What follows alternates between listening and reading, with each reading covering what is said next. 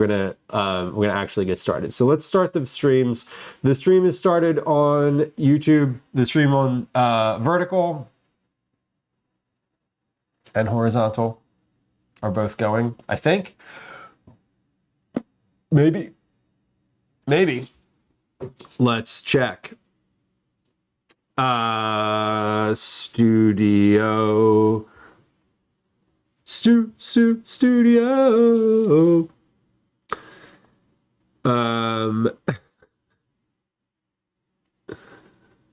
Yes, okay, that one's going.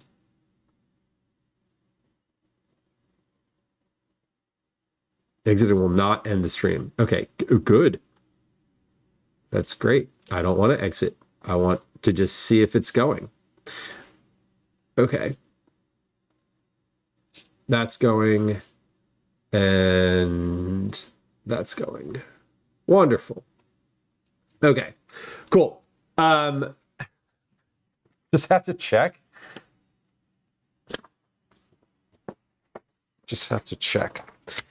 Turner, you found the easiest onion ring recipe? What? Where did you find it? Your job is to make more. I love that. Onion rings are amazing. I love onion rings. What kind of batter are you using?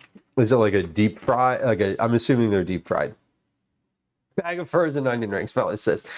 You know, that's one of the things that I would love to have at home is like a countertop deep fryer, because I would love to put like frozen stuff in it, like fries, etc. Because that then would be so much nicer. Why is hold on. Why is not I can't see. Oh, okay, because I'm not signed in. That's why. All right, we got to sign in here. Ta-da! Okay. There we go. All right, now we're signed in.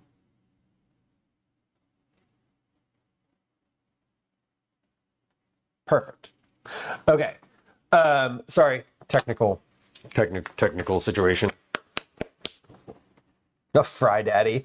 Is that a euphemism? No, it is not. Chocolate covered onion rings. Camille, you know, I speak from experience when I say that chocolate covered onion is still not that great.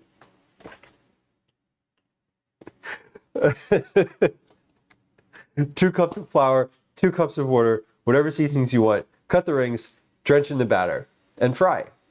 That does sound really easy. Do you soak them in anything first? I've heard that soaking them in milk helps. Catalina, thank you for the picture. I love it. If y'all want to take a look at any photos in Discord, there's a link to that in the chat. An air fryer. I would love an air fryer. You know what? I would probably actually, you know what? Yeah, I would prefer an air fryer to a countertop deep fryer. But yeah. Hold on. There's like, part of my brain is like, there was a chat that you didn't respond to earlier. Oh, it was Slugbert saying hi. Hi. Okay, we're live. Still, we continue to be on the internet. Okay, let's talk about what we're going to do today.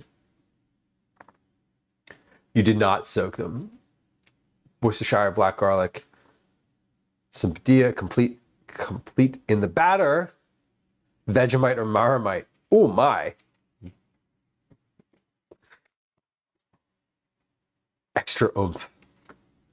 I like that. I haven't I don't think I've ever had Vegemite. I've had Maramite.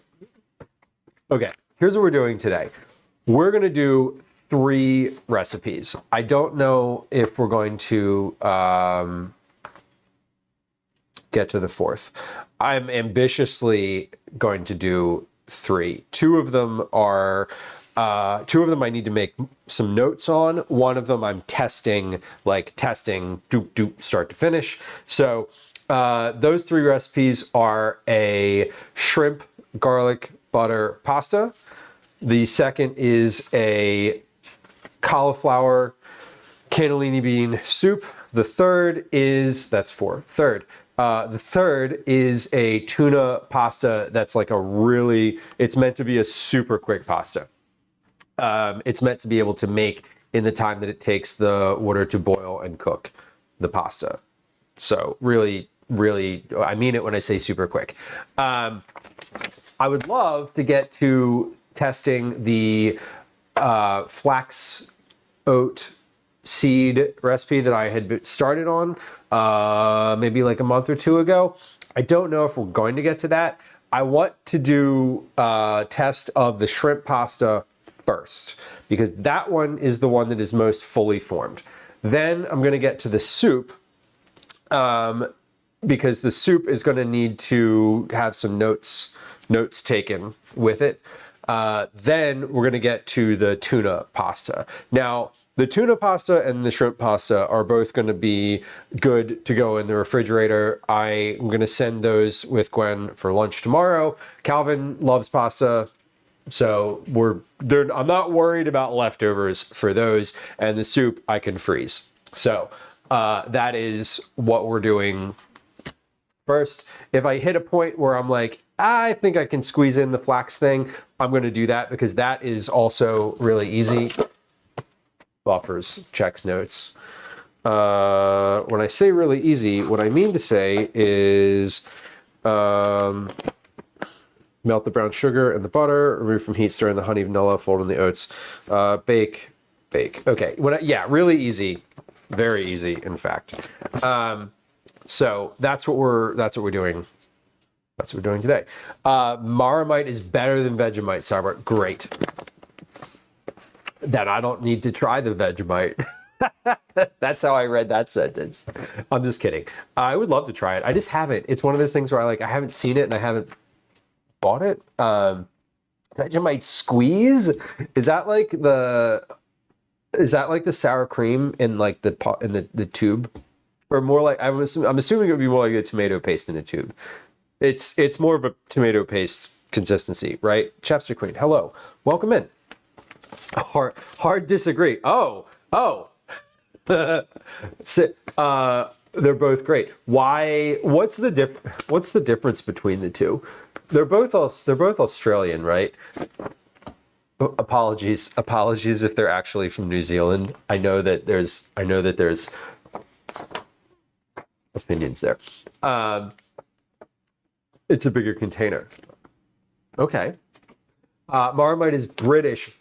Vegemite is Australian. Oh, wait. Vegemite is Australian, right? One of them's Australian. They talk about it in the song, the Men at Work in the Land Down Under song, right? She just smiled and made me a Vegemite sandwich. That's clearly Australian. So Marmite is British. Okay. Man, we're really doing some musical throwbacks today.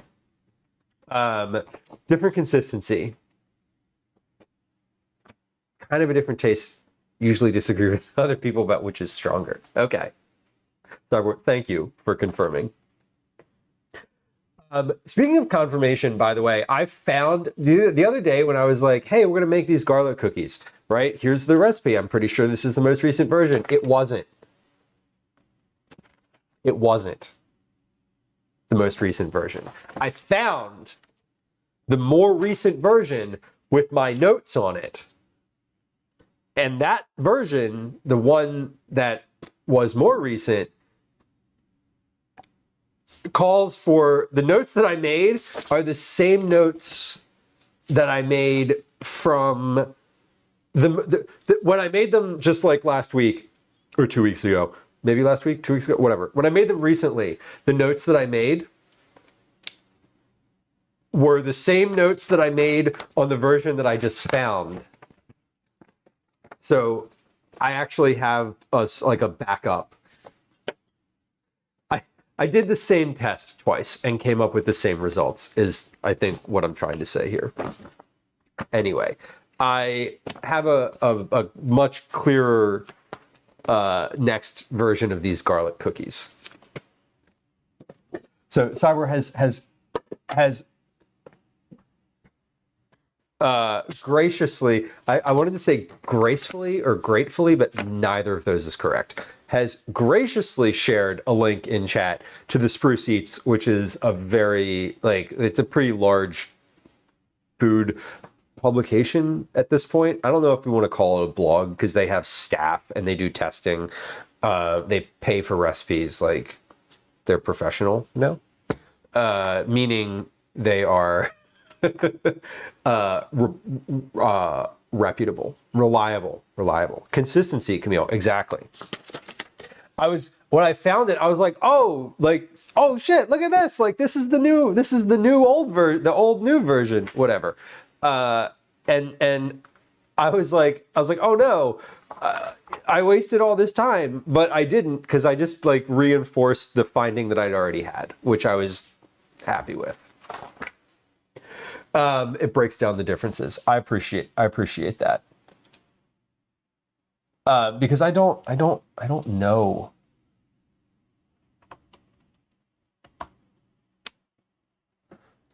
I just posted it again in chat, and I put it in the stream dump channel, which is where I will encounter it. A thick honey or corn syrup consistency. Vegemite is like that mole you get from the jar and have to add water to. Okay. Interesting. So Vegemite is more like a spread, and Mauramite is more like an additive, is what I'm reading in that. Or it's how I'm interpreting that. Okay, let's get I want to do the shrimp pasta first, because this is the one, I'm just going to like dump this into a container and throw it in the fridge as a leftover. So we're gonna start with this. I'm gonna get out my ingredients and we're gonna time how long it takes to cut the garlic and parsley. So that will be our prep time, and then we'll have our cook time. And that should be pretty straightforward. Okay. I will try it. I'm not see, the thing is, I'm not like opposed to trying it. I just haven't. It's certainly one of those things where I'm not avoiding it, but I haven't encountered it. Y'all, I've been doing this thing on my pans on the stove, where I cut out a piece of paper, like parchment paper, and just cut it into the circle and put it in here. And it's been nice because these are now like still greased and ready to roll, but they don't have like dust in them. I store my pans on the stove, and every time I use them, I have to rinse them out. And now I haven't had to do that, which is nice. Anyway, a fun little tip. If it is genuinely a tip. I mean, you should probably still rinse them if you're storing them on the stove, but I'm not. So anyway, but I'm not. Okay, let's toss this camera on here. And why is it not working? I'm just gonna I'm moving things. There we go. Okay. Garlic. I need garlic. I need some garlic. I need some garlic today. I need garlic for, first off, I don't have the label of these recipes in here. This is shrimp John V2. This is tuna John V1. And this is cauliflower soup V1. Okay. You rinse them in water. You know I do. You know I do. What are you doing?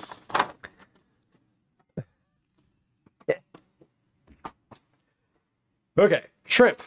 I also need garlic for the tuna, and I need an onion for the cauliflower. So we'll get an onion out. Let's get out. Oh wait, hold on. No, I want to get out one of the older onions. We have onions that are aging in here, and some that are not. This I'm going to need for the cauliflower. This I'm going to need for both the tuna and the shrimp. And garlic is... Garlic, we need a bunch. Okay. Shrimp, I have olive oil over there. Shrimp I need to get out of the freezer. Garlic, spaghetti. 4 tablespoons of salted butter. 1, 2, 3, 4. Look at that. I got 4 tablespoons. I got 2 little pieces. I got pieces of butter here that are add up to 4. 2 teaspoons of onion powder. That's garlic. This is onion.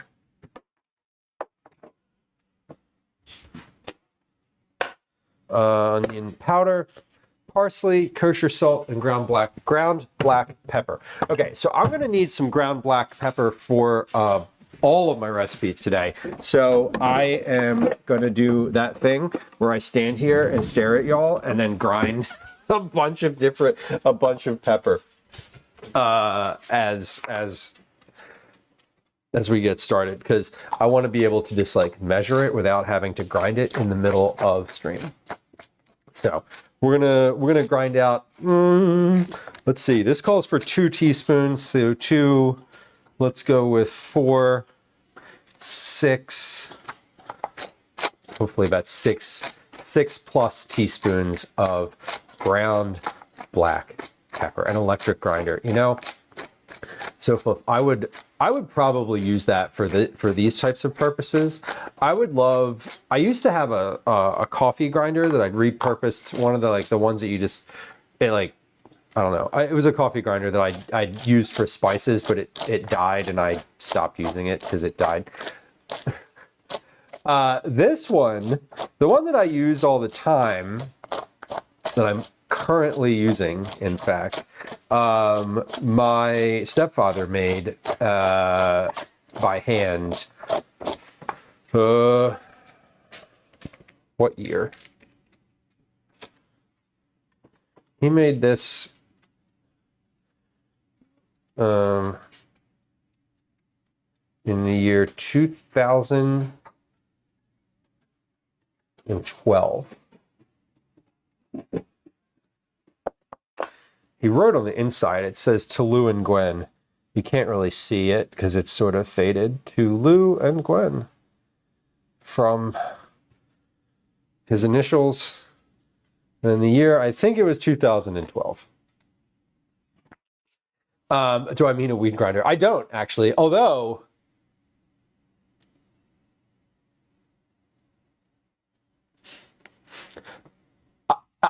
I have one of those. I could use it. I feel like I'd want to clean it first. Maybe.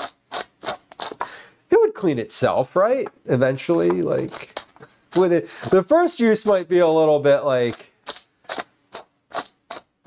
you know, sticky, but after that it would end up fine.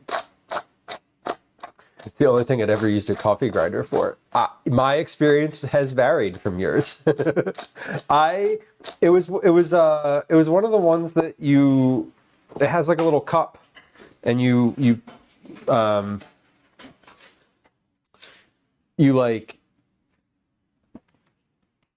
you kind of turn it over and you press it down. It has like a little button on the side. It's meant for like grinding 1 pot worth of coffee. No pun intended. I know that we're talking about weed grinders, but this is literally meant for a pot of coffee. The larger one I used to have had a hopper on it. That I had one that you press a button and it like fills up.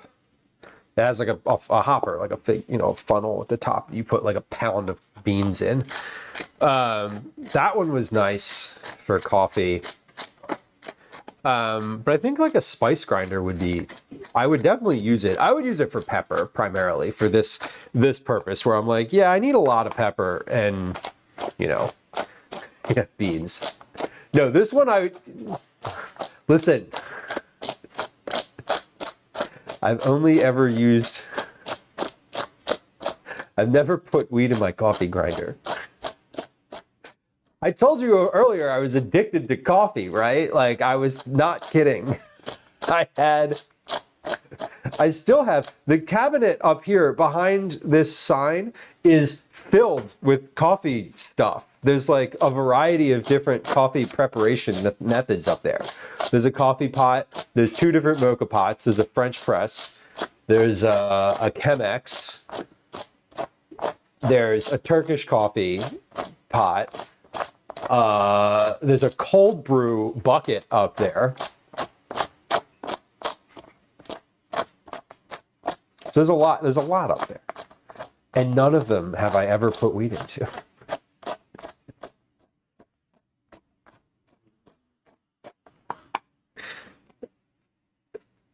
I've never intermixed the two.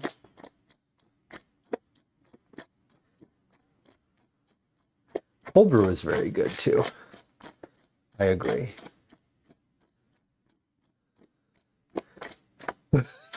Haven't thrown what out, Snowfluff?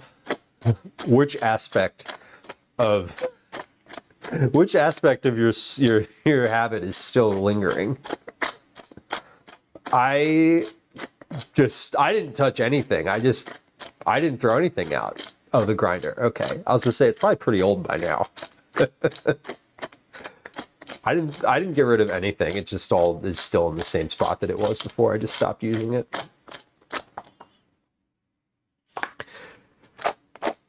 The other half took over the bug. That's funny. Like, well, if you're not using it, that's what I do with things that I buy Gwen that I would also use myself. The moratorium is such that if like a year goes by and she hasn't used it, I just take it back. I just take it. See for reference these Lego flowers, which never made it out of the kitchen. I bought them for her for Christmas last year, and then she didn't make them. She didn't build them, and I was like, I'm gonna build these. So I think that's fair. That's fair. If you're like, hey, I'm not using the thing, send it to a nicer home, a more appreciative home. That cat that Kanara recently built on stream, the black one, the black tuxedo cat, I considered getting that for Gwen this year too. Gwen, if you're listening, and you do want that, you can let me know. But I was like, one, we don't have any tuxedo cats, but those are her favorite. And two, I was like, well, she didn't build the last Lego set that I bought her. So what would happen is I would just end up building that tuxedo cat at some point later. And as much as she would enjoy it, seeing it, I think there are better presents to get than something you're not actually going to use. Although I could buy it and build it for her and then put it downstairs in her gaming lair, which she might appreciate. Caretaker, what are you most excited about Lego wise? I saw a huge one recently at a store I stopped in. That was the love sign, like the Philly the famous like LOVE sign, which I was like, ooh, that's cool. It was like a couple thousand pieces. I thought that would be really fun to build. It seemed like there was a ton of pieces, so seemed like a good one. I took a picture of it in the store, and I was like, well,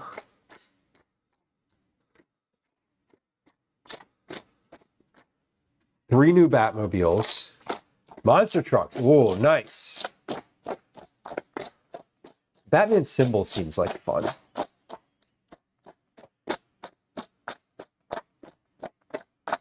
Maybe when the twins are older. Why are you scared to put it together? Are you afraid that it'll get like broken in some capacity?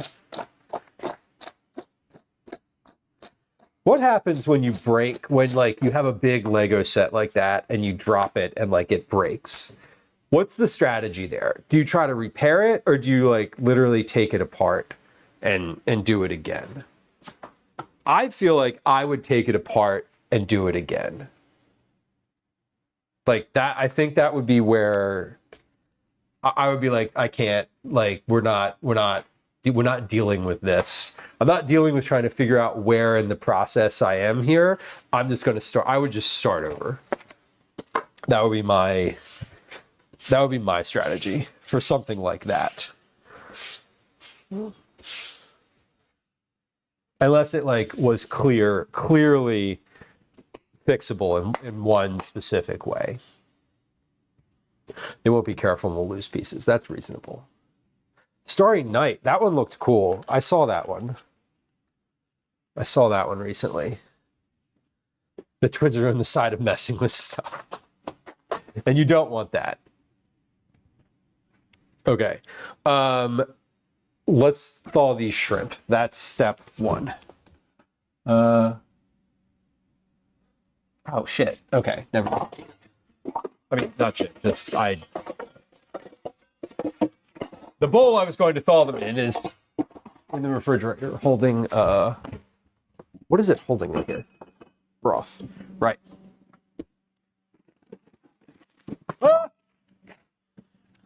Okay, that wasn't liquid. Sorry. I thought that was some liquid broth falling out of the fridge. It was not. I've got all of that broth that I made the other day in the refrigerator, or in the freezer, freezing. Forgot I want to put my hat on here. I'm gonna put my hat on. Okay, this recipe calls for. Okay, let's just start our timer for like prep time here. Recipe calls for 30 shrimp, size 31 to 40. So we're gonna do 1, 2, 3, 4, 5, 6, 7, 8, 9, 10, 11, 12, 13, 14, 15, 16, 17, 18, 19, 20, 21, 22, 23, 24, 25, 26, 27, 28, 29, 30. 30 shrimp. I also want to note on here that these need to be deveined.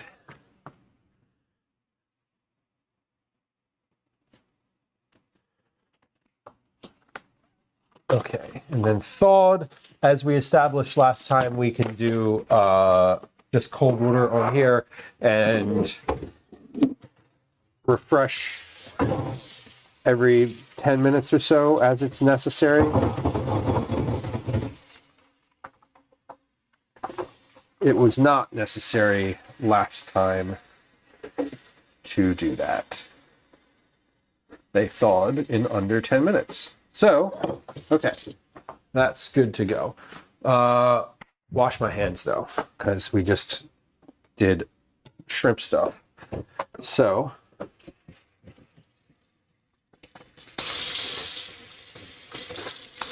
we're gonna wash hands. So we're working on, basically I'm working on the recipe that is farthest along first. That's that's the strategy. The strategy is also that this should take the least amount of time of all three of them, even though the one is relatively quick in the sense that when you make it, it's quick. It's not going to be quick in the sense that I'm going to be taking notes on it the whole time. So that is a difference there. 1, 2, 3, 4, 5, 6,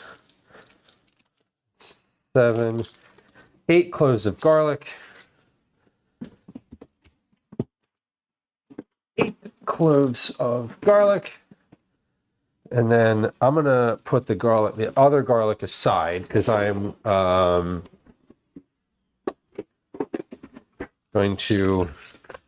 just prepping. What I'm trying to do right now is sort of prep as I would if I was just following the recipe, instead of trying to be efficient and do like all of my garlic at once, which if you've hung out here before, you know that that would be my preference. But we're trying to get accuracy over efficiency because I'm doing multiple recipes today. So,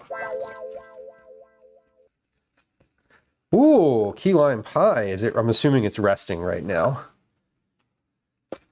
That sounds delicious. What inspired you to make key lime pie? As opposed to buying it also. Like, if you usually buy it, why make it? I love those types of pies. Anything that has a like key lime or like lemon meringue pie is anything that has a like pudding type of consistency, even like pudding pie or custardy consistency is I just love them. Okay. Man, the garlic roller has changed the game for me, I have to admit. I'm not always a fan of single use kitchen gadgets, but that one honestly has been a very nice difference. It's made a considerable difference in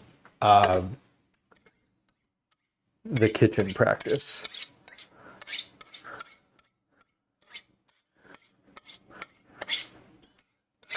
Welcome in. Thanks for the shout out indeed. Hope y'all are doing well. I saw there was an event this weekend. I hope it was good for you. Good for you in the sense of productive and money making. Okay, 1, 2, 3, 4, 5, 6, 7, and 8. Now I would love to do this on a mandolin, but it would take a while. It wouldn't take a while. It's just garlic is just one of those things that's like too small to really do on a mandolin, I think.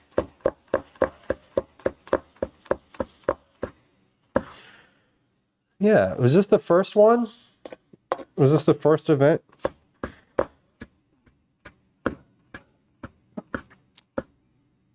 First event back, I should say. And have y'all done anything differently with in the time since? Have you made any changes? I don't know if I was listening a little bit, but I don't know if I caught anything that y'all have like changed up.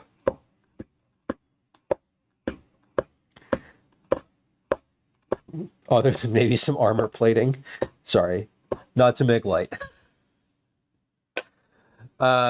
8 cloves of garlic sliced thin. So we're just slicing thin here.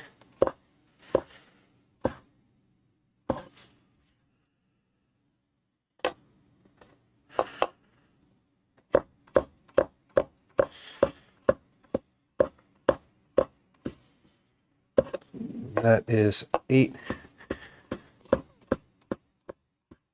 cloves. Now I'm going to measure this because it says about 4 tablespoons worth of garlic, and it's not really an act. What I'm calling for is 8 cloves. That's really sort of a subjective measurement. 1, 2, 3.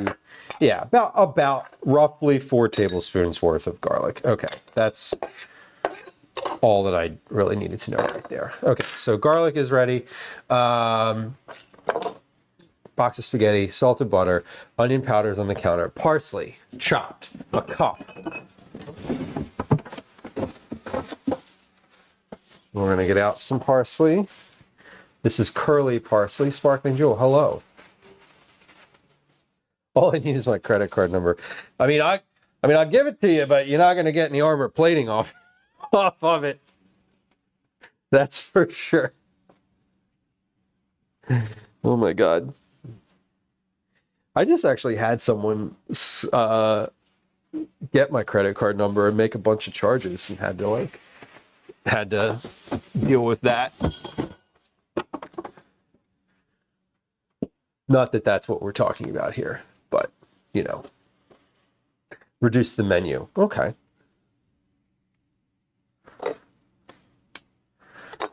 About a cup, and I'm going to use parsley in another recipe here too. So I just grabbed a bunch, and if I end up having like more than a cup here, that's totally okay. I don't think I'm going to. We'll see. I'm chopping some of the stems in here, and that's okay too. They're just part of it. Okay, so we're prepped here. We're prepped. That's about a cup. This bowl is a 1 cup bowl for reference. So we're doing, that's about right. Now, in the original recipe, when I was working on this, I had a half a cup of parsley, but a couple things. One, it definitely needed more than that. And 2, I couldn't add more than that at the time because that's all that I had. So we're doing what I think is the right amount today. That was roughly about 10 minutes worth of prep, and I think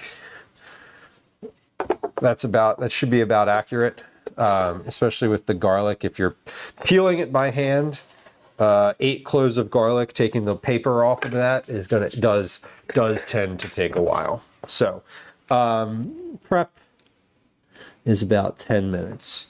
Okay. Step number 2, set a 14-inch skillet or Dutch oven over medium-high heat. So that is that skillet back there. First, let's check and see if my shrimp are thawed, because they do need to be thawed for the purpose of this recipe. They are not quite thawed yet, so we're going to give those another few moments here. While I am, few moments meaning I'm going to refresh the water in here. It's been about 10 minutes. Draining what is in here now, and we're going to put some fresh in here. We'll give these a few more minutes to completely thaw. And while that's happening, I am going to prep my garlic for the next recipe. because the garlic is already out on the counter and it's like ready to go. So I'm gonna put these into some cold water again and let those go. I'm going to wash my hands again because I just handled a bunch of shrimp by hand. So I'm not gonna do any preheating yet here. So I'm basically pausing to let these shrimp cool, or thaw rather, not cool. Warm, I suppose, is what we're actually doing with them, for another like 10 minutes or so. Okay. So I need garlic. We're prepped. This is ready to go. I need garlic for what recipe here? The tuna. The tuna. The tuna is about the same amount. I'm using the same amount of pasta. Now the garlic's not going to be cooked in the tuna recipe. So what I'm actually going to do with it is shred it. Not shred it. We're going to grate it. Mince. We're going to mince it. I'm going to use my zester and just like shred a bunch of garlic on there. Let's see. Also, I should note the size of these garlics that I'm using. For this shrimp one, I'm using medium to large cloves. So we're using quite a bit of garlic in the shrimp one. For this one, these are relatively small. So let's do 1, 2, 3, 4, 5. Let's do 6 cloves of garlic. 6 medium cloves of garlic is the note here. Jewel says, what kind of tuna? We're using just regular cans of tuna fish. I'm going to end up using these. These are the ones that I got. Safe Catch brand. Safe Catch brand. I got the ones that have salt already in them because personally, I would use 1, 2, 3, 4, 5, 6. Okay, sorry. Personally, I would use the like sodium-free, whatever. I generally use anything that is like sodium-free, sugar-free, whatever. It is wild albacore tuna. So this is a brand. This was the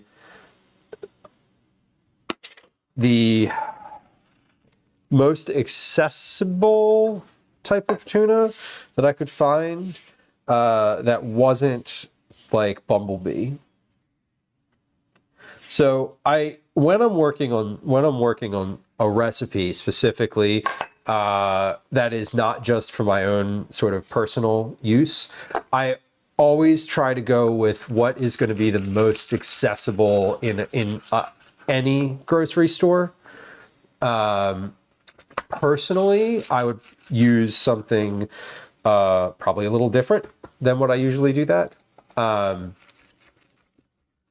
love albacore better than the cat food one. Yeah.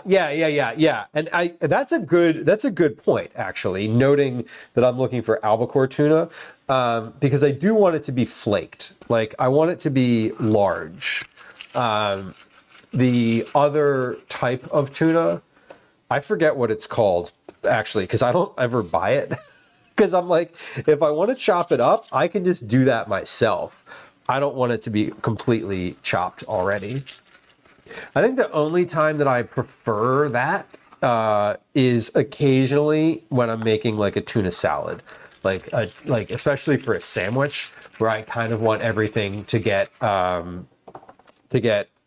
like blended up really nicely together.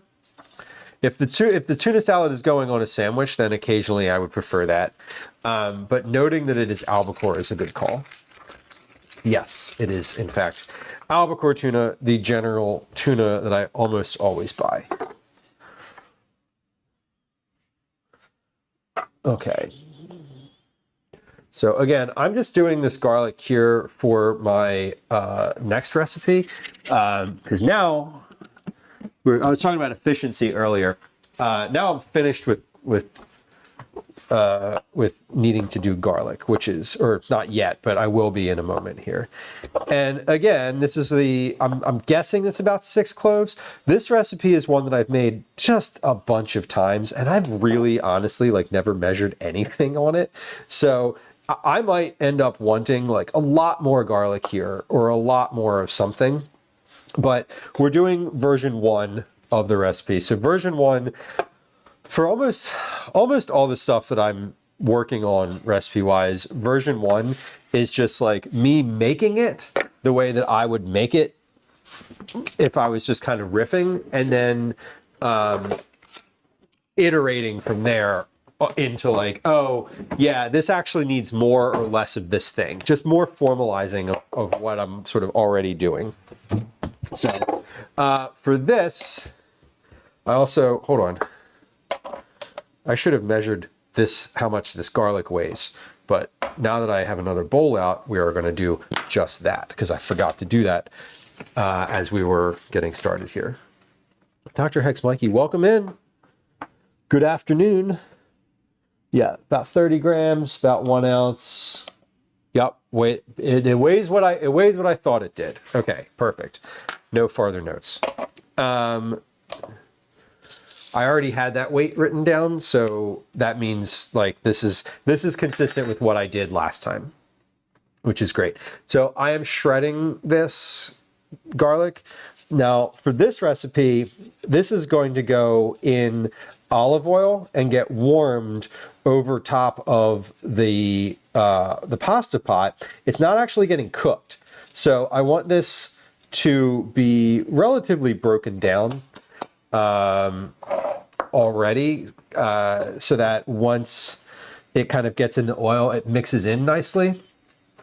I don't want it to be super chunky. You could mince this with your knife. I like the consistency of this better, of what I'm doing here better. But it's in the notes on here, I'm basically going to say like do either one, which, you know, if you have a zester or some sort of microplane, use that. If you don't, then mincing on the cutting board is just fine. My preference is a microplane. Personal preference, not a requirement. Kathy, hello. Sparkling Jewel says, I've never bought the olive oil tuna, but I like those too. I just buy the water ones. I usually do too. I almost always do water and no salt, sodium free, just so that it's like as not clean, but like pure, I guess. Unseasoned is what I'm really going for. Unflavored. That's ideally what I'm looking for here. Garlic press. You could totally use a garlic press. That would be another option. Anything that gets it broken down farther than slicing it is great. No pun intended. But pun fully realized in the moment and appreciated by me as I laughed at it myself. Anyway, yeah, garlic press would be fine. The only, I mean, you couldn't, a box grater would not be good because it would be too much, or this would be too big of a chunk. But microplane, garlic press, mincing, all good, all perfectly acceptable here. This is also a good recipe to add sort of whatever you want into it. I really love putting capers in here. I'm not calling for that in this go round, but they are something that I personally almost always toss in and I will note that in the notes, but I'm not calling for them because the capers I think are a little bit not beyond, but they're a little bit nuanced maybe for someone who's got is cooking at home. A lot of these recipes I try to make such that they would be something that you may already have in your pantry, right? Like that's kind of the goal. Okay, so for this one, we've got hold on, cauliflower soup is going to go to the side here. So we've got 6 cloves. That's 13 grams, 0.5 ounces. These are medium cloves. They are not large. I don't want these sliced. I want these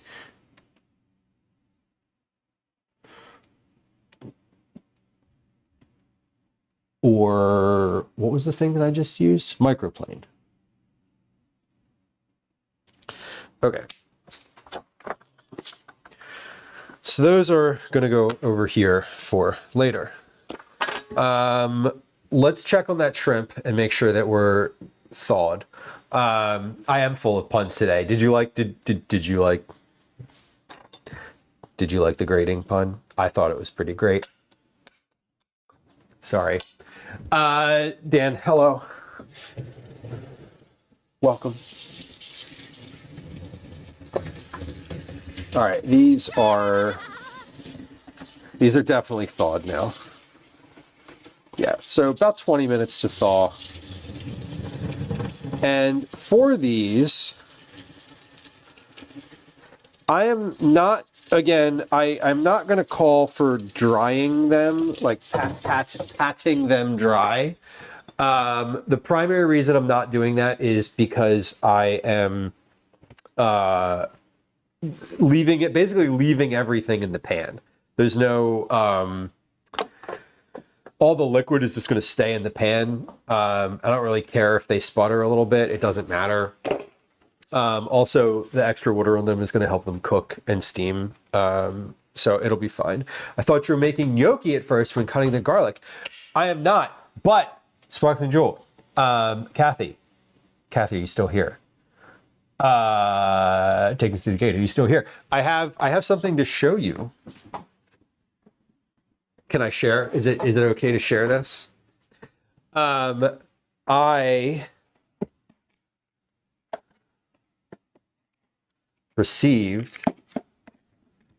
something in my P.O. box that I wanted to share with you. During the last gnocchi stream, you may have noticed that I was struggling just a little bit. Just a little bit. A tiny bit. With shoving potato through a sieve with the back of a spoon. No more. A generous friend of the stream sent a very lovely ricer my way, which I have been waiting to show on stream. It's been sitting on the table in the box. Yes, Kathy sent it. Take me through the gate. Sent a ricer. And it's to the P.O. box, which is always perfectly acceptable. There's a list of things that are very acceptable to send to the P.O. box in the profile panel. Homemade food is not on that list, but like, ask first, you know what I mean? But a ricer, a very welcome thing. So we're gonna do gnocchi again at some point soon, I think. Probably in the new year. I mean, definitely in the new year. But we're gonna use this. We're gonna use this on stream. What else can you use a ricer for? The only thing I know to use this with is gnocchi, but like, I know there's more. And now I can put this in the sink and wash it for the first time and take this box that's been sitting on my kitchen table and recycle it. I've been waiting, and I know that you've been in stream before, but there hasn't been a moment where I was like pausing enough to be able to be like, look, a ricer. So we caught a good moment here. Also, I should note that the garlic for this is about 1 tablespoon. Anyway, delightfully fluffy. Oh, mashed potatoes, obviously. Okay, of course. Of course. Oh, pierogi filling. Pierogi filling. I don't think I've ever made pierogies on stream. And see, this is the problem with moving my stuff.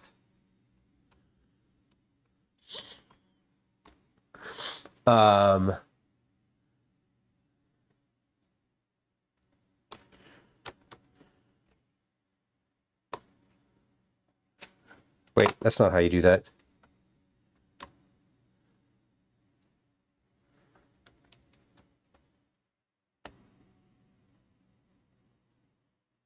There we go. Okay, got it. A minimum of 8 hours. Fellas, don't threaten me with a good time.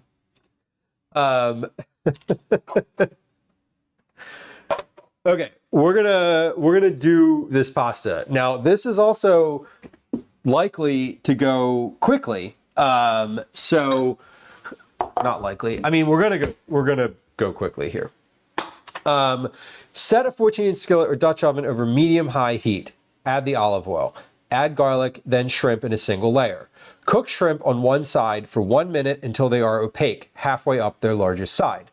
Flip and cook 1 minute further until fully opaque. Remove garlic and shrimp and set aside in a bowl. Okay, got it. There's a lot of work to make at home, but they're my favorite. Need to figure out how to make the diabetic-friendly dough. There's so much work. What aspect of the pierogi is the most work? Making the dough? Because it can't be making the filling.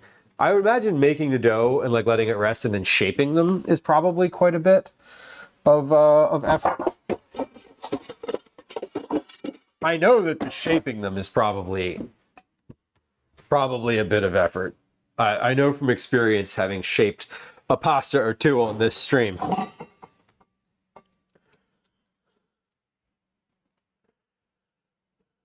The mixing and folding, the folding and like shaping is certainly going to be the most time and labor intensive. Cottage cheese and onion, classic. That is a classic. Let me get a towel and wipe the camera here. I'm picky.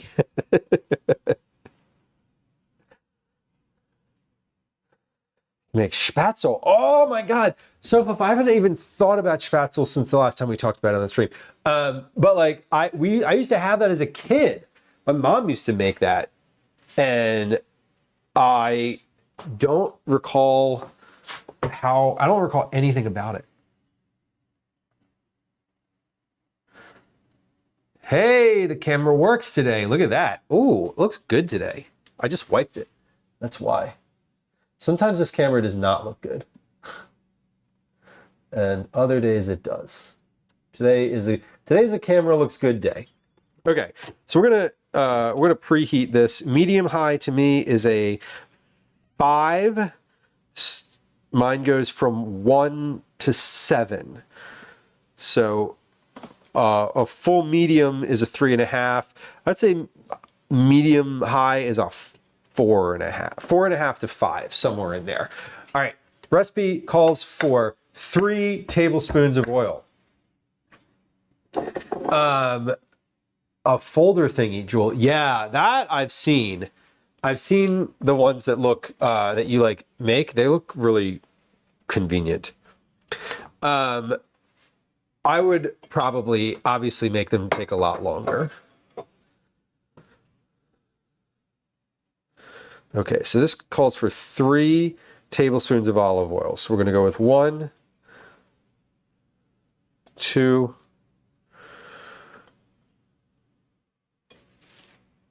3.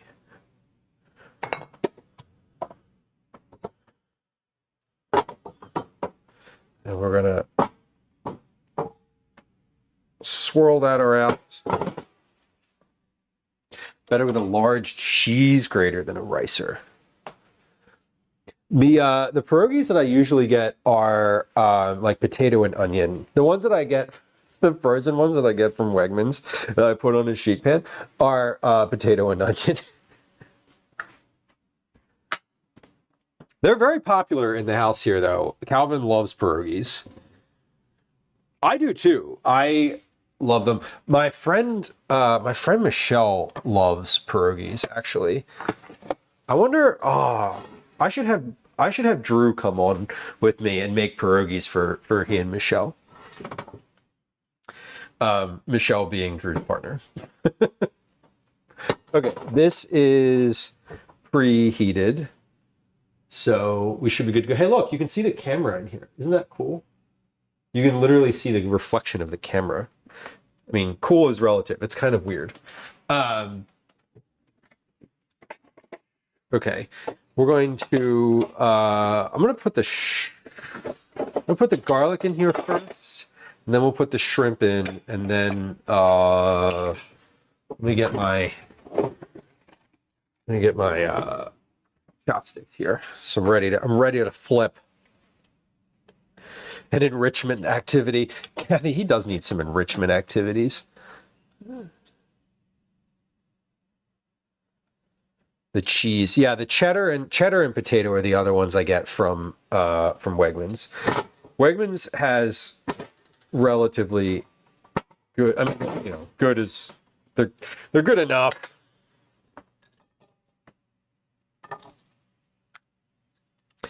Okay, here's how I want to actually say this recipe. I want to say to put the garlic in with the oil and preheat it until the garlic is sizzling. That's what I really want to happen here. Okay. So let me make that note.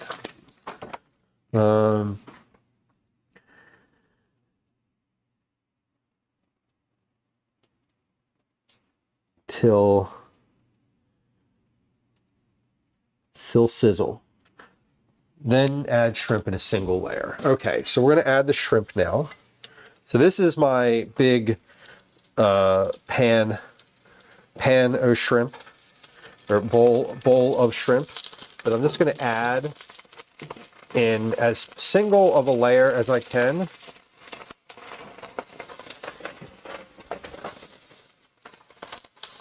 And we're going to cook these. Once I've added them all, I'm going to cook for about a minute.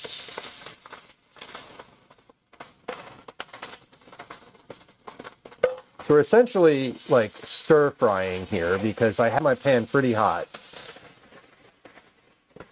So let's do 1 minute on the timer. All right.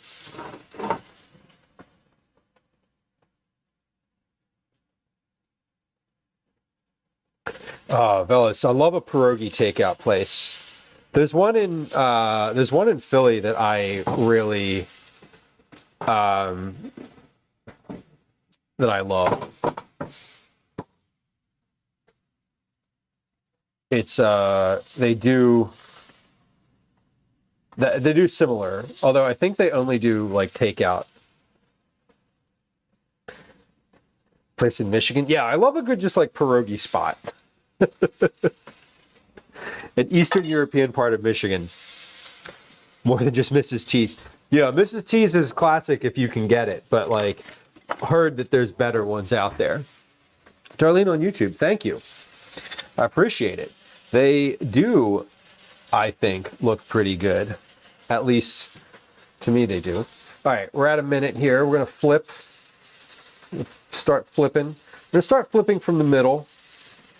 And the ones that are on the outside, I'm going to flip basically in towards the middle. And the thing that I love about shrimp is you can tell which ones have been flipped because they cook so quickly. The thing I love about a cast iron pan is that once it's preheated, it's pretty hot equally all around. Now these have given up most of their liquid here. I didn't pour the shrimp in here. I placed them in with, I didn't like pour the bowl in here because there was a little liquid built up in the bottom of the bowl. And if I'd have just poured it in, it would be a lot of liquid in here. So I need to like make a note about that. Maybe I will note in the recipe, maybe I will call for draining, or not draining, you definitely want to drain them, but call for patting these dry. I think that actually might be helpful to do. Kind of given the experience I just had popping these in here and having them sizzle a bunch, I think that that's probably good. Note too that shrimp are pretty much finished when they curl up like this. Like when they're curled, that's like too much cooking. So we're going to start taking these out now. We're at 2 minutes and 40 seconds total. So the ones that are in the center are absolutely finished. And the ones that are on the outside are getting there. And I'm going to kind of push them into the center as I'm working here.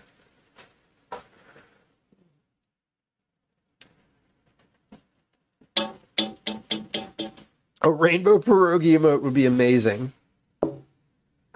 Yeah, I don't want these to be burnt, and they're not going to cook anymore. So what's happening with these after this part of the process is I'm just putting them in a bowl, and we're going to move them off to the side. I'm going to dump the, I'm just transferring the shrimp. I actually don't want the garlic to come out of here at all. Once these are finished, which they pretty much are, we're going to move to the next phase of the recipe, which is also in this pan. So this is essentially like a one pan, not essentially, this is a one pan dish. So this is ready to go. I'm going to turn this up to high now. And we're going to add, remove shrimp and set aside in a bowl. Turn the pan to high and add 6 cups of water, salt, and pepper. So this is what we determined last time, right? We're kind of going over this. I have my pan on high now, and I'm adding all of my water at once. Adding all of this at once. And what I decided was I am going to break the spaghetti into here before this comes to a boil, because it will end up cooking a little bit quicker, even though it's not a boil yet. My total time should still come down. So last time it was 6 cups of water was the total amount of water that I used. Total. So that's what we're going with this time. So we added the water, we're adding a teaspoon of salt and a teaspoon of salt and 2 teaspoons of black pepper. So we're adding, hold on, check the recipe. 1 teaspoon of salt, 2 teaspoons of pepper. So I'm adding that now so that it flavors the pasta. But the point is that there's enough water left in here at the end that it's also going to be the sauce. So as long as I don't end up using all of this water, we should be good at the end here. So we're going to take a box of pasta.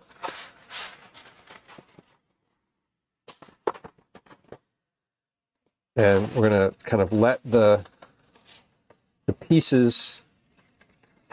let some of the pieces fall out here. A box of pasta. And we're just going to break half of this at once.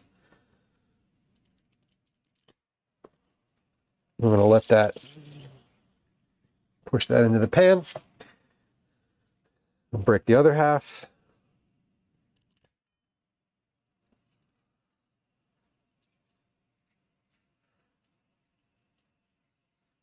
There we go. Okay, now we set a timer because I don't know how long this is going to take.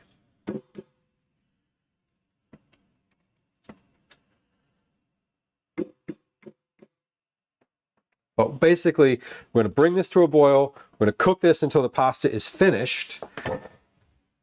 just about finished. And then we'll add the onion powder and the butter, and we'll make a sauce out of that. We'll add the shrimp back in, and this will be finished and ready to go. That's the goal. So we're gonna let that come to a boil. It should be pretty quick because the pan was hot. The pan was hot, and the pan was hot, and we're on the hot burner. We're on the main burner on the stove. So while we're waiting for that to come to a boil, let me come back over here and make the notes that I want to make. Okay, so we're cooking shrimp for about 1 minute until they're opaque. Flip and cook for 1 minute further until fully opaque. Remove shrimp and set aside.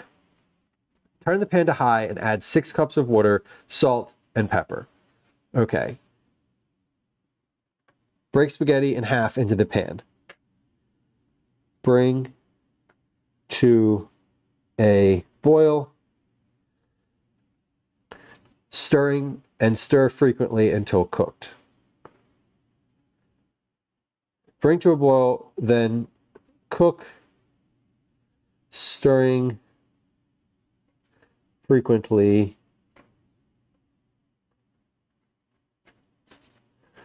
blank to blank min until cooked.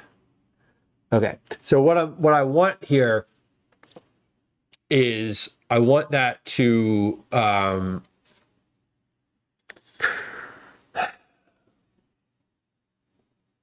I want that to cook. It should ideally this will cook down so that the pasta is finished and there is like half a cup of liquid left in the pan. Is that going to happen? I don't really know. This spaghetti says to cook for 10 minutes. For authentic al dente pasta, boil for 10 minutes. For more tender pasta, boil an extra minute. So this should take maybe 10 minutes. I mean, I added it before boiling. So we've hit boiling now. So let's start another timer. Let's just start another timer.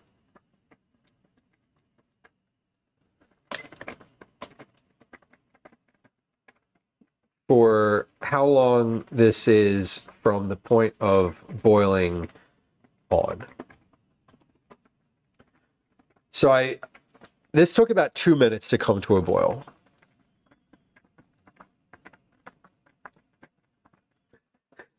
So that's pretty good. 2 minutes is pretty good. It does take, sometimes getting spaghetti out of the box is super annoying. I agree. I definitely agree. I definitely agree with you.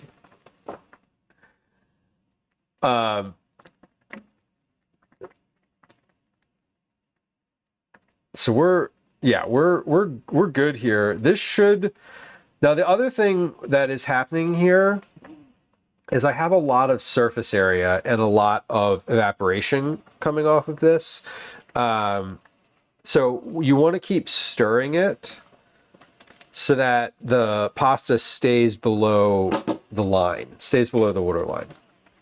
And that's a note too.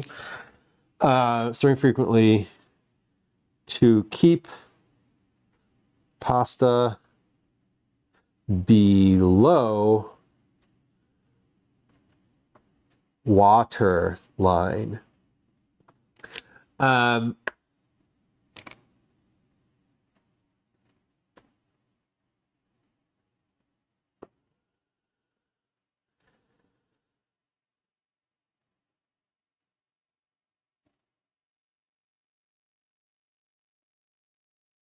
Cook at boil.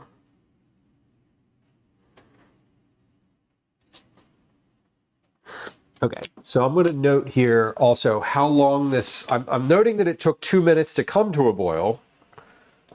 roughly, and how long it takes to cook at a boil. And then we'll combine those two, plus the time it takes for the shrimp for our cooking time.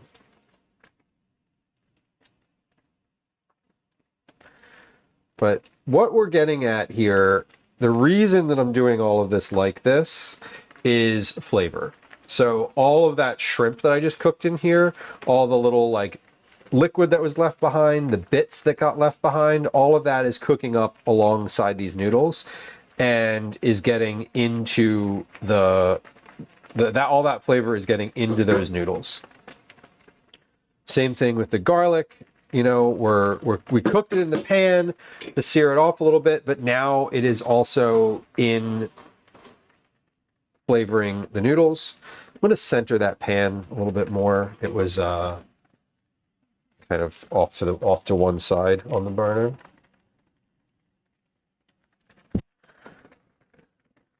But the goal is that this is pretty flavorful because of that process.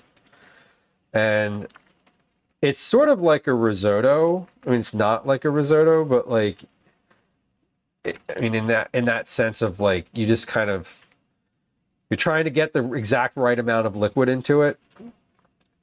Now, if this ends up being more than 10 minutes to cook, it's almost not worth it because the fact that it takes the noodles 10 minutes to cook in like a pot of boiling water. So my bet here is that this will cook down, that roughly about 10 minutes here is going to be what this ends up taking. And you're also creating a bunch of starchy water here that will be great for making the sauce, which we're going to do just directly on top of these noodles. Your body went on strike, but I worked on a lobster roll food truck. Oh no. It was like, nah, you know what? That was it. Lifetime limit of shellfish has been reached. That's all.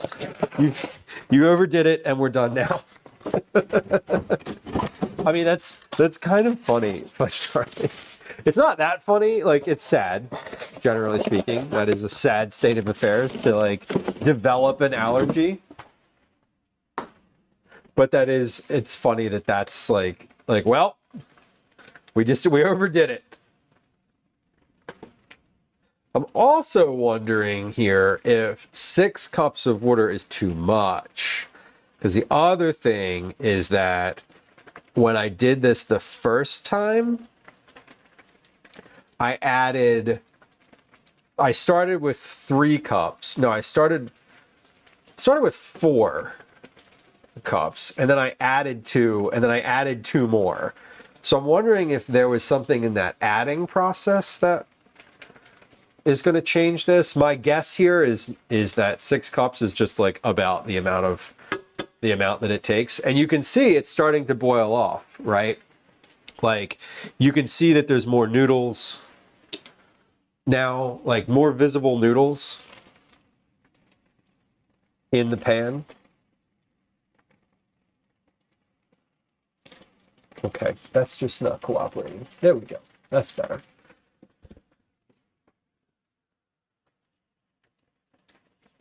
No touching either. Oh my.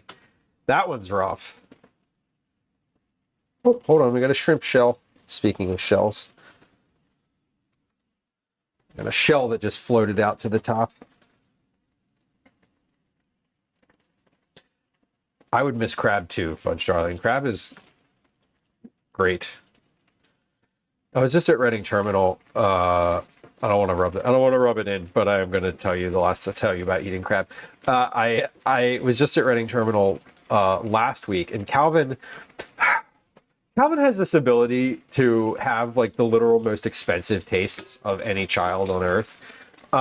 We went into like anytime we go to a restaurant, he's like, I want this thing, and it's like you know, salmon, and it's like the literal most expensive thing on the menu.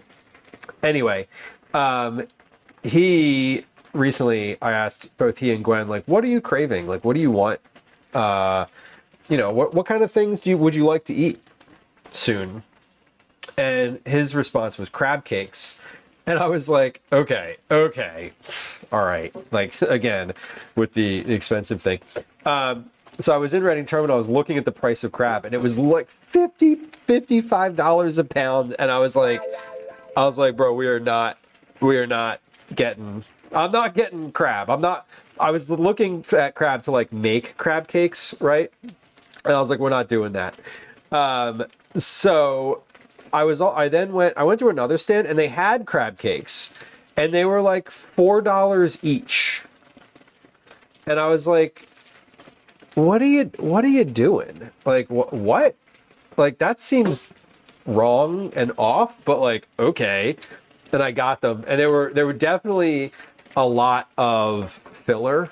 And I'm not gonna tell you where I got them from, because I don't want to be mean. But they were a lot of filler. But I got them, and I was like, you know, for buying a couple crab cakes for dinner, you know, the cost of all of these crab cakes is like, you know, like a fifth of what it costs to just buy a pound of crab meat. It was kind of wild. Oh man, Joel, that's a heavy allergy. Mike, yeah, going fishing for crab would be kind of amazing. It is definitely cheaper to catch it yourself. That is the truth. They are very expensive, generally speaking. Good crab cakes are, because they're just crab. All right, let's try these noodles here. I want to see how done these are, because we're at about 9 minutes and 30 seconds. So we're hitting the point where it's like, okay, these should be done. Yeah, they need about another minute. Not another minute or so. But man, those noodles themselves are like shrimpy and salty. Needs more salt though. That definitely needs more salt. Maybe the butter will accommodate some of that. But we're coming into it now. I actually feel good about my timing here. The last time I cooked these, like I said, I just added water throughout, and I added it all at once here, and I'm a little nervous, but this is these are coming along. We're at 10 minutes and 15 seconds. I'm going to cook these till 11 minutes, and then I'm going to turn them off, because they're going to steam. I'm going to add butter to this. So cook for, let's say, 10 to 12 minutes. So that's, you know, I said 11 minutes.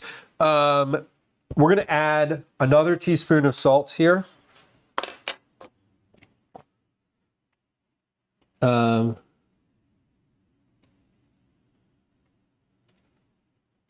Okay, that is 11 minutes on the dot, turning the heat off.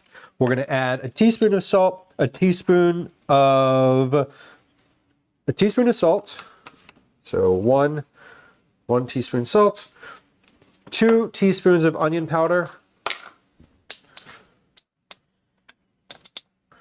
1, 2,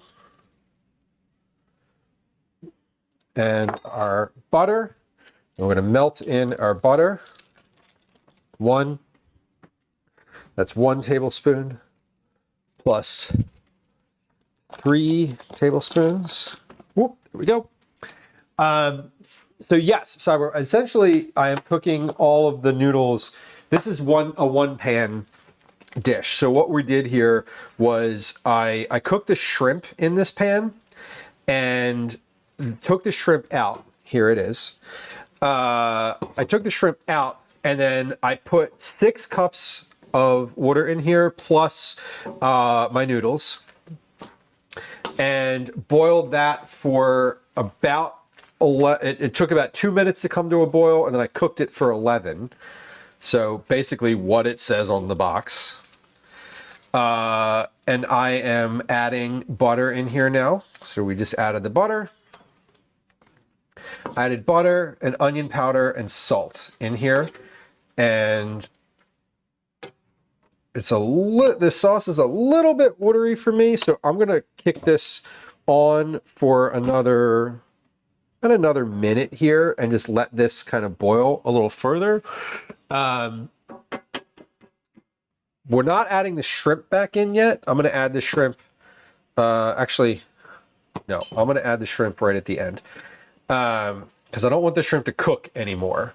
But this is relatively thick. You can see in the bubbles here how thick and saucy this is now. I just wanted to reduce a little bit further. And what's happening now is the butter is also starting to boil. So we're sort of like browning the butter at the same time. But that's pretty much it. That's like... yeah, that's about it. All right. I didn't even really need to do that. I think I could have just let that sit for about 2 minutes and it would have gotten absorbed into the noodles anyway. So I'm not gonna include that as part of our step here, any steps here. Now, the only thing that I would say would be make this even better. And we're gonna add the shrimp back in, mix that shrimp along with the liquid in the bowl. Because that liquid is just liquid that came out of the shrimp as it was resting, and it's perfectly fine to eat. It's just going to add a little flavor in there. We're mixing the shrimp in. What I would say with this is, hold on, how many ingredients am I at here? Shrimp, garlic, spaghetti, butter, onion powder, parsley. That's 6. That's 6 ingredients. I would say that you could also add a splash of lemon in here, and it would probably make this 10 times better. I'm going to suggest that. What I'm going to do is I'm going to try it without that. And then I'm going to suggest that that be how this is served. So this is it. Here's your shrimp and garlic butter pasta ready to serve. And I'm going to do that, and we're going to try it and see how it is. Darlene on YouTube says it is a big pieces of garlic. Well, there's garlic and there's shrimp in here. There's definitely big pieces of garlic, so you can pull out. I mean, we do have some large pieces of garlic. Tasty though. I'm going to put this in a bowl. I'm going to put this in a bowl.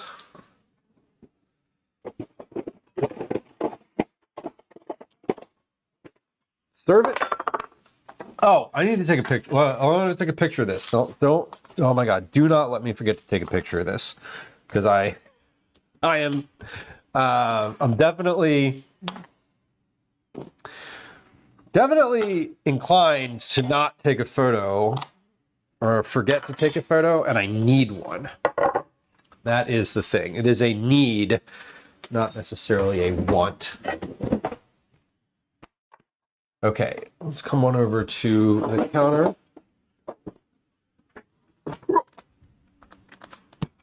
There we go. I'm gonna just get a big fork full of pasta here.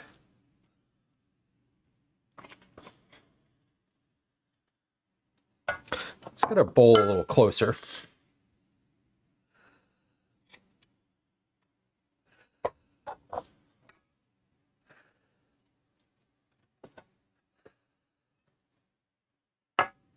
Nope, that didn't work. Okay, that's fine. So I'm gonna get 1, 2. Now the serving suggestion here, the portioning is 5 shrimp. So I'm going to get 5 shrimp in this picture. 3, 4, 5. Now this says the goal here is that this makes about 6. This makes 6 servings. So let's take a photo, and then we'll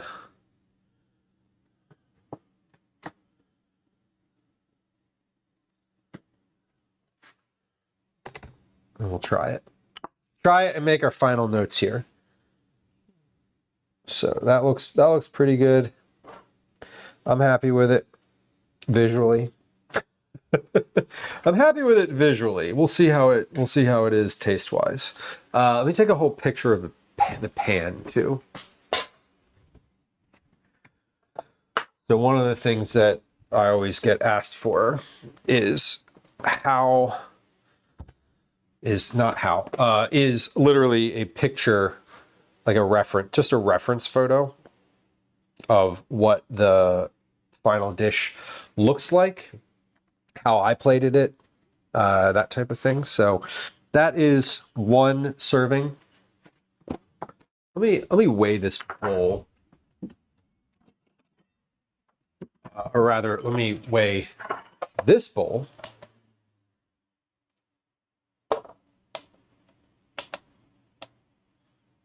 And then we'll weigh this bowl. So it's 9 ounces, 9.3 ounces. 9.3 ounces, 263 grams. 9.3. And what we're going to do is this. I want this to be 6 servings. So way off. That's all right. Hey, you're making a guess based on a visual on the internet. No shade. Let's try this. Here's what we made. This is a garlic shrimp pasta. Looks ready to go. Hopefully it's good. I'm gonna try this. Get a best bite. Best bite meaning shrimp with pasta.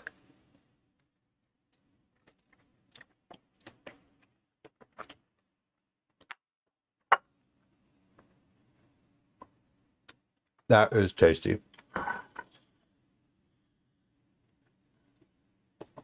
Now let's get it without the shrimp. I just want some of the pasta.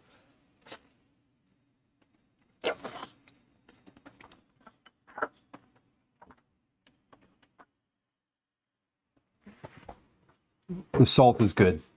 I'm glad I added that extra teaspoon of salt. That made a big difference. I think what I would prefer to do is add that into the pasta water.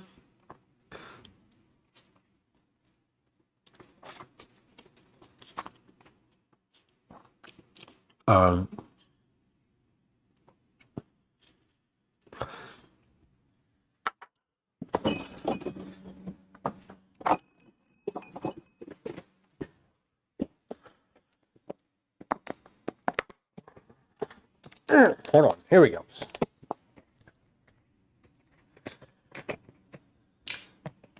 ABC, welcome in.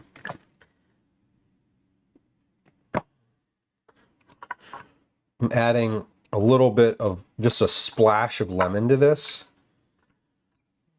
I'm gonna try again.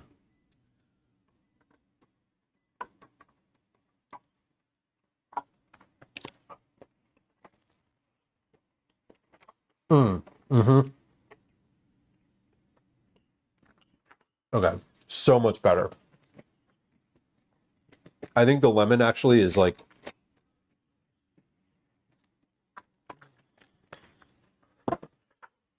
mandatory.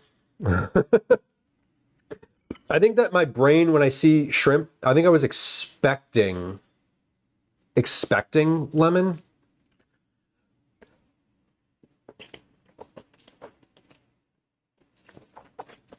Mini crack, welcome.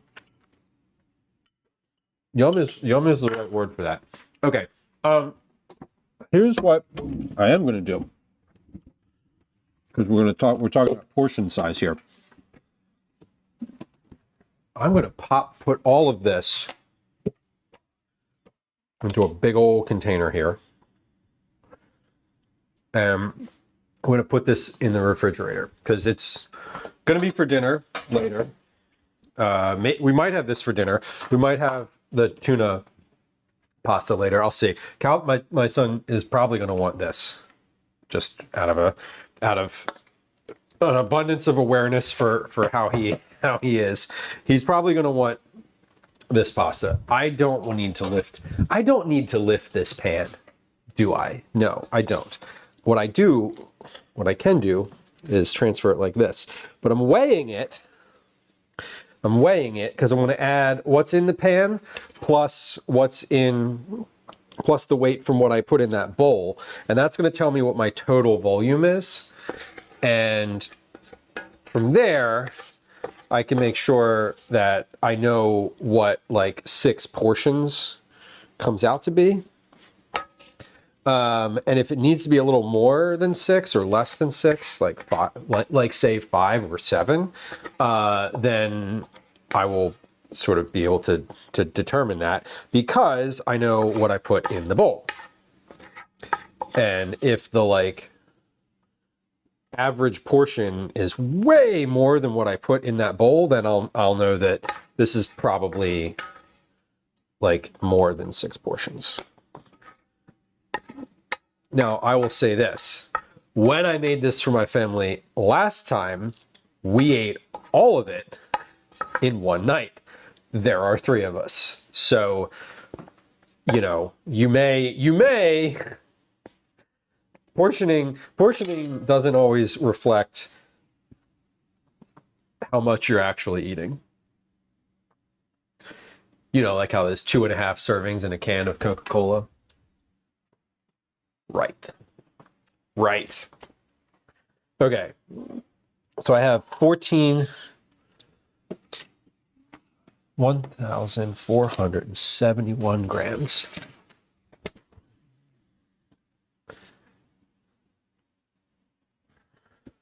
Plus 1,471 remain. So if we have, that's how many ounces? 51.9 ounces. So if we do 263 plus 1,471 equals, divided by 6 equals 289 grams per portion, which is only slightly above what I put in this bowl. So that is good. Six is the right number because I just filled this bowl to like what would be enough pasta for a reasonable human. There were 5 shrimp in here, so I know like that's what I counted out. There were 30 shrimp in that pan. 5 per portion. I put 5 in my bowl plus the pasta. It ended up being 263 grams in the bowl. If I had to put like 4 more strands of spaghetti, it would be 289. So this is a good amount of pasta per person. Now, here's the other thing that we're going to do with this. We're going to measure how many cups 289 grams worth of this dish is, because that's something that's important to know as well. Because you can't just say 289 grams as a portion. You can, and if you're me, I would prefer that. But most people don't want that. So we're going to do 5 shrimp, 3, 4, 5, and then we're going to quite literally put the rest. We're going to put the rest of the weight in pasta, and we're going to give it a little shake and see how many cups that ends up being. This is the this is the fun part of doing like a recipe, is that there really is a level of like consideration behind it, where, you know, someone is doing, hopefully someone is doing this for the recipes that you use from your experience on the internet. That is 289 grams worth of pasta and shrimp exactly in this bowl, or in this cup measure. We're gonna give it a little shake and tamp it down, and that is almost, if you squint hard enough, that's 2 cups. 1.5 to 2 cups it's a 1 3/4 cups.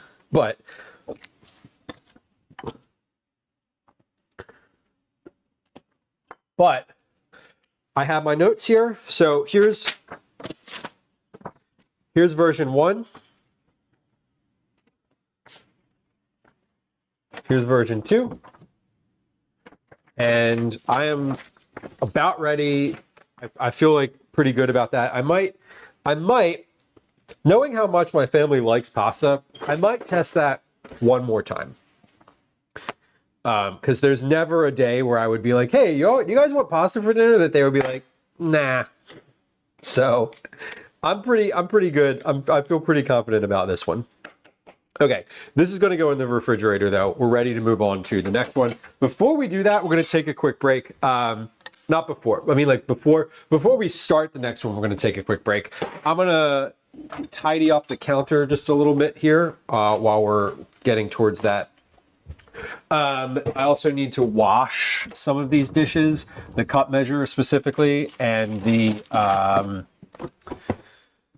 cup measure and like the teaspoons and tablespoons, because I use those in general for measuring and recipes. So we need those. But before I close the book on that one, I want to write the lemon. I want to write that there is a splash of lemon.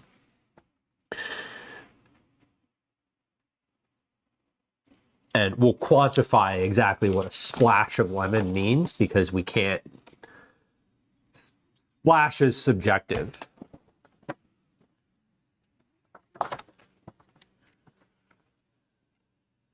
Okay. Great. This one is ready for its next version.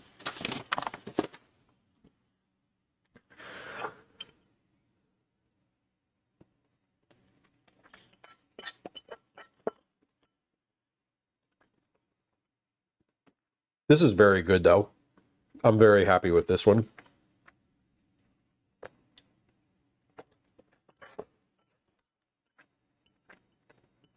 For my own bowl, I'm going to add a little bit of red pepper flakes on this and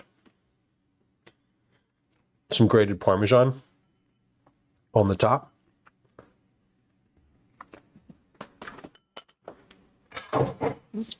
I'm not going to call for that because those are extra ingredients. And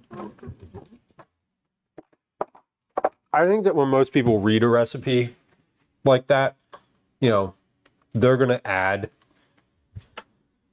their own, stuff to it if they want to anyway. So I like to say, here's the basic recipe and here's a bunch of things that I think would be great for it. In addition, and that's just part of what gets published, is like those types of suggestions. So Mini Crop says you should be a cook. I am, and that is what we're doing. I would never ever want to work in a restaurant though. Like, no offense to folks who are in the service industry, it is I work on my own time. I don't have a schedule of when to be somewhere, and nobody yelling at me to like do things in a specific way. So that is my preference, is to not be a cook in a restaurant. I don't want that. I definitely don't want that.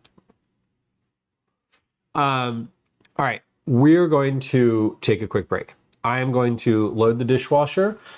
I'm going to I'm going to load the dishwasher, put a few dishes away from the drying rack over there, and I'm going to do a few dishes that are necessary for our next recipe. During the break, we're going to run a 3-minute ad on Twitch. We're going to do a game of words on stream.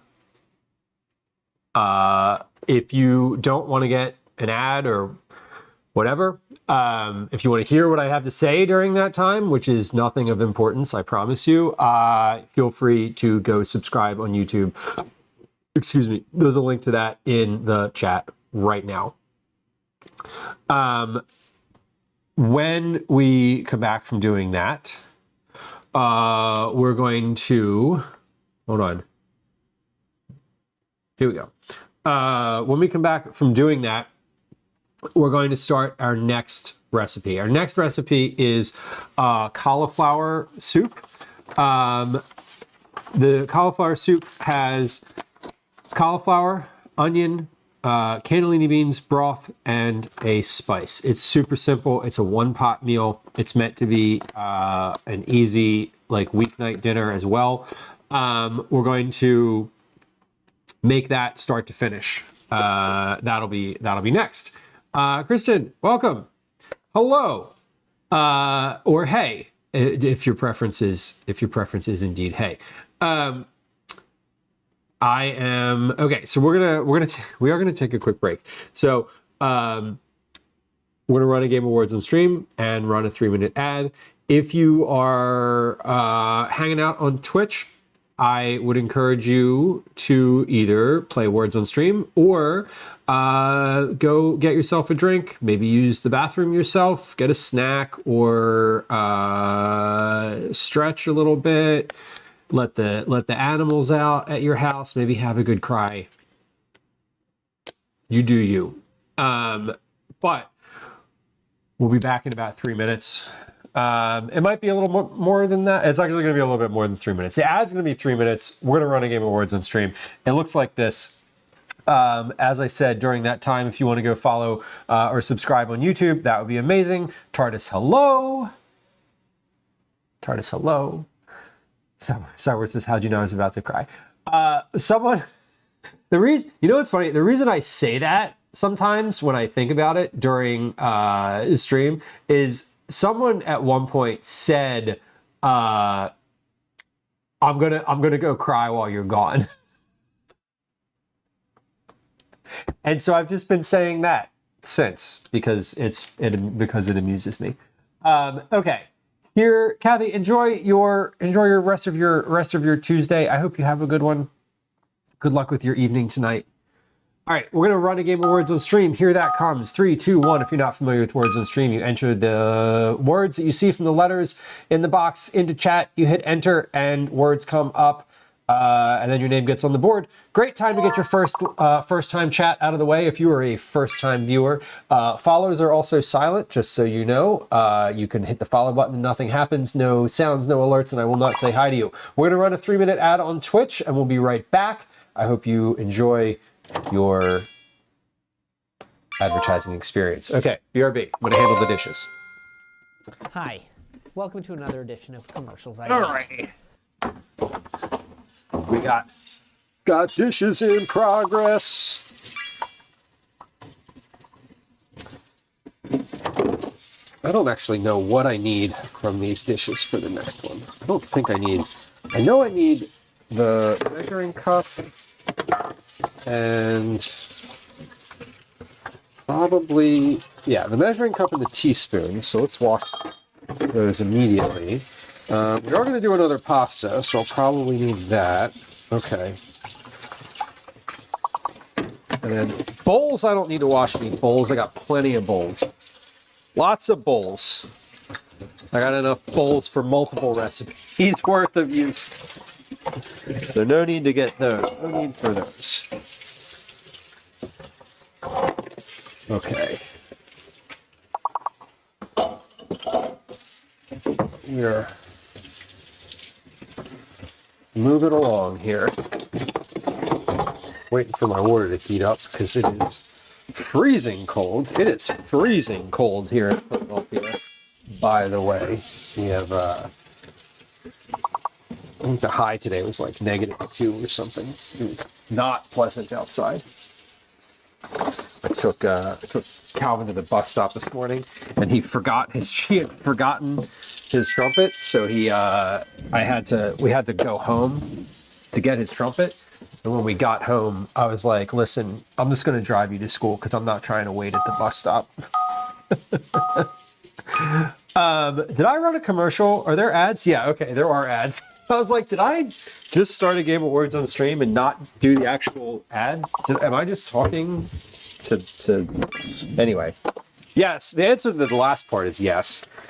But that's not what that's not what I meant. Anyway. I'm also putting some dishes away. And before stream started, I did a bunch of dishes. And they're clogging up my dish pan. Dish rack? I don't have a dish rack. I have a dish mat.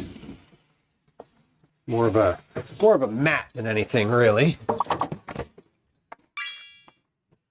But yeah.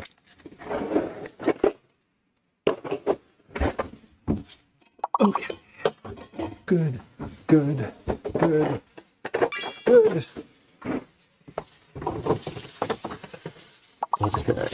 We're doing dishes.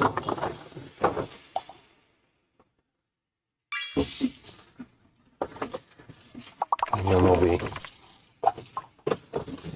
back in a moment. You know what? I think we're gonna do a third game of words today, y'all. So just like get ready, because in addition to doing the dishes, I also, moment of honesty, need to use the bathroom. So I'm gonna do that. I'm gonna finish these couple dishes, and we're gonna run a third game while I literally just go use the bathroom,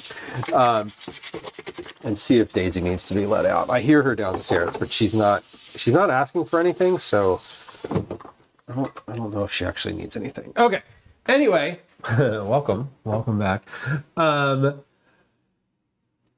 Let's run. We're gonna do one more game here.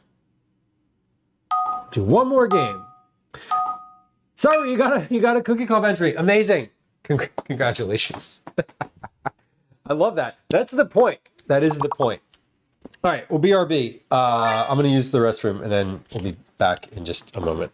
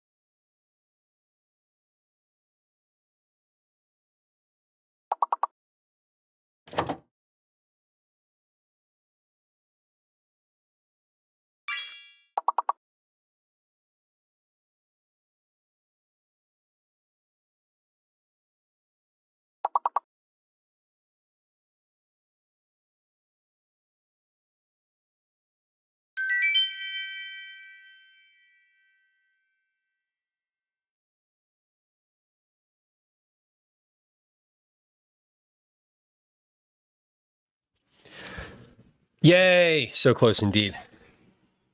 Okay.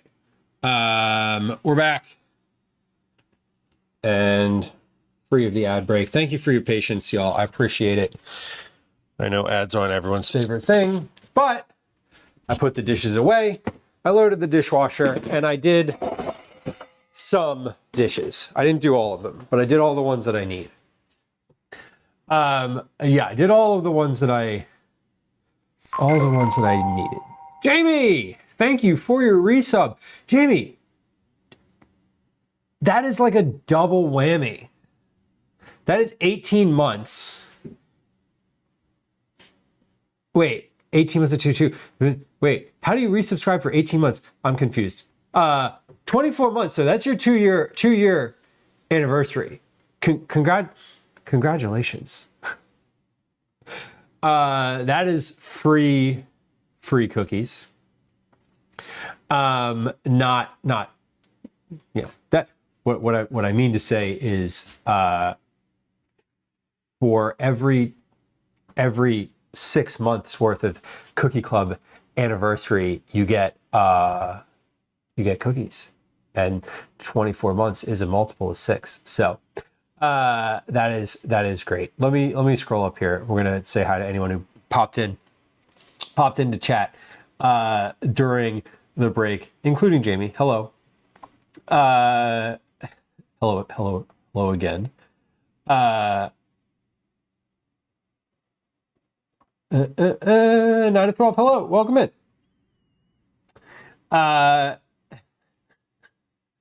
Gwen says, "What's for dinner?" Jamie, yes, you would get cookies in January.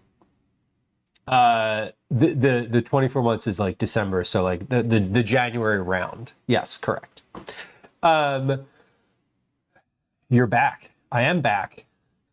This is also my back. That's a free dad joke. You can have that one. Gwen, for dinner tonight is pasta. So I just finished making that shrimp pasta again. It's in the fridge. It's like ready to go. I'm going to make a soup right now, but I'm also going to make that tuna pasta. So you take your pick, any of those. I'm expecting Calvin to want the shrimp pasta. You can have the tuna if you want. I'm going to eat the tuna pasta because I just had a bowl of the shrimp pasta and I don't want any more of it right now. But if you'd like, you can also have some cauliflower soup. Anyway, enjoy the pasta because I know you don't want the soup. The soup is good, but when pasta's available, pasta's what people want. Pasta's what the people want. Okay. This pan is in need of cleaning, so let's move that over there. We're going to get the Drew Dutch oven out, and we're ready to go. Okay, bye. Okay, bye. Gwen, I'm listening for Daisy. She has not popped up today, so I am listening though. We have the Drew Dutch oven ready to go. We're gonna make soup in this, as with all soup. Almost every soup I've made in this past year has been in this Dutch oven. I recently cleaned it again. I'm trying to get some of the like grime, the built-in stuff out of the side of it. So I'm cleaning it very slowly, thoroughly cleaning it very slowly as things have sort of built up and caked on over the years. Anyway, what do I use to clean it? What do I use to clean it? That's a great question. I use Barkeeper's soap. Barkeeper's Friend. Barkeeper's Friend. I let it soak for a little while, and then I give it a good scrub. I use like a scouring pad, not like an SOS, not a steel wool pad, but just like one of these types of like green scouring pads. And for this one, I've been using a chopstick to scrape the like caked up stuff off, because basically like it's like too cooked on for even barkeepers at this point. Teens, welcome in. Good to see you. Avo, hello. Welcome in as well. Yeah, these are this is an old Dutch oven. I borrowed this from my friend a year ago, and he hasn't asked for it back, and I haven't offered it. I've offered it, and he's been like, no, I don't need it back. So I'm like, okay, I'm taking you at your word. Because if he wanted it back, he knows exactly where it is. Every time he's been over to the house, or basically every time I've mentioned it a bunch, and he's been like, I don't need it. So it's fine. Am I about to make my Dutch oven look new? No, I'm about to fill it with cauliflower and onion and then beans and make a soup in it. So, yeah, we love the green fuzzy things. Good to know that it's not magic for anyone else. No, I love barkeepers. I have been talking about barkeepers on stream for a long time, and I will continue talking about barkeepers on stream for a long time because it's great. It's wonderful. I use it for my pots all the time. Hello, my son is home. He has just walked in the door from school, so he's probably here for a little conversation and snack, perhaps. And ooh, a snack. You know, can I offer you some snacks? Yeah. Okay. Depends what they are. Well, offering is different than you accepting. Ah. Avo says I know, you'll. but there's some snacks that I'm so offended you even should you offer to me. There's some snacks that you're offended that I would offer you. Well. Just looking at what you're wearing. Oh, right. Just making sure. There is a logo on I know. That's it. Grove has a coconut version of a scouring pad and a chopstick. I use chopsticks for everything, Kristen. Everything that I can use a chopstick for, I do. I have a collection of them in the drawer right here, like very, very close at hand. Oven cleaner, Soflook. That is a great idea.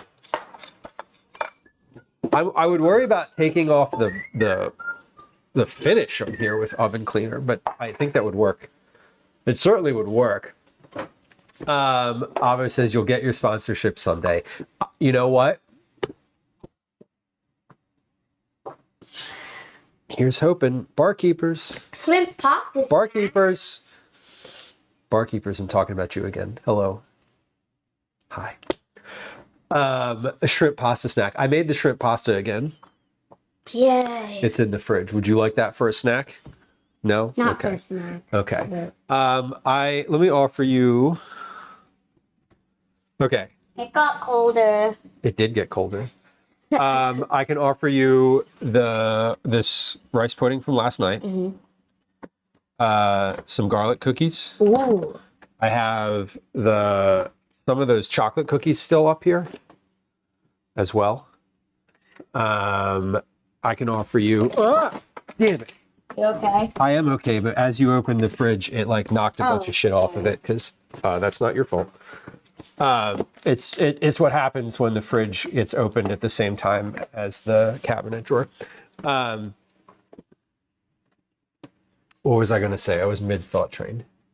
I can also, as part of that snack, slice up an apple, which I think would be a lovely addition to any cookies that you're about to eat.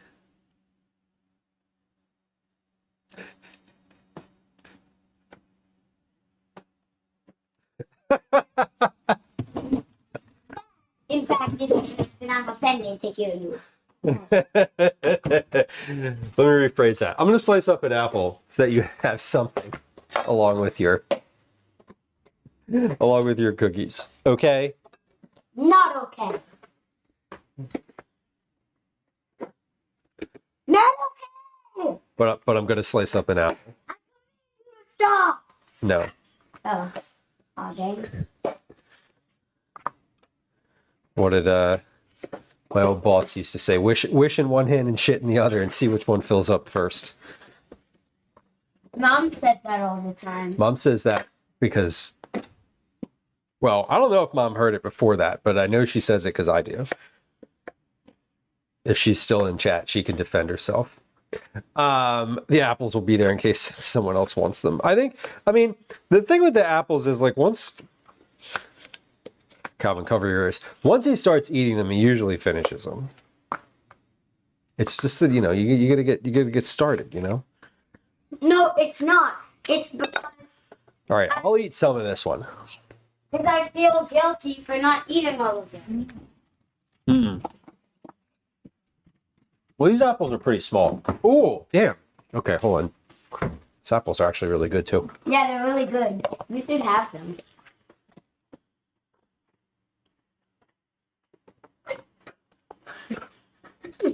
Okay. Cover your ears. Yeah, he was still listening, though. Mm-hmm.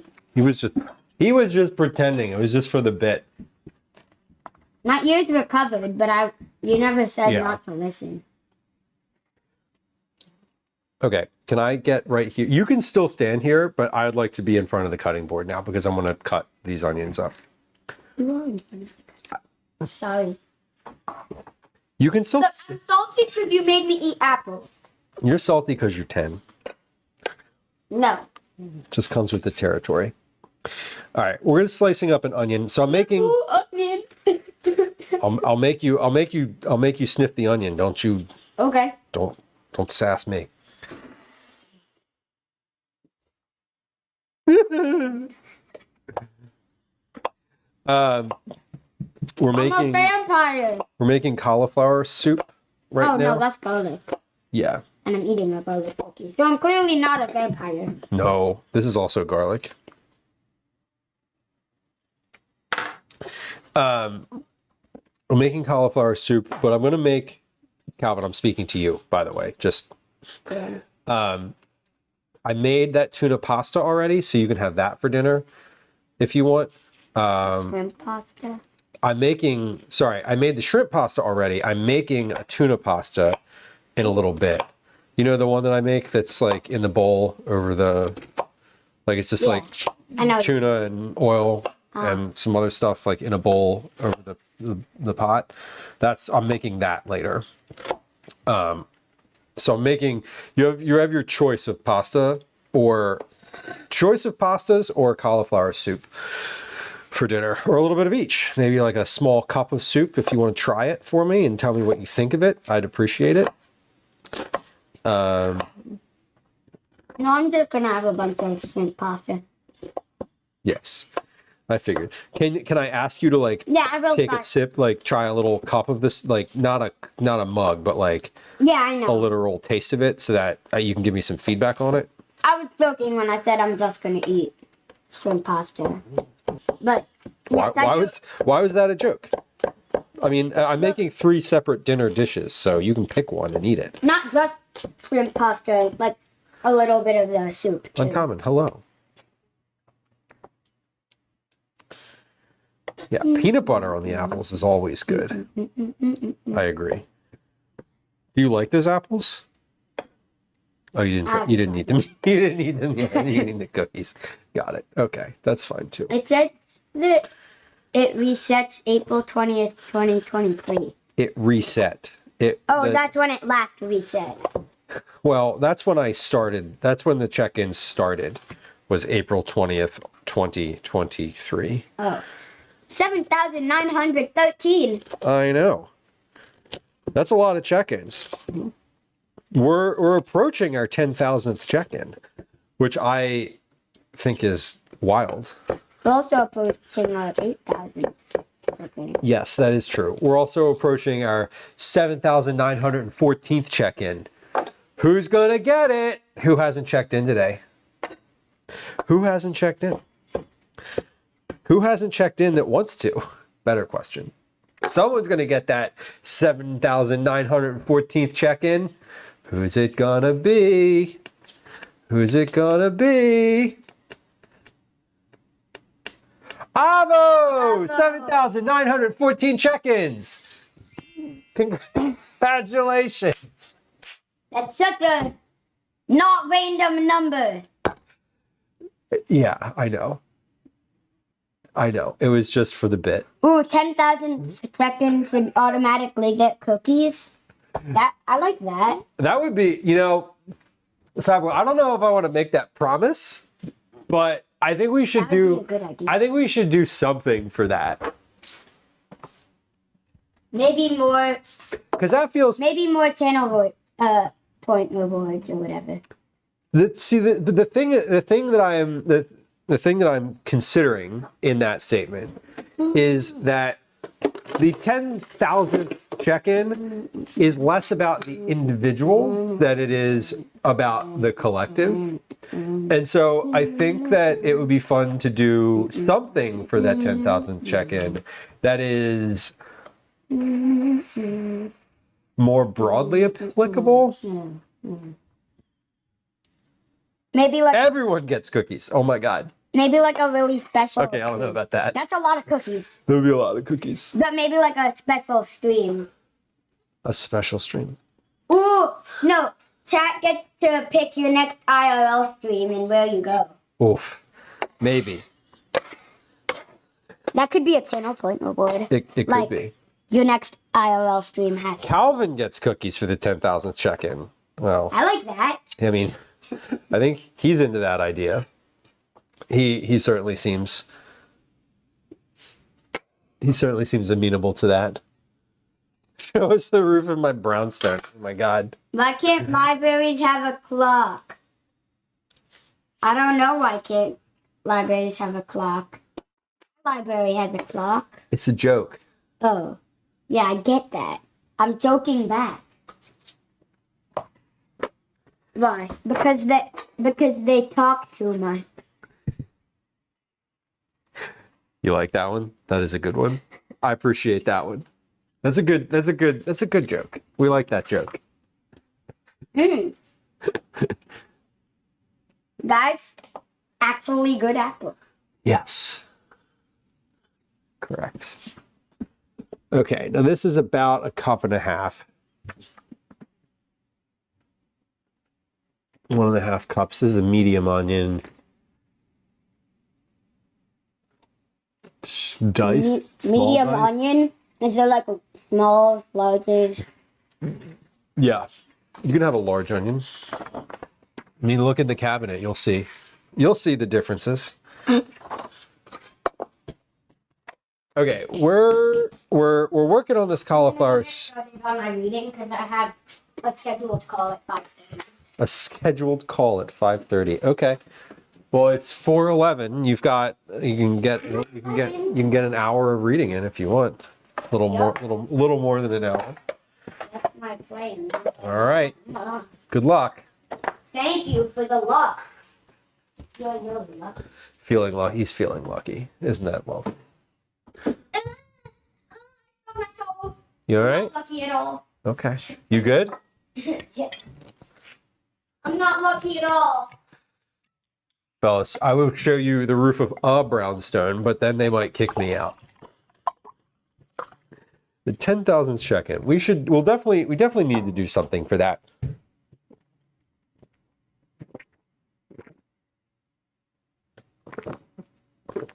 That one, that's a big number. Ooh, excuse me. Excuse me.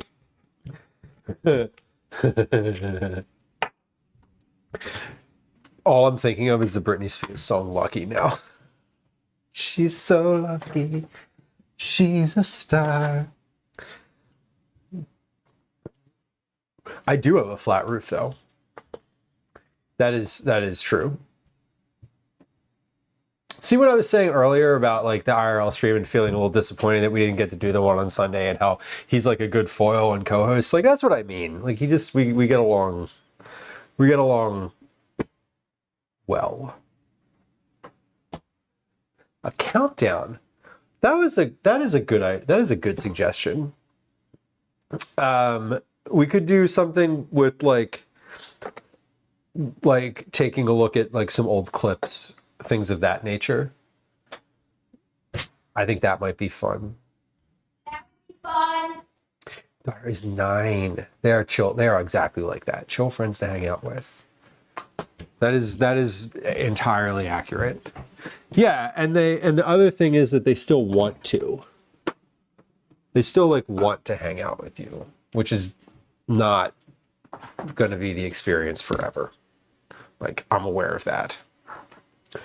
Okay, we're getting our ingredients together for this. We have onions, broth, cannellini beans, onion, cannellini beans, broth, spice. So spices for this are going to be either cayenne pepper, if you like it spicy, or cumin, if you don't.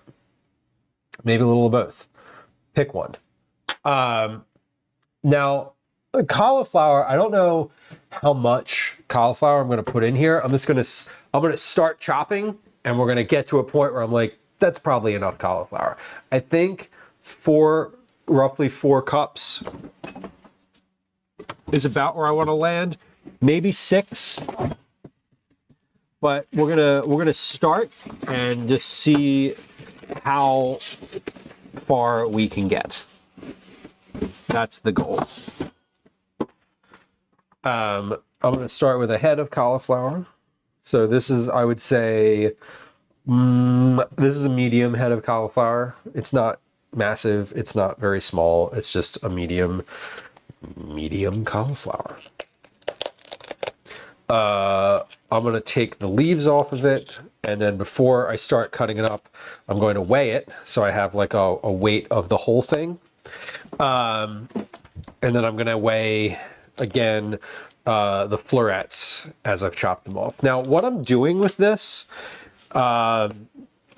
is the intended process here is cooking the florets in the Dutch oven with a little bit of olive oil and some at like a higher heat so that they sear, because I want them to get a little bit of color on them and a little bit of browning. And from there, I want to I'm going to add the beans. So actually, I'm going to cauliflower and then the onion. Maybe I'll do the onion and then the cauliflower. We'll start with the onion, add the cauliflower in, then we'll do the beans along with the bean water, then the broth. Once that is hot, we're going to hit it all with an immersion blender and like literally just blend it in the pot. So I want the cauliflower to cook until it's soft so that I can mash it and blend it with the blender.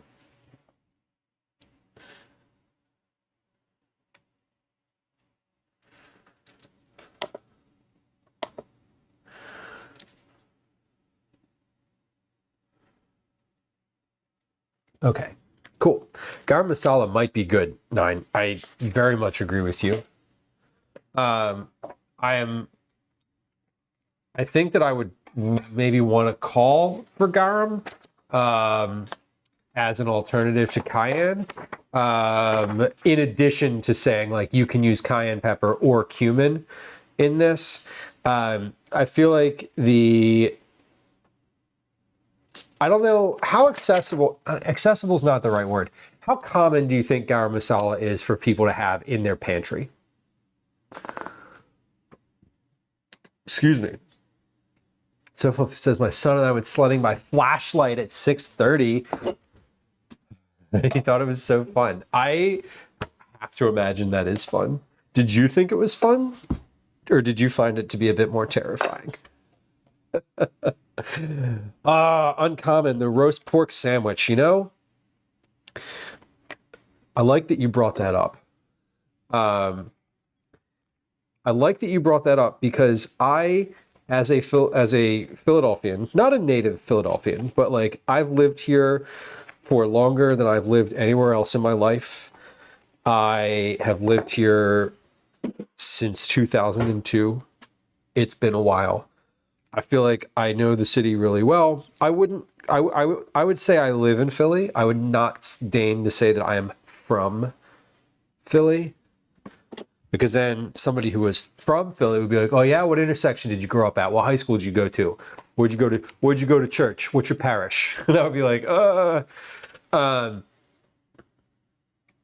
Anyway, I will say that the roast pork sandwich would be my recommendation if you were coming to Philadelphia and looking for a sandwich that represents like a really good culinary aspect of the city. Everybody gets a cheesesteak when they come here. The real ones get a roast pork sandwich. Colder than when the sun is out. Oh yeah. Oh yeah. You don't get up from that. You don't get up from like falling off at the end of the ride and get that sun on your face, which is nice. Most people don't have it, but I have a bulk bag. Twinderella has it in bulk. Avo says I never bought that before. The average person doesn't have cumin either. I feel like cumin, I think my delineation is that I feel like cumin is common in a lot of just like, cumin is a more common, it would be, how do I want to say this? I feel like someone would be more likely to have cumin than garam masala. That is my assumption.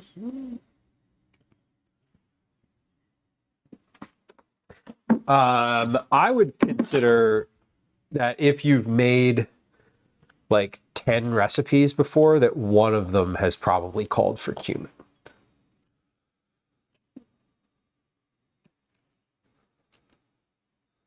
Yeah, Avo, that's where my head is at. Like, it's just more common. Not that it is common, but that it is more common. It can be different on the brand, since it's a generic term for a blend. Uncommon. That's a reasonable point too. I think my thought is I like the intention of this is that it's a warming soup. So thick, like a thick kind of soup. I love it with cayenne pepper in it because that is like a warming flavor. However, I think what I'm going to call for cayenne essentially is my consideration here.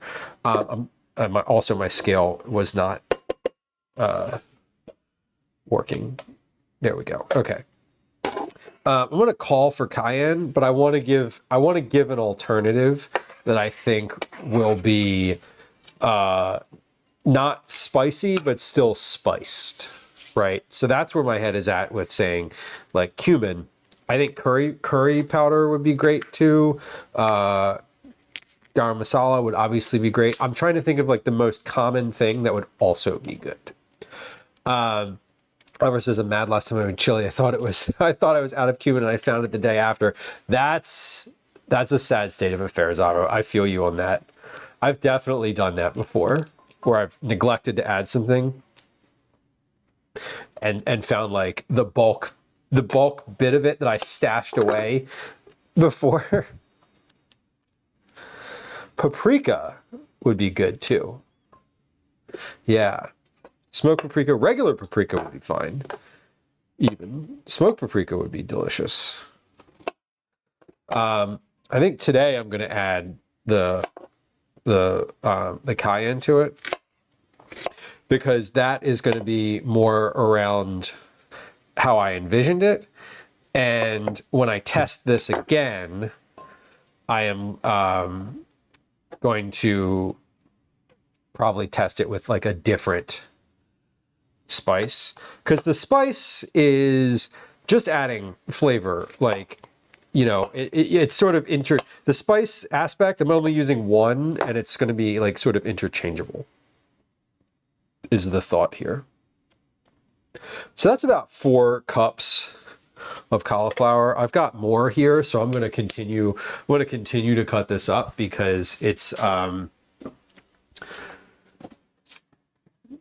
yeah, because it's because I have more left. But what we're going to do here is this. We're going to go with 4. So I got 4 cups plus whatever ends up in this next round. This should be a pretty quick once we get going here. Turmeric would be good. Chipotle would be good too. Oh, you know what would be really good is like a little diced up chipotle pepper in here. Just put that in right before you blend it. That would be delicious. Jalapeno powder would be, jalapeno powder. I love it. Twitch wants me to update. See it Thursday. Hopefully not. I'm just kidding. But, you know, track record is dubious on the updates. There it is. Look at that. That is 500 chats. And I like that it was the laughing emoji too. I am still, so for folks that are like lurking and being like, I don't chat. I see you. Well, I don't see you. I actually don't know whether you're here or not. Because I don't have who's in chat up on the screen. Anyway, I see you emotionally. And I want you to know that I am working toward a mechanism wherein lurking, specifically lurking, as in like the not chatting aspect, is also being rewarded.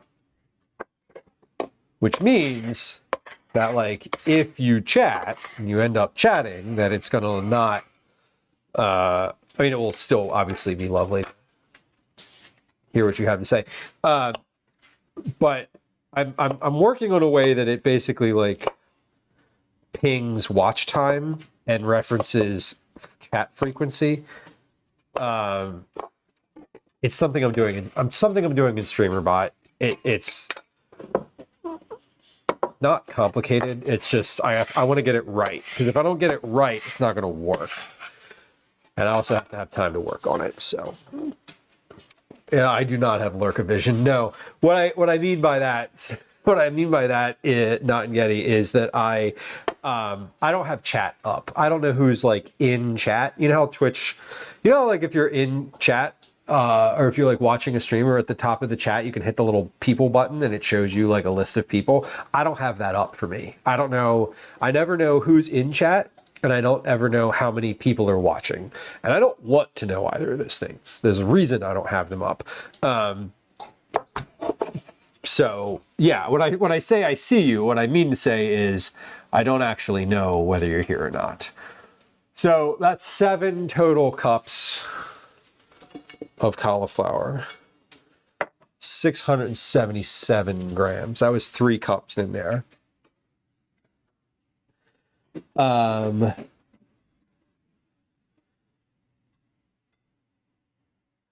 Okay, so we got 7 cups, 677 grams, 23.9 ounces. So 24 ounces.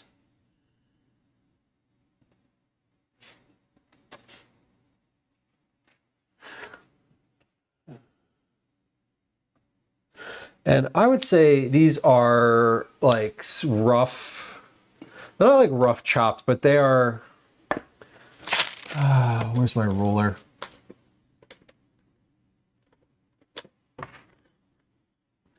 We're going to take a picture of this so that we can see, because I like giving a reference for the size of things as I'm as I'm submitting, so that it's like, I could say, you know, chopped small, but what does that mean to somebody?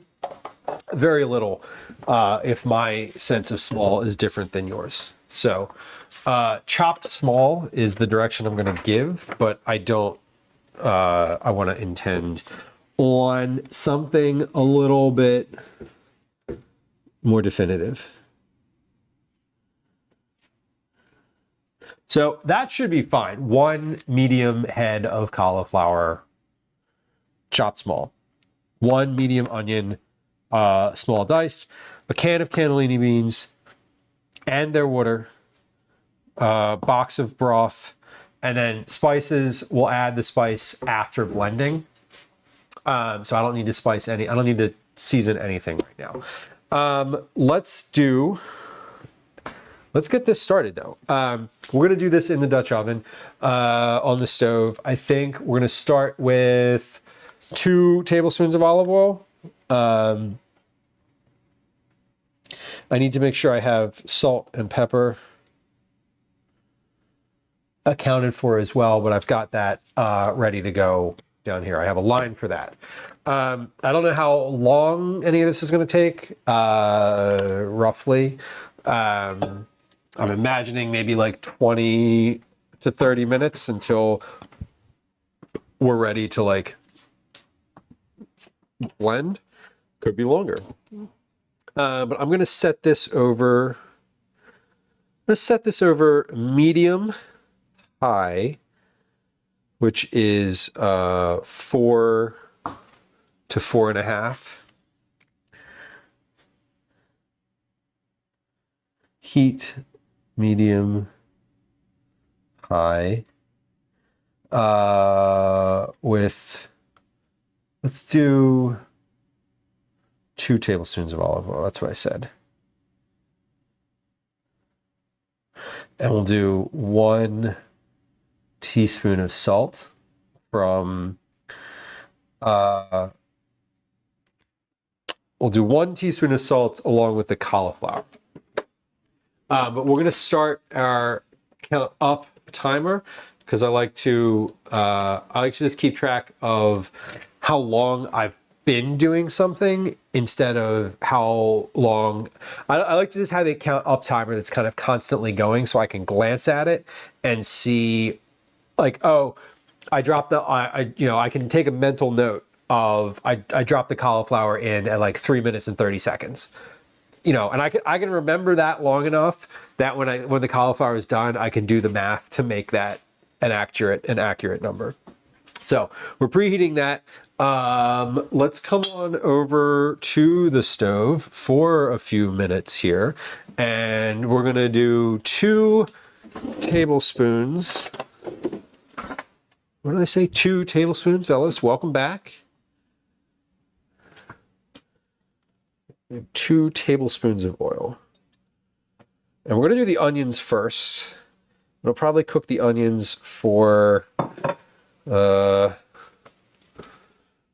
onions for like 2 minutes, maybe 3. We're going to start a timer that is we're going to start a couple. Right now, I'm going to start basically 2 timers. One is going to be a holistic timer, meaning that I'm just going to let it run for the entire time I'm cooking. That'll tell me how long everything is taking total. And then we're going to start at 1 for just the onions. So let's get the onions in here. And they're sizzling right away, so we're preheated.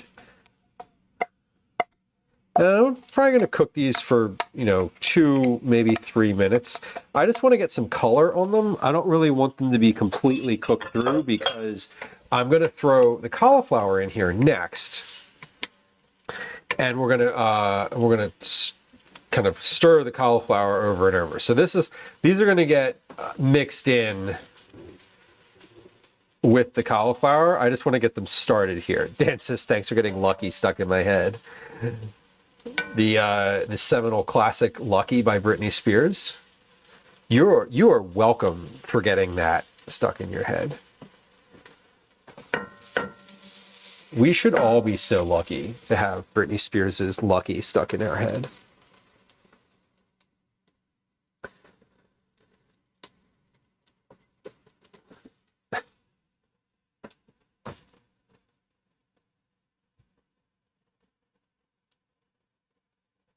Look at the forecast and it says you should, yeah. Yeah, you go to the store, you're like, where is all this stuff? And like the sky is just gray. You're like, oh.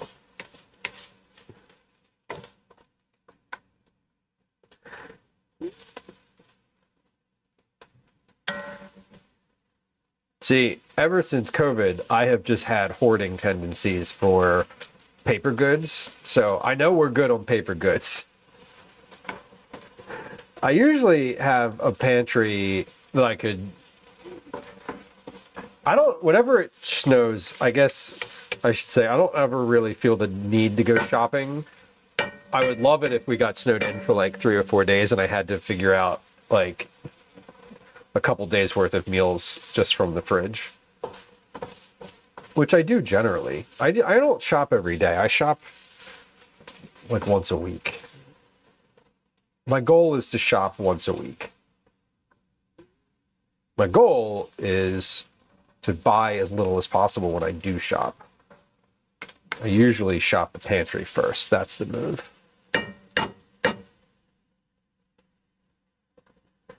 Bellas, you don't know that song? You don't know Britney Spears' song Lucky? Wow. What a loss for you.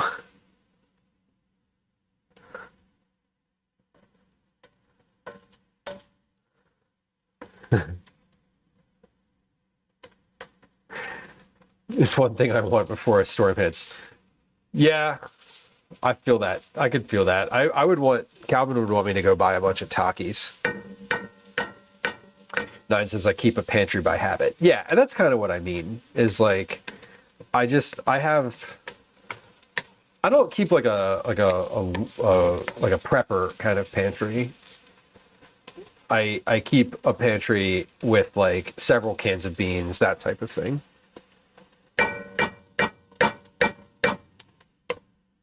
-37, that's Celsius.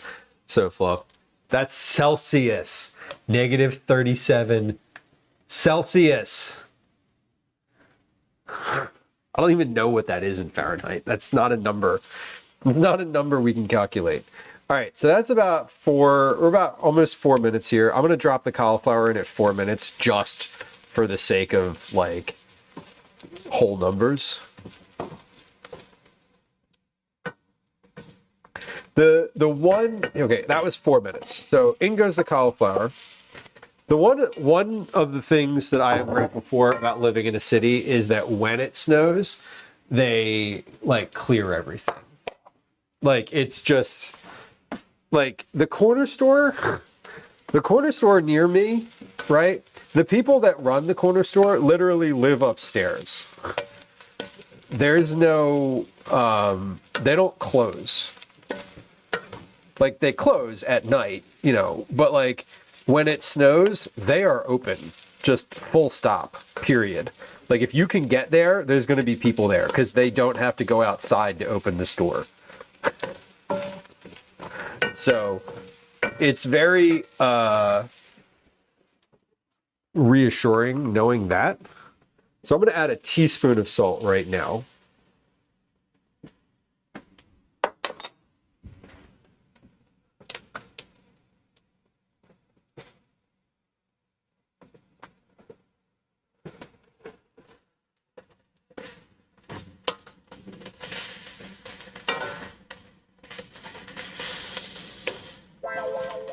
The driveway becomes impassable. Yeah. That is the hard part about living somewhere where you have to drive at all, is when it snows, you're stuck.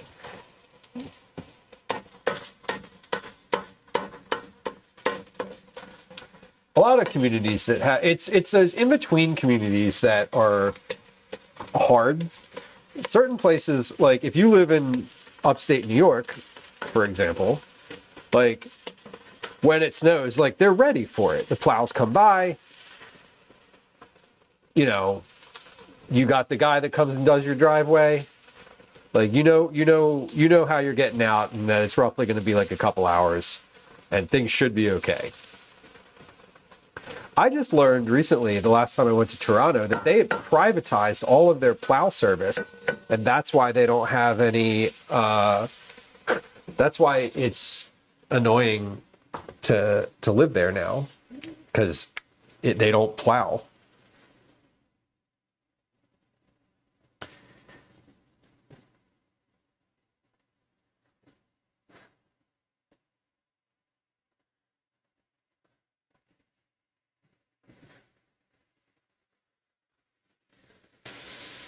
Okay, so we added the cauliflower. We'll see how long this goes for.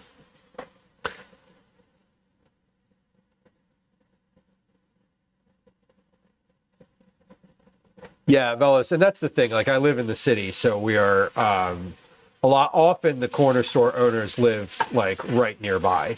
Often they're like buying the store and it comes with an apartment upstairs. It is the best kind of corner store, right? If I lived above a corner store, I would certainly frequent that store.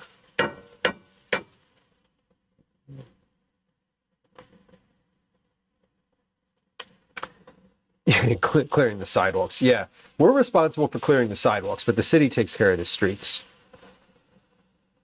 Oh, Geist. Okay, that was a good joke. I like that one.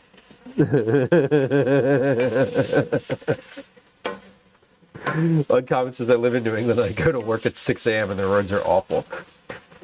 Yeah. It's funny because when I was in Toronto in the winter, I was there in February of last year, and I was like, it had snowed. Like, there was like the most snow that they've had at one time in a while. And I was like, how come nothing is clear? How come nothing at all is clear? And they were like, my buddy was explaining to me that everything's privatized, and like, you know, why aren't the public parks clear? Well, because the city's not going to pay them to do it.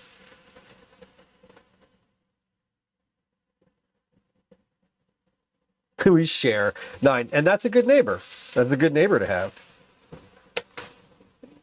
That sounds good. Liz, I have no idea. My guess that the reason the hole is in the spoon, and this is more of a spatula, like this is sort of a scraper. I don't actually know. I might imagine that it has when you're like, if you're stirring something with it, that maybe it's like a sieve, like the liquid passes through and doesn't make as many like waves or something, but I don't really know.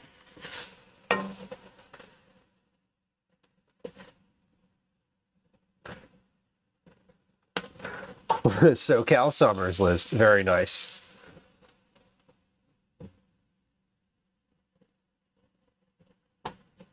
Very nice.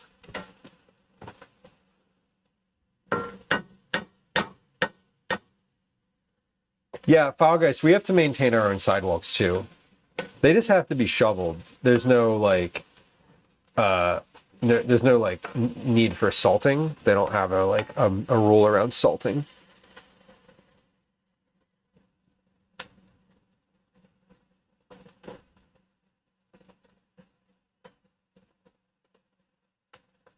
Oh man, oh, so heating bills are going to be wild this winter, especially without as much state and local government assistance.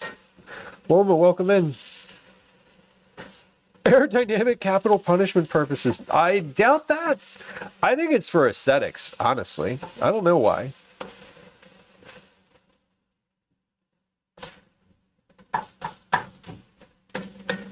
Yeah, and assistance is definitely going away.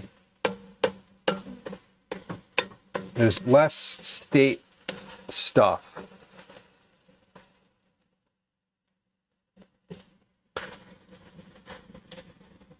Interesting. A single hole in a wooden spatula helps with stirring batters, fluffing rice, or preventing sticking, making it a versatile tool for draining and cooking. Aeration. Okay. Interesting. So not what I was saying at all.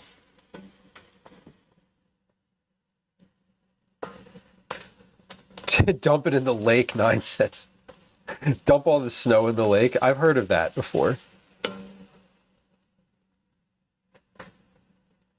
Interesting. Well, I will definitely use it for risotto. I didn't know that.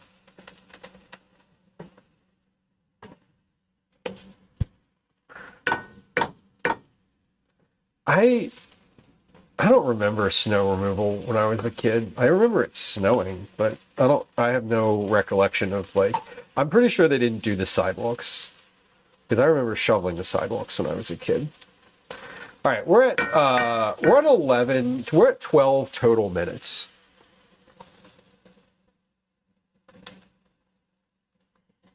So this is good. We're doing really nicely time-wise. I think I'm gonna cook these for about another few minutes here, but I'm basically just sauteing these. I'm not cooking them. I didn't add any liquid here.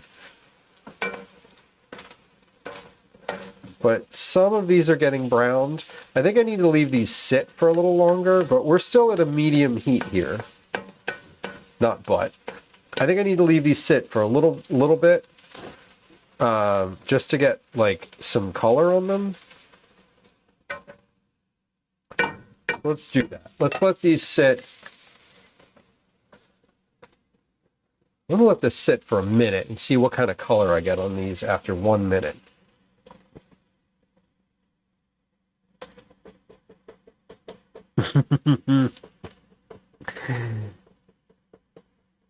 Cauli, you just use salt. I put down salt on our sidewalks, but only after I shovel. Boggeist, I did shovel. I don't remember if anyone else did though. Well, thank you for asking. The cookie competition was great. I was very upset not to be able to stream it. I'm frustrated with the IRL situation as it stands in general at the moment. So it was good. I had a good time. I sort of let myself be upset for about 5 minutes after ending stream, and then we moved on. And it was great. The actual, the vendors were really cool. Some of the cookies were really good. There was one that was a chocolate and gochujang that was great. All right, that was a minute. Yeah. Okay.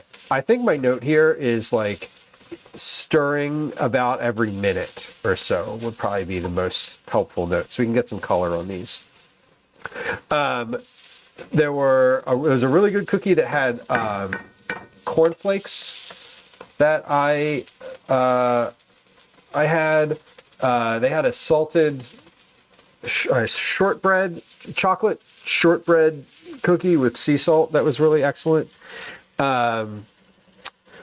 The one, I would say that the one that I was interested in doing more myself was the way that they did the shortbread ones.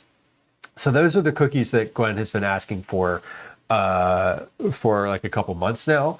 And I just haven't made them because I keep forgetting, but I put them on my list now. I actually like wrote it down instead of just like nodding my head when she said it out loud. So I actually put it on my list and I'm going to make them at some point soon. Whether or not those are for Cookie Club, I don't know. They might be, but I had a version of those that was really good. I also had a candy cane one that was really excellent. Pork chops and mushroom soup and brown sugar. That sounds excellent too. It's not a cookie, but it does sound delicious. All right, we're at 15 minutes here. So we have what I'm doing with this cauliflower right now is I'm cooking it so that I get some color on it, some browning, which we're starting to see. Now I think I stirred it a lot in the beginning here. Too much to let it sit and get browned at all. But what I'm doing now is just stirring it and giving it a minute, basically like 1 minute per per stir here. And once that's done, we're going to add our beans, and we'll incorporate those along with the liquid from the can. So I'm just going to dump the beans and the liquid right in the pot. We'll add some more salt, and then we'll add our broth. The cauliflower needs to be soft enough to use an immersion blender on. So that's why I'm kind of cooking it for this long. I don't want it to cook. I want it to get some color, which will add a little bit of flavor to it. And then we'll add the liquid in, which will get all of the char sort of off of the bottom of the pot. We'll bring the liquid. This timer doesn't work anymore. I'm literally like, I can't hit the stop button. Stop! I can't stop it. There it goes. Okay. This timer is not very long for its useful life anymore. Okay. Yeah. See, we've got some definite like fond at the bottom of this pot, which is kind of what I wanted. So we're going to give this I'm going to give this to 18 minutes. So about another 30 seconds or so here. And then we'll add the beans. Actually, I'm going to taste one of these and just see where we're at. I'm not going to just put that in my mouth. I have learned from experience not to do that. I'm going to taste one of these and see. Oh, yeah. That is good. Needs more salt, but we're getting there. We're seasoning as we go. All right. This is 18 minutes. We're going to dump the beans in along with the water.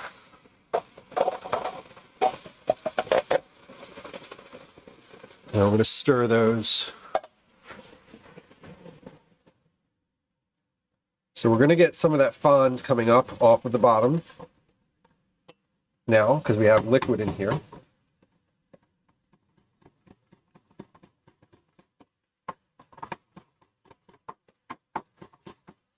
Let's get that.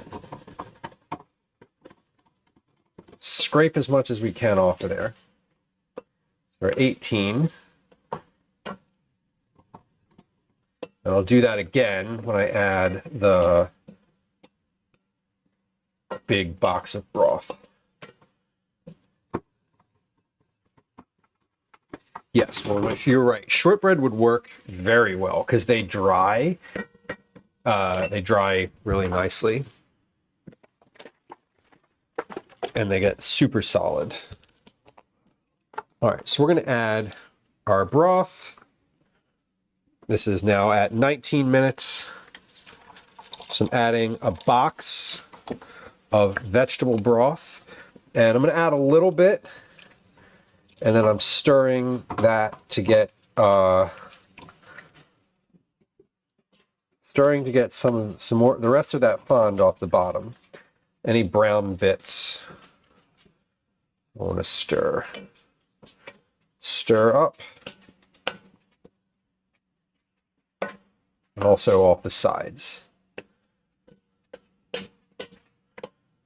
So this soup is meant to be something you can just throw together in about 30 minutes or so.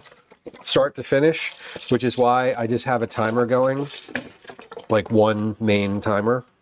I'm at 20 minutes exactly right now. So I'm going to turn this all the way up to high.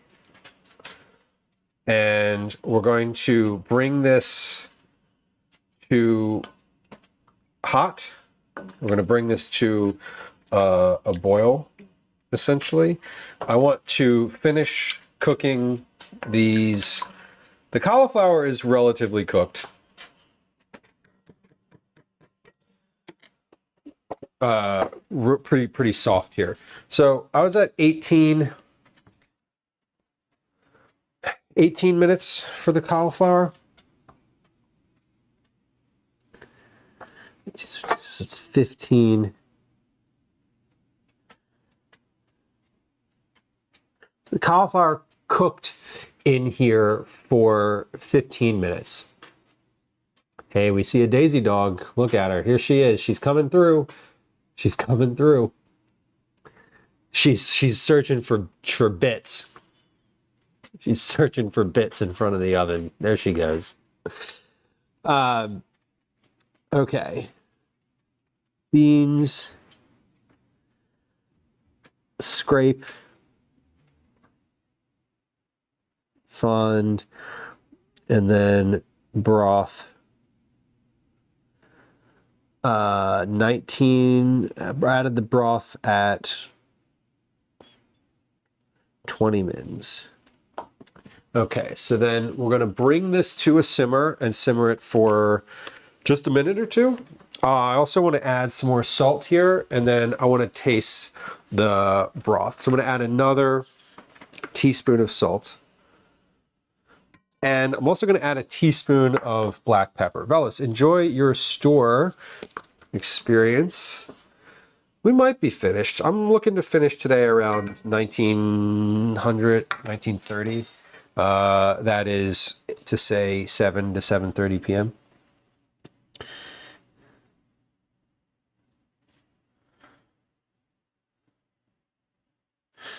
Okay, so salt, I've added 2 teaspoons. Pepper, I've added 1 teaspoon. I'm at 22 minutes.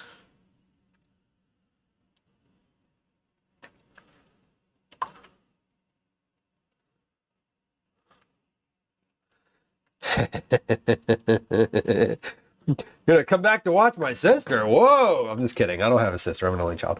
I know there are certain folks that I'm aware are open to the 24-hour situation. Let's enjoy this store. Okay, we're at 23. Basically, as soon as this hits a boiling point, I think, I could probably actually do this with the immersion blender right now. Before that, I wonder if blending this first would be better or waiting and cooking through a little more.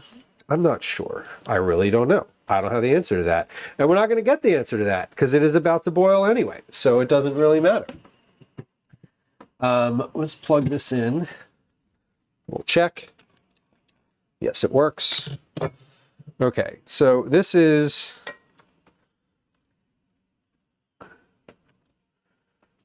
looking good. This is not. The color here is fascinating because it's a cauliflower soup with white beans. So like 2 white ingredients and the color is brown. But that's because of the way that we cook the cauliflower and getting the browning on the cauliflower and the onion. So not a surprise, just an interesting note. I like the color. Jamie says the color is very nice. Totally agree. Yeah, totally agree. I do like the color. Okay, so we cook this on high.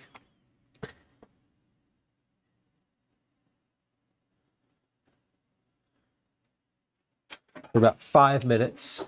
And now we're going to I'm going to turn this to a simmer here. I'm at 25 minutes. So we're gonna go ahead and hit this with the immersion blender. Whoa, buddy.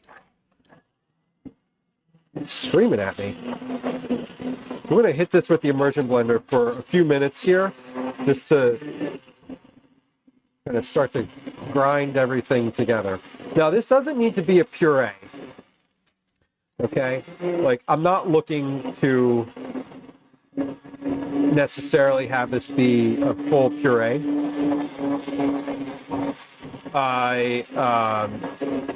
I think it's okay. This one is okay if it's got a little chunkiness to it. What I don't want is big chunks. I don't want to see like huge cauliflower pieces, florets still in here.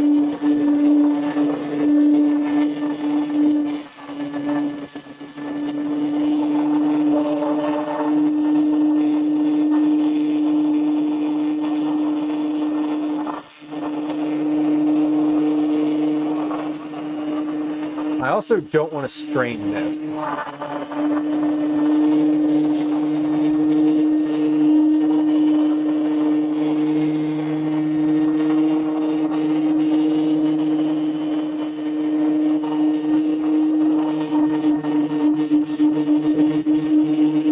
26 minutes, 26 and a half minutes.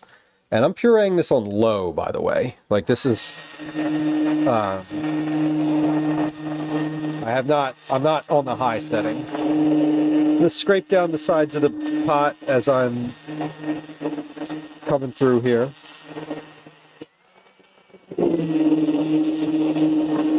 we go. Now I'm gonna hit it on high, because I think all my chunks, my big chunks are finished.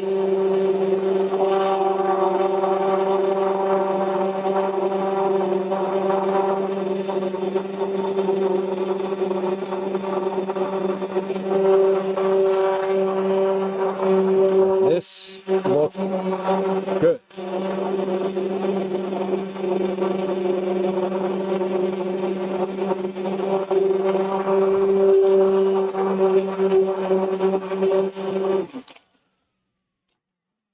Chunky is in again. As far as a fashion choice, Chunky is definitely back in. I've seen those jeans out in the world, and I was like, hey, y'all come from the 90s or what? Wild to me. Very wild to me. All right, we're at 28 minutes exactly, and this is ready to be seasoned. Final seasoning here. So what I'm gonna do is we're gonna add, I'm gonna try it like it is right now. Try it like it is. The tie-dye shoes with decorations. These are Crocs, friend. These are not from the 90s. They did not, the material that these are made out of didn't exist in the 90s. I'm pretty sure. I feel like, did I understand correctly that Crocs were in the movie Idiocracy, and they are, okay, that was 28 minutes total. 29, okay, that was 29 minutes. That they were in the movie Idiocracy, and that people wanted to buy them, and that like that's where they got their start. That's what popularized them. Okay, so they weren't made for the movie, but they were basically in the movie, and then were like, people were like, hey, those look like cool shoes. They're super comfortable.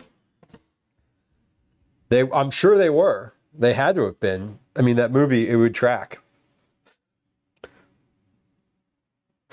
Okay, I'm gonna try this as it is seasoned with 2 teaspoons of salt and 1 teaspoon of black pepper.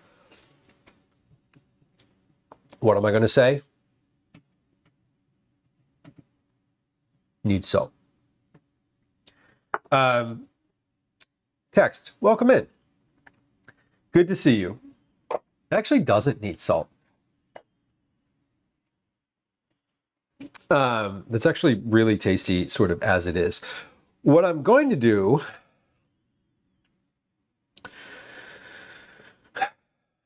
I wish I knew the volume of this soup, the total volume, because I would cut it in half.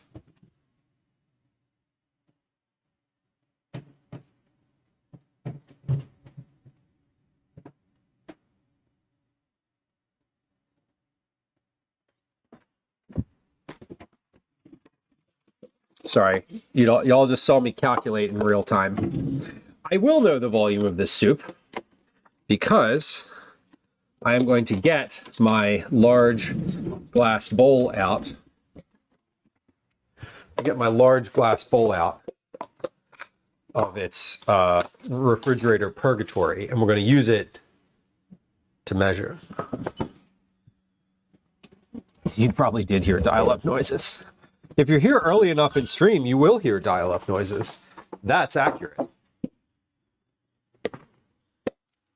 Okay, this is stock from 2 streams ago. It is. I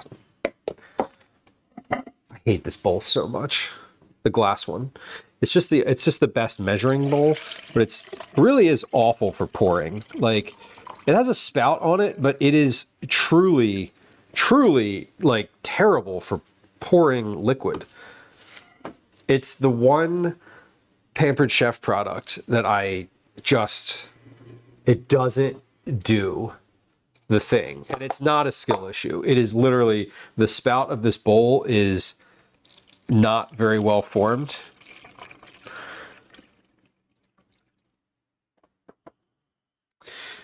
If it were a skill issue, I would know it by now. Because I've tried it every single way. Okay, I'm going to rinse this out. And I'm going to put the soup into this bowl so that I know how much soup there is. Now, there's a method. There's a method to this. There's a method. The reason that why am I doing this at all? Why am I putting it in this bowl? I want to take half of this soup and season it one way with the cayenne.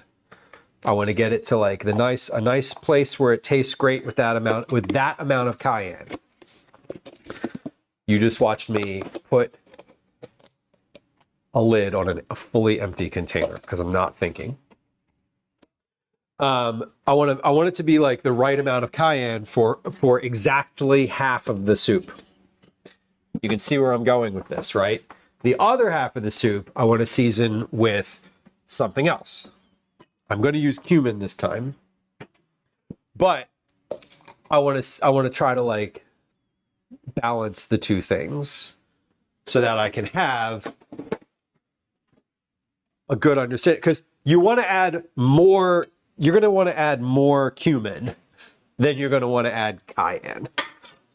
So that is like, I'm pretty confident saying that.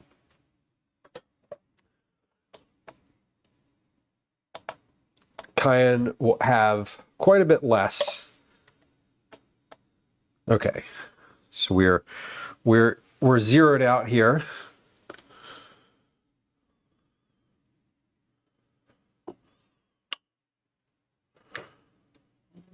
We're zeroed out, and I'm just measuring 1 cup at a time. 1, 2, 3, 4. Should be about 4 cups, almost. Well, the first one wasn't quite, so.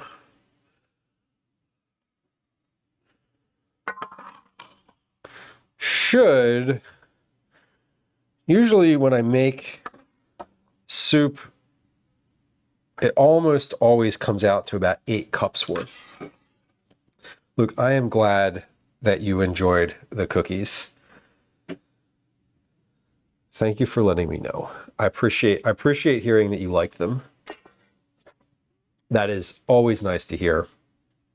I know I'm never positive how they're going to arrive. Megan, welcome in. When I say, I mean, like, are they still going to be good, essentially, is like I'm always like, I don't know. Are they going to be okay?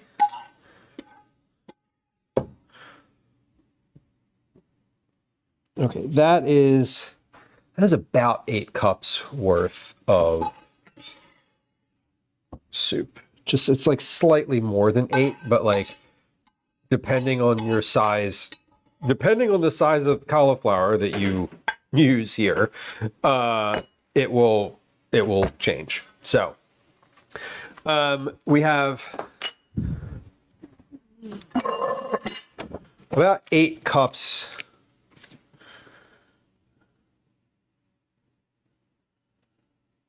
Eight cups total. Now, I don't need to worry about serving size just yet because that's, because it's 8 cups. Because that's the final volume. So we're going to take about half of that and put it right back into this bowl so that I can do some seasoning testing. 1, 2, 3,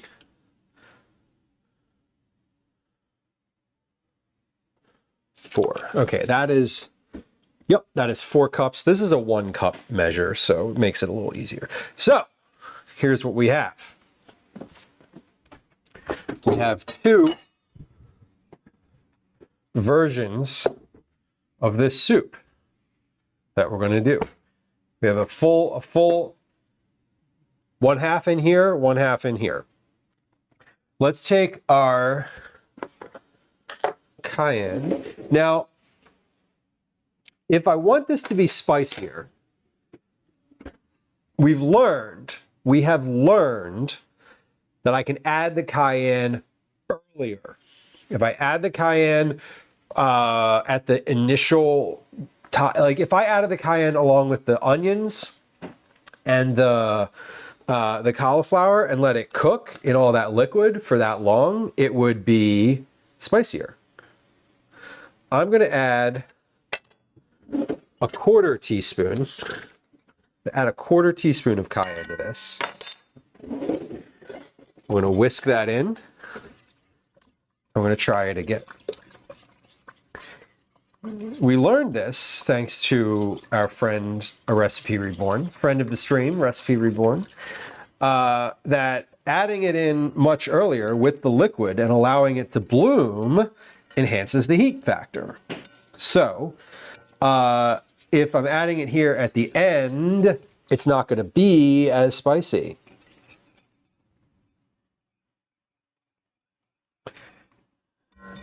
Fun fact. Okay, but we're going to try this again. I'm going to get a couple spoons out here because I'm going to try this multiple times. I don't want to keep reaching over. I love cayenne in a soup too. That was my thought on this recipe, was basically like cayenne and cauliflower. What else? What else goes into it? Okay.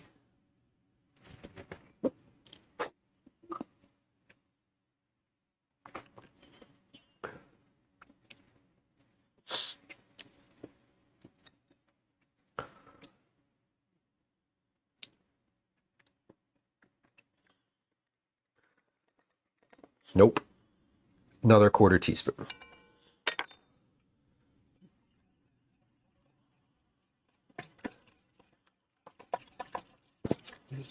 Now, again, I could add this earlier.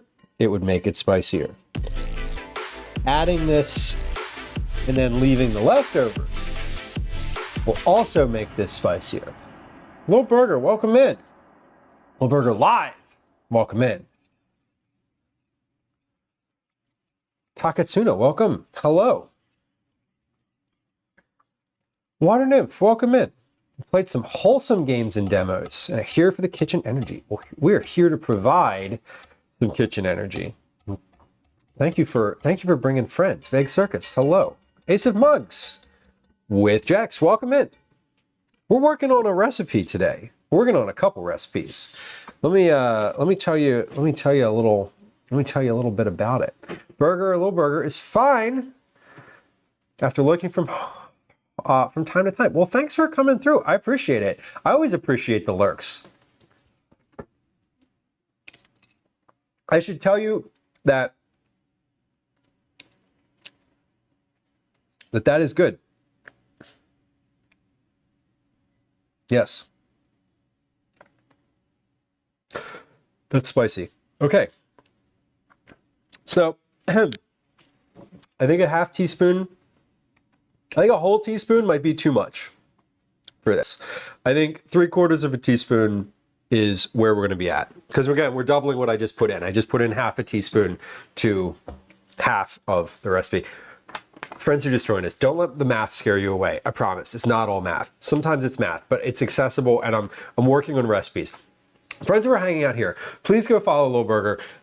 We love a wholesome game, and we appreciate the raid.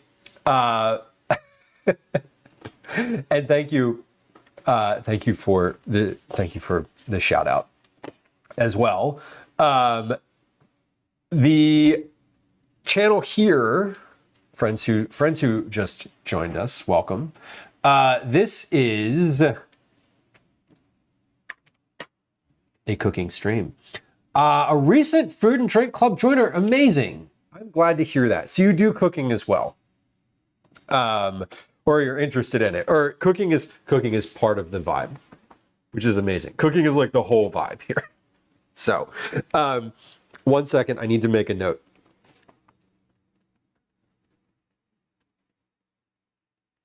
It has nothing to do with you, I promise. I'm working on a recipe. Friends who just joined us, I said that we love lurkers. We do love lurkers. I should note that follows are silent. So if you're the type of person who is a little anxious about hitting the follow button and like, what's going to happen if I hit the follow button? Nothing. Nothing. There's no alerts. There's no sounds. There's no chat messages. I'm not going to say hi to you or even acknowledge that you followed. Nothing happens. You just follow. And if you want to chat, amazing. We love to chat. We're a very chatty group. If you don't want to chat and you want to lurk, that's awesome too. So first, follows are silent always and forever. Second, it's nice to have you. Welcome. My name's Lou. I'm a home cook. I am a recipe developer. I do recipe testing as well. I'm a parent. That's where the dad comes from. I'm from Philadelphia. Nope. I live in Philadelphia. I'm not from here, but I live here. I've lived here I lived here longer than anywhere else. Anyway, sorry. My pronouns are he, they. I'm really happy to have you. Our stream is mostly about cooking. It's like 85% cooking. Everything from recipe development, which is what we're doing today. Mostly vegetable forward family meals, dinner time, things like that. We also do some baking on stream. We do trip prep. We'll be doing a trip prep stream this coming Thursday. When I say trip prep, what I mean is I'm making food in advance of an activity. This time happens to be camping. We do meal prep. We make snacks. We make cookies at least once a month. We also do IRLs out in the world in Philadelphia where I live. We're working on a new IRL setup, so we might not be doing an IRLs for a little bit, but that's okay. That's fine. Our community is enthusiastic about food and cooking, eating as well. We're also pretty chatty, very kind, generally speaking, kind of weird, also generally speaking. There's a good bit of innuendo, which I love and is welcomed here. And lurkers are always welcomed. Like I said, followers are silent. We don't worry about lurkers. We leave you all be and let you enjoy what it is that you do. We appreciate you being here. Thank you for hanging out. What we're doing today is working on two different recipes. One is a cauliflower soup, which we're wrapping up and sort of finishing right now. We're going to finish this, and then we're going to do one more recipe today. So this is 2 of 3. The first recipe that we did was a shrimp and garlic butter pasta. It was the second go round for that one, so I was testing revisions from, I was testing my revisions from the first one. This is a first pass at this recipe. So I've made this before, but I'm not, I haven't written it down anywhere. So that's what we're doing right now. Why do I have a pot of soup and a bowl of soup? Well, because I made the soup. This is the base. I'm figuring out the different seasonings of it based on whether you like things spicy or spiced. Yes. So look, we did go to the Ren Fair. I love the Ren Fair. That was super fun. I'm excited to I'm excited for more IRLs. I have a lot in mind that I want to do. And my position right now is that I am unless something changes drastically, I'm going to transition away from the current encoder that I have and use a new, not a new one, but I'm going to get a new one that is a bit more in the weeds, nitpicky. The live view unit is basically like, you want an encoder? Here it is. Looking to get something that's a little bit more like in the weeds technically. But I talked to somebody recently yesterday who equated, they were basically like, when you move to Bella Box, which is like I'm super in the weeds for some folks. When you move to Bella Box from using LiveView, it's like moving to OBS from using like Stream Element. It's not Stream Elements. I don't even remember what it is anymore. From using like a streaming like sort of closed loop platform. Anyway, so that's what we're doing. So I have a lot of like technical stuff to figure out, but once I figure it out, I should be able to do better, like cooler stuff IRL than I have been. So it's like, it's a little bit of work to get there, but once we're there, it'll be better than it was before, is how I'm positioning it anyway. All right, I just added, how much did I just add to that? I just added half a teaspoon of cumin to this. We're gonna give it a try. More. More. I'm gonna add another half teaspoon of cumin to that. Bog Guy says, can I take us to my favorite gay bar for show tunes? There is a really good show tunes bar in Philly called Tavern on Kamak that does piano show tunes. They play the song and then you sing it. How did I get this on my first? What are you doing? I thought you said it was 5:30. Yeah, my call was. Oh, okay. I did an hour. You did an hour? Okay. Log it. Oh yeah, I'll do that. Okay. Right after I. Let's try this again. Anyway, Tavern on... Freaking chargers! You have a charger. There's one right there. I see it. Drama. Thank you. Bringing all sorts of drama my way. I have no drama at all. You're pure I drama. have never drama in my whole drama life. You're pure drama right now.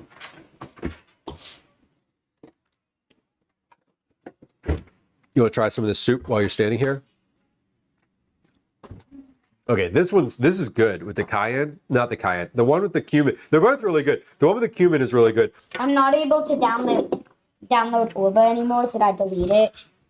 Don't do anything right now. I don't want to like. Okay. Just don't mess with anything right now. Okay. Okay. Here, I'm giving my kids some of this soup to try. Okay. Here's one. I did. I blended it with a immersion blender. Okay, here, try this. I have two versions. I want you to try both of them. And you don't need to. This marker doesn't work. Okay, they're not hot, so you can just like take it and just drink it out of the corner of the bowl. I want you to tell me which one you like better, and I want you to take a sip of water in between. Okay. Okay? while you're doing that, no, I lied. I'm not going to package them. I don't have any more. I don't have any more things to package them in. We're just going to leave them in the glass bowl. I'm going to combine them, and we're just going to put them in the glass bowl. Here, drink that. You said take a sip of water in between. No, in between this, in between the soups. So like, drink that one. Yeah, I did.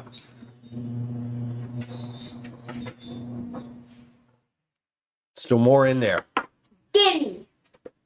Yeah, I want you to get the full experience. Here, have a spoon and scrape. Here, Can you please put water in there? look at these Kirby cups. Yeah, they're really cute. Aren't they cute?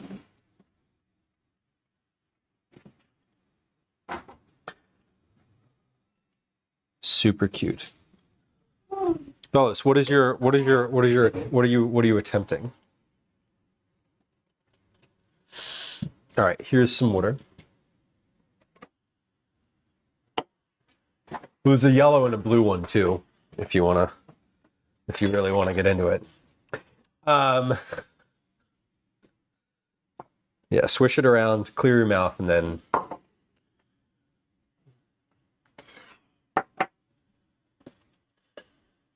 canned tomatoes. Canned tomatoes would be great.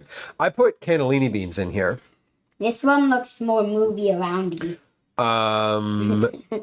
It's more movie around because I stirred it more recently, I think. I don't know, Oh. maybe. Who knows? Okay, give that a shot.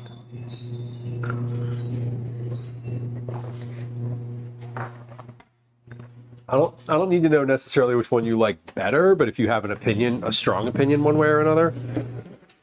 I really like this one. This one, You like that one? don't remember what they're called. I think they're like some kind of bean. But I feel like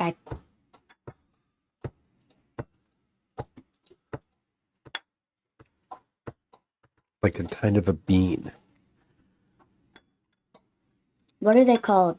The little like that chickpeas. Yeah, It tastes like chickpeas. tastes like chickpeas. Interesting. Well, it has cumin in it, so it's a bit of a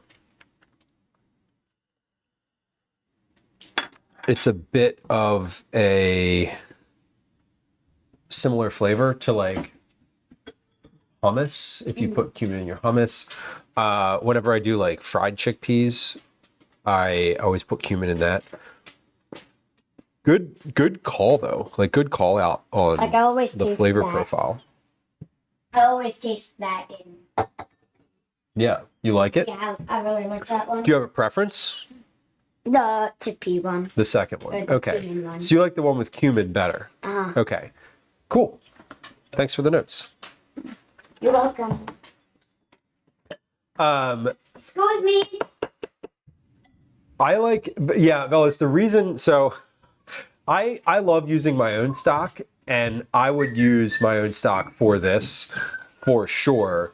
If I was making it from a recipe, like if I found this recipe online and was like, oh, that looks good, I'm gonna make it, I would use the stock that I make. The reason I'm using vegetable stock from the store in this scenario is because I'm working on the recipe, so that's what I'm calling for is the vegetable stock, a box of vegetable stock, and I'm calling for a very generic type of stock too. I'm calling for the just regular vegetable broth, like not low sodium, just like straight up vegetable broth. Like this is the one that is most likely to be at the store. Maybe not this brand, but like this type of broth.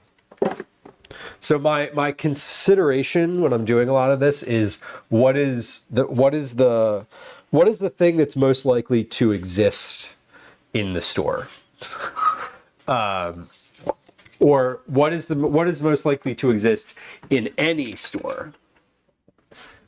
So which is similar to like why the conversation earlier about like garam masala would be really good in here. Like, yes, it would, for sure. It would be great. Probably better than cumin, but is it as prevalent as cumin? I'm guessing not. That's That is kind of where my head's at. Jamie, I'm really glad that the cookies arrived.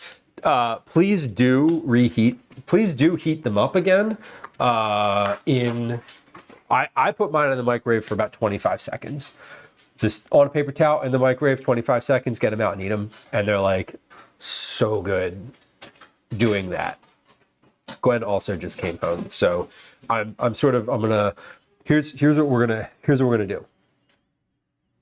do. We're going to I'm gonna clean up the counter a little bit between things. I am going to put this soup all in one bowl in the refrigerator because both of these are good and they'll be really good together. So I'm just gonna combine them. I'm gonna ask Gwen to try one first to get an opinion on them because we love an opinion, especially something that I haven't made in a while. Then we're going to clean up. While we're cleaning up and handling some of the dishes in the sink, we're going to take a quick break. We're going to play a game, two to three games of Words on Stream. We're going to take a 3-minute ad break on Twitch, and then we're going to come back and do our final recipe, which is a tuna pasta, which is pretty easy. Should be pretty easy. I'm thinking I might want to, let's see, 5:30. I'm thinking I do have time to do this flax bar recipe as well. So I'm going to get out the ingredients for that and pop that in the oven. I'm going to pop that in the oven as well. So we're going to do we're going to do a fourth, we're going to test a fourth recipe today. Gwen is home, so Daisy is now very vocal. You know, he had a snack when he came home. He had cookies and an apple. Okay. Can that be? Yes, hello. I'm here. What do you want? I'm talking to you. I'm wondering if that can be an after dinner thing, or if it has to be now. Is it going to ruin the luster?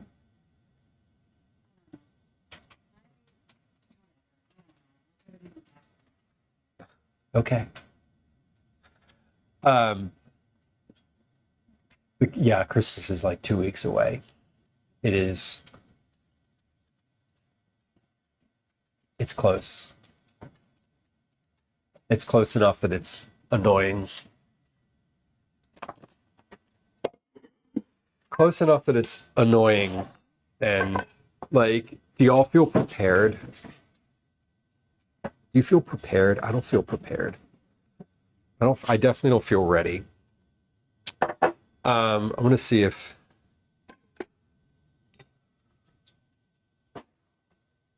Gwen will try one of these. I don't think she's gonna want to, so we might just package those up. All right, what do I need for this recipe? Finalize some notes here. Okay, I put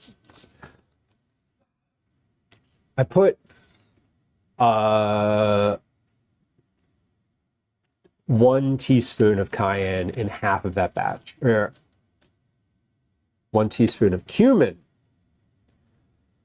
So 2 teaspoons total would probably be ideal. Okay, that's good.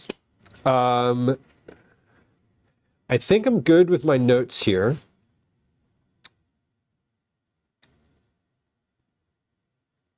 I only added 2 teaspoons of salt to that, but the broth was salty again because I used the regular sodium broth, and the beans also had some sodium in them, don't they?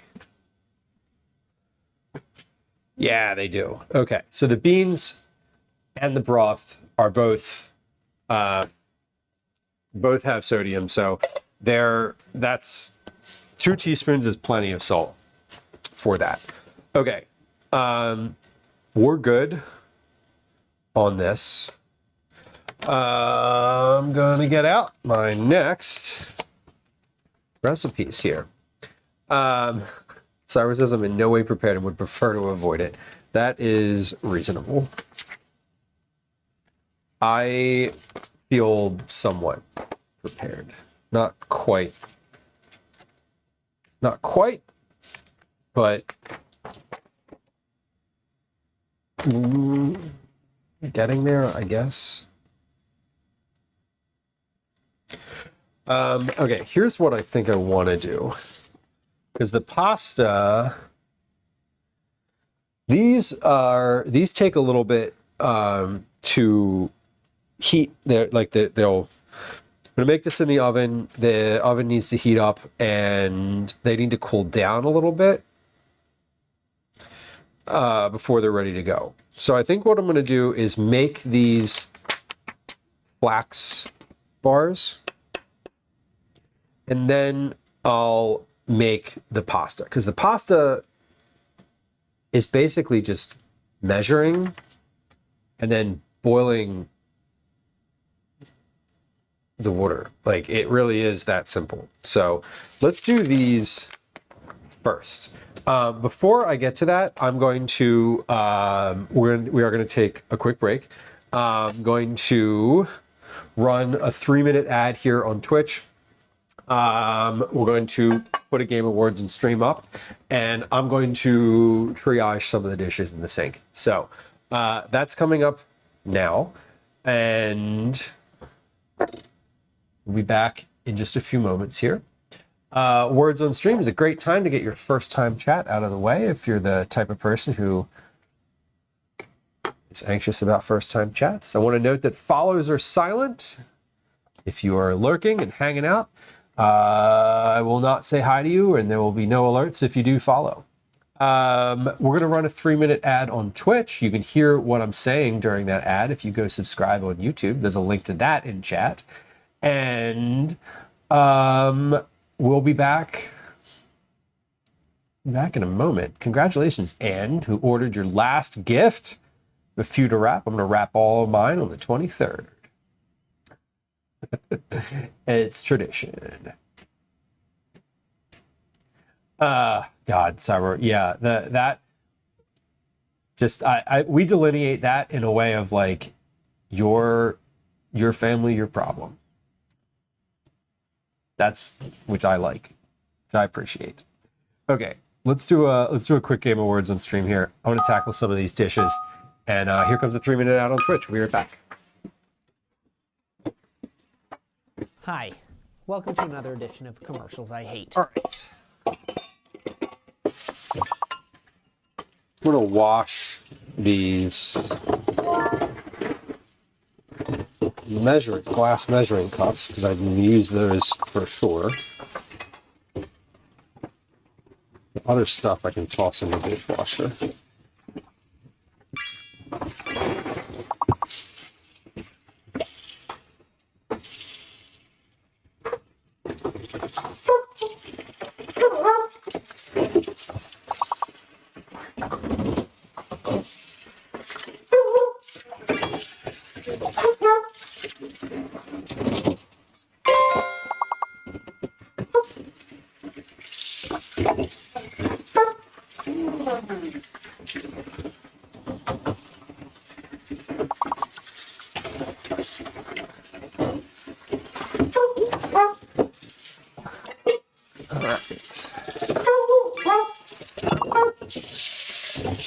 You can hear Daisy in the background campaigning.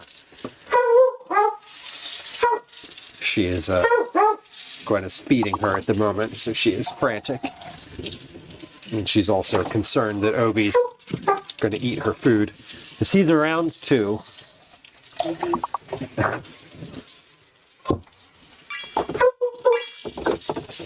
She has worries.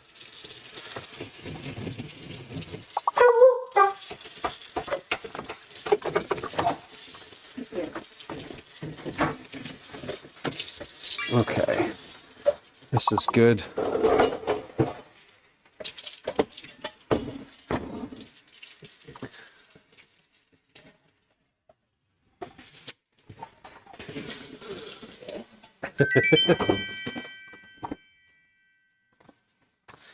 Okay. Gonna do another one of those. Here we go. Just leave that there. Okay. No, OB, no.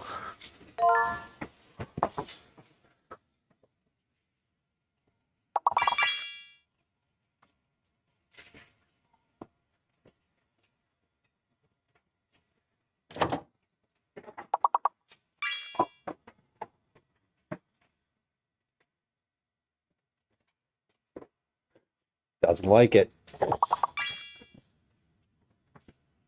There's a cat.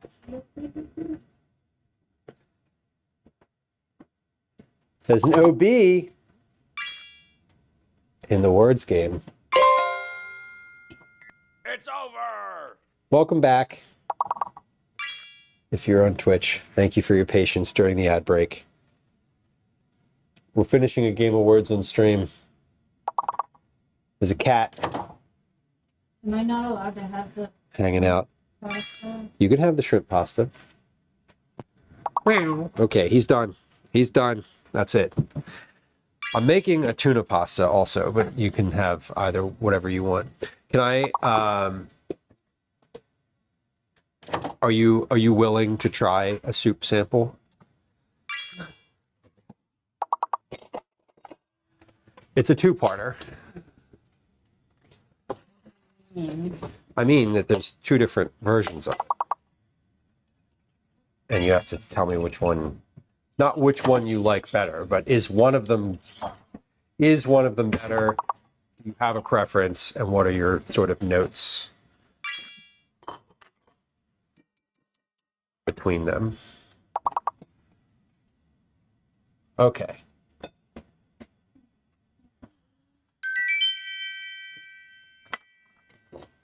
Okay, there they are. Just give them a little scrape.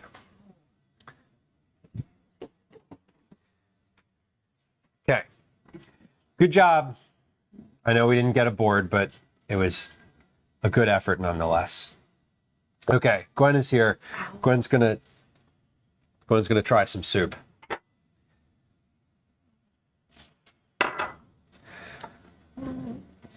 Neither. This one smells more humany. Wait, what'd you say? Humany. Which one? This one.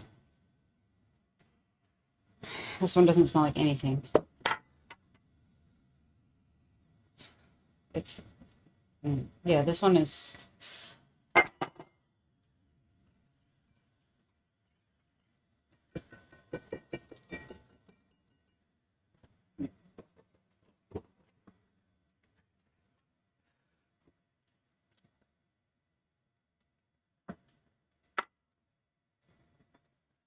I'm combining them too. no palate cleanser. You can have a palate Why are cleanser. you combining them? Get a glass of water and like No, a little was thing. joking. Oh, I made Calvin do that. Yeah, but I don't want to. I know you don't want to, and you're already doing something you don't want to, which is trying that. So I figured it would be a No, I don't want to. well. I figured it'd be a bridge too far to ask you to do the extra palate cleanser. Yeah, that's like Pepper, immediate. specifically cayenne pepper. Yeah, that really hits you. It does. Is it unpleasant? Okay. So you don't like the cayenne. Did you have a thought on the other one?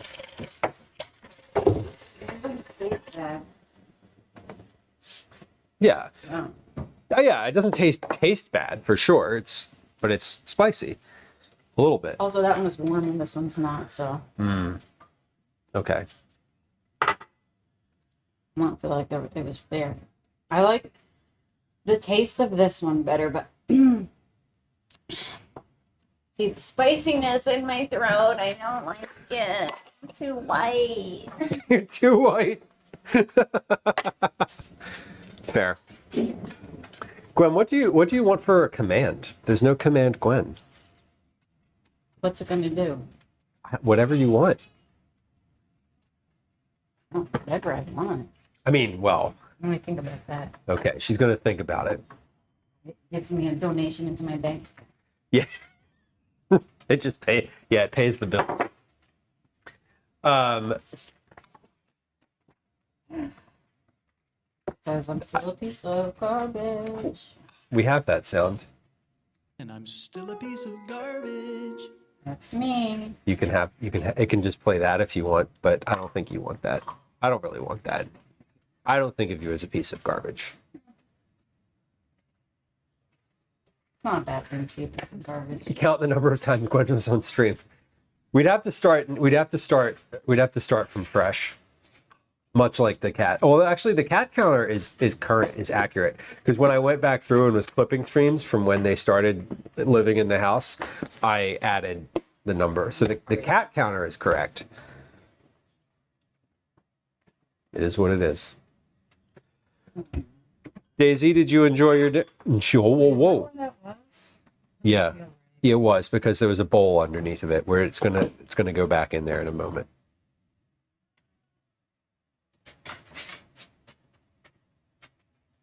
You okay? Yeah, I'm just reading the chat. Okay. Okay. Where's the lid to this thing? Oh, the lid to it is in the sink. Damn it.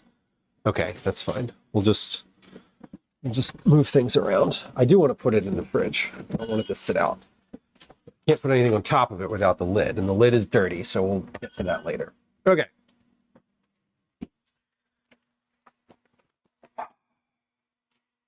Oats, flax seeds, honey, sugar, butter, vanilla, blueberries, salt. Okay, this is super easy. Where is it? There it is. I think The pepper one? You think that normal people would like the pepper one? That is the What's it one, supposed to be? the pepper one.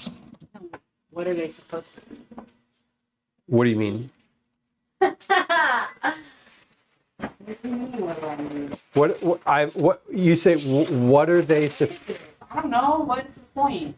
It's a soup. It's a cauliflower and bean soup with spices. So it has cauliflower, onion, cannellini beans, vegetable broth, Let me see my sweat. and spices, which is Get out of here! Come on. which is any kind of spice you want. My preference is the cayenne. What's the last cheese? No, there's more in the cabinet.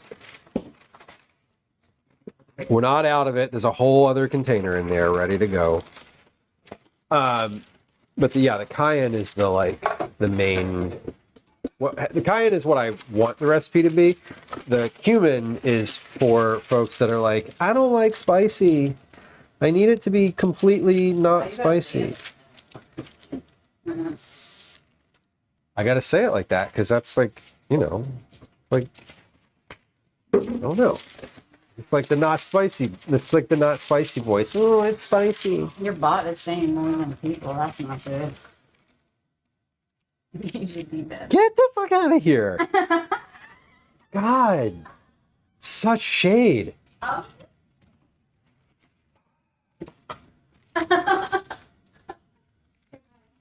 God, bring the kittens up. I don't know. Okay. Awful.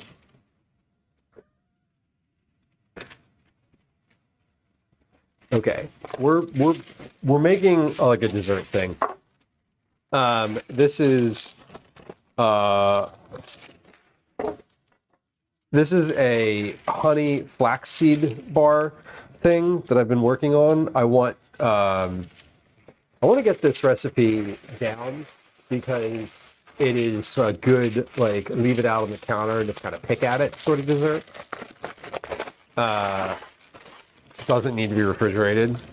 Kind of an ideal situation, honestly. More cats. She is. Gwen said she's going to go eat, and then she probably will. And she probably will. Beverly Hills Cop. Oh man. Would say what? There's more. What she said. What Gwen said before she went downstairs. She said your bot's saying more than people. I was like, come on. It's fine. What?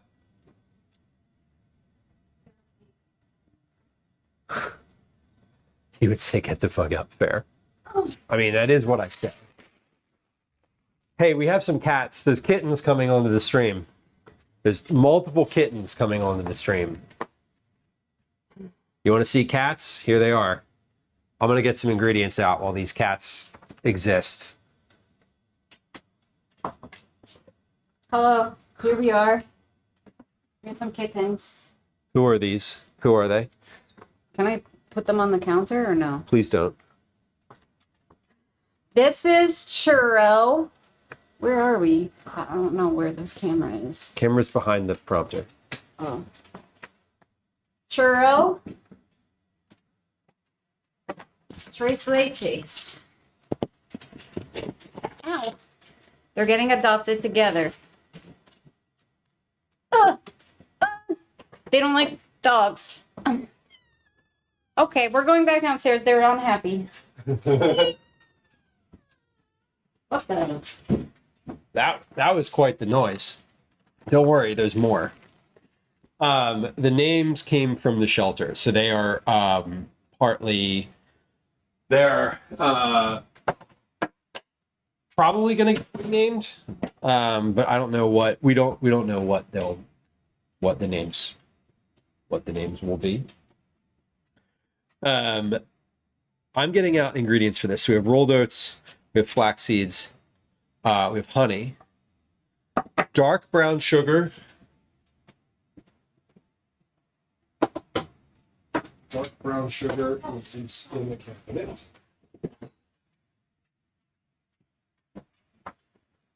And vanilla. So I have a note here that says more brown sugar, less honey. So who do we have here? This is Boudin. Boudin. He's a gray boy. They look like peanut butter and light brown sugar. That's cute. The others. Mm-hmm.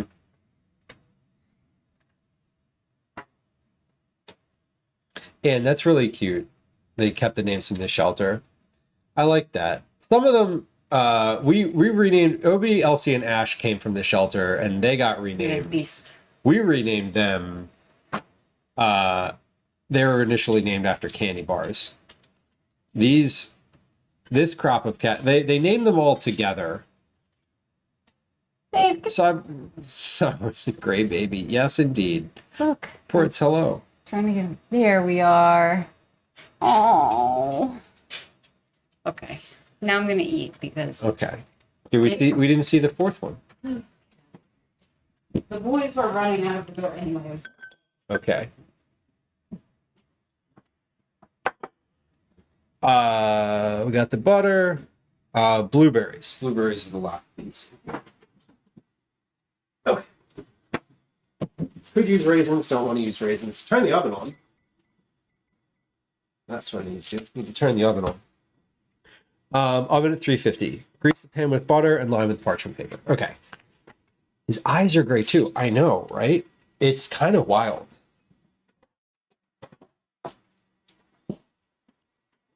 I need a 1/4 cup of butter, which is half of this stick.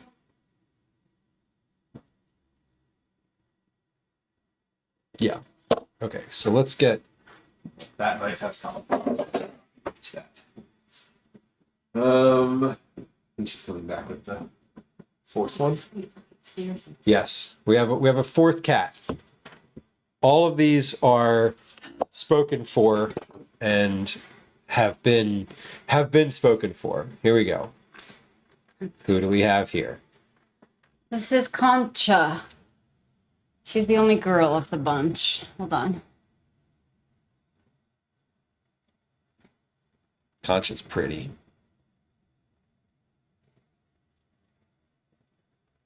I know, they are so little. She's like, nope. They all got spayed or neutered. Well, spayed, but they got Yes, spayed and neutered last week. this week. Last week. It's Tuesday. I don't know what day it is. Yeah. The baby. Yeah, so this one is they're all like in the phase of like wanting to explore the house now. So they're very much ready to not be in the cat sanctuary anymore. They're ready to graduate from the nursery and have the room of the house, which means they're ready to be adopted. Because once they start roaming the house, that means they're ready. Okay. Pretty much. I'm gonna eat. Okay. Gwen's leaving. She's gonna eat now. She's ready to eat. So anyway. We're gonna do this and pop this in the oven real quick, and then we're gonna get started on our pasta dish, which is our last formal dish today, recipe development dish. This one that I'm doing currently is specifically mine. Nobody's asking.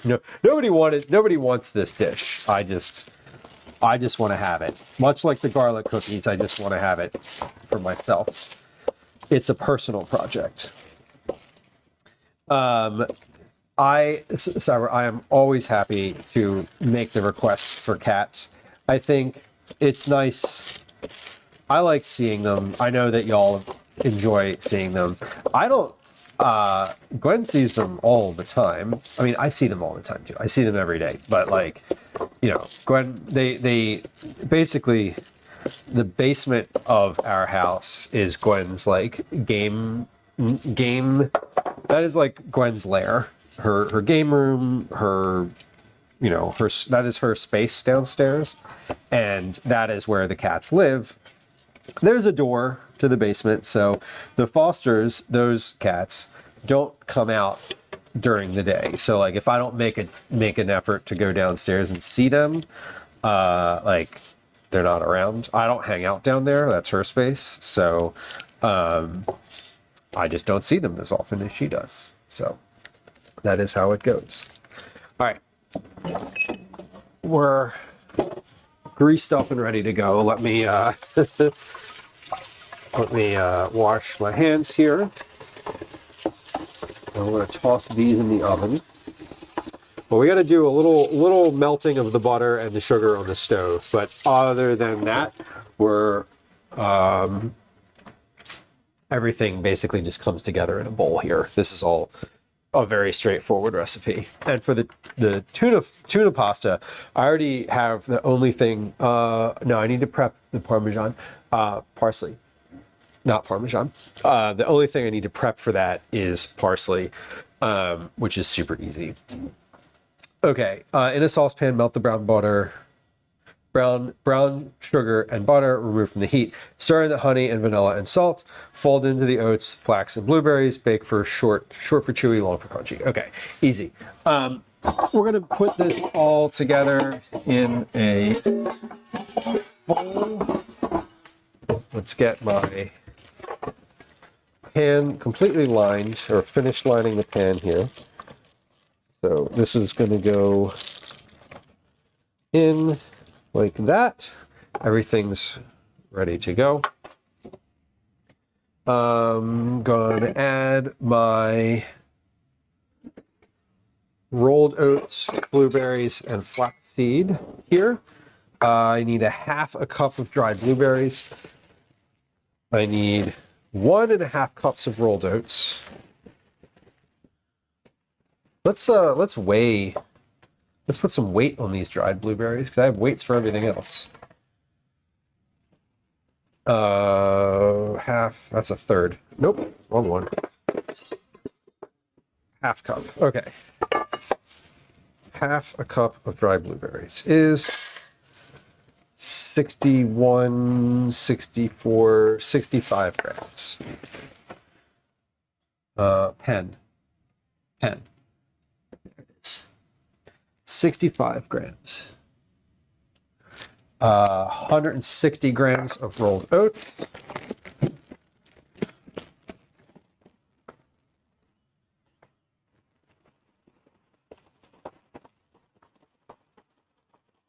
20, 30, 50, 162, close enough. And then 125 grams of flax seeds. So the purpose of this recipe is really to have it be mostly flax seeds. Now I know there's more oats by weight, but when you have that many, when you have this much flax seeds in one spot, you tend to notice it. You tend to notice how much flax seed there is. Okay, honey, vanilla, and salt. I want to warm the honey a little bit so that I can measure it easier. Let me make sure there's no metallic. There's no metallic on the label here. There is not. So I'm going to warm that in the microwave for, let's do 25 seconds. Okay. There's not. There's no metallic on ink on the label, or else I'd know it by now. Okay. It's 84 grams of honey. Half a cup of dark brown sugar and a quarter cup of butter. I'm going to melt that in a very small saucepan. Half a cup of dark brown sugar. I don't have a weight on that. Always with the weights. Why's you gotta weigh everything? Because it makes a more accurate recipe.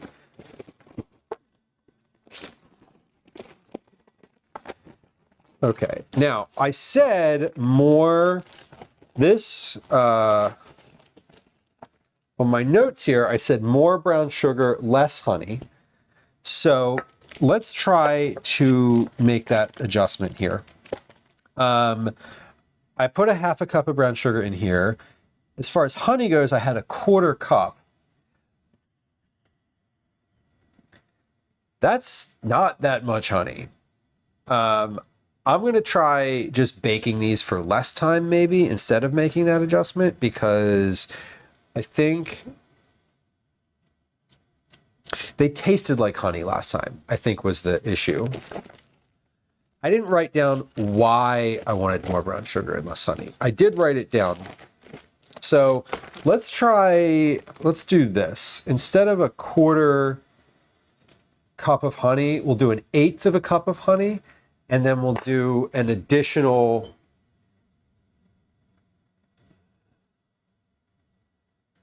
1/8 of a cup of brown sugar. So a half a cup here. Let's see. Yeah, okay, there is 1/8 of a cup measure in here. All right. So instead of this, let me write this down. The 2 has 1/2 plus 1/8 of a cup of 1/2 plus 1/8 cup brown sugar and 1/8 a cup of honey. Okay, so I'm not changing the ratio. I'm not changing the ratio necessarily. Two Sons says, you're always OCD with the numbers. It doesn't always need to be accurate measurements. It does when you're writing the recipe. So the recipes that you read on the internet, someone made those and like wrote those. Like, I know that you know this, right? Like, I'm not I'm being OCD about it because I'm trying to make this replicable for you. Not you specifically, but like you generally speaking.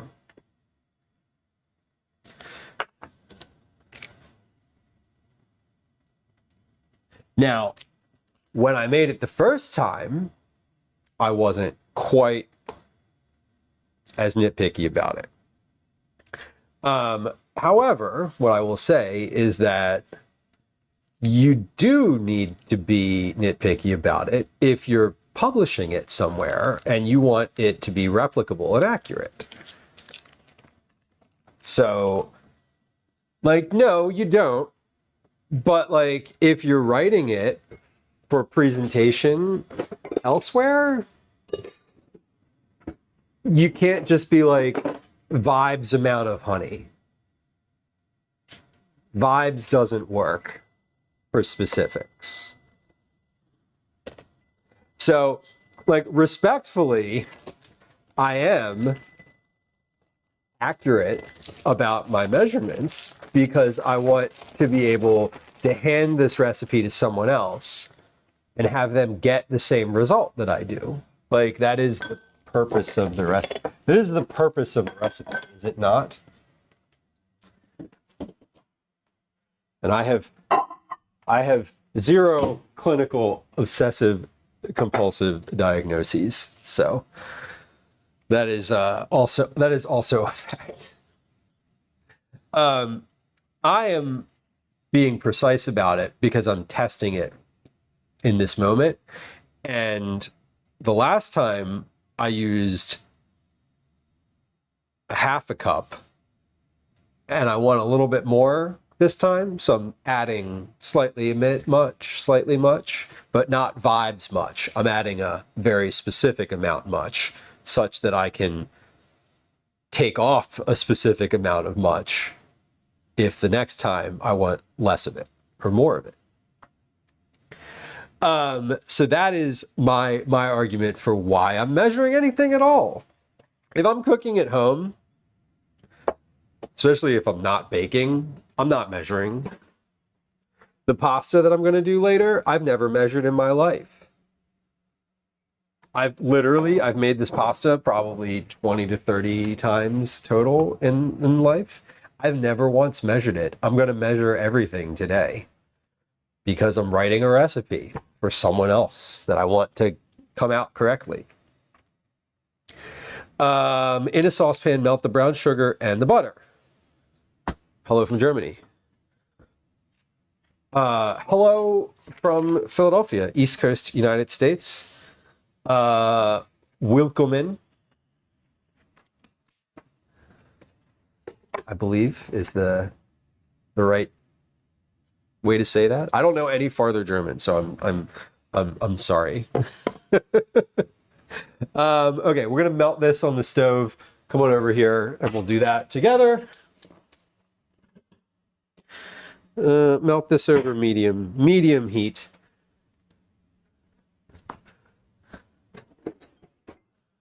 Medium heat. Let's note that as well. That I'm using medium heat. Maybe medium will be too much, but we don't know. I'm gonna go play outside. Oh my God. How to tell you have Canadian children. It's not always obvious, but there will be signs.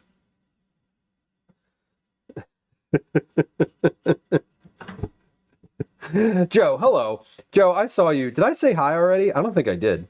Hello, though, regardless.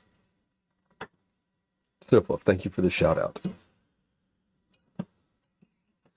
All right, we're melting the butter and the sugar.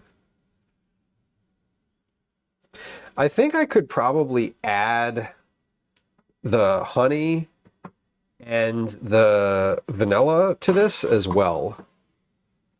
And I think this needs salt. Did I call for any salt in this? Yeah, I did. Okay, good. So I'm gonna add the honey to this pan. I'm gonna add the honey and the vanilla in this same mixture. because I want them to really incorporate more. I'm not like worried about them not incorporating, but I do think that adding a little bit additional liquid to this would be nice.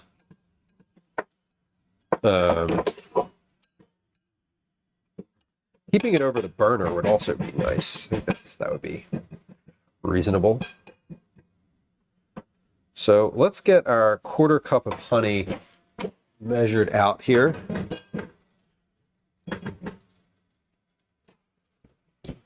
Oh no, I want to do 1/8 of a cup of honey. Sorry. 1/8 of a cup of honey. This needs to be a little bit warmer so that it is a little bit more liquid. And 2 teaspoons of vanilla. I said we were going to take a break to do some dishes. We did. Did we do that? We did.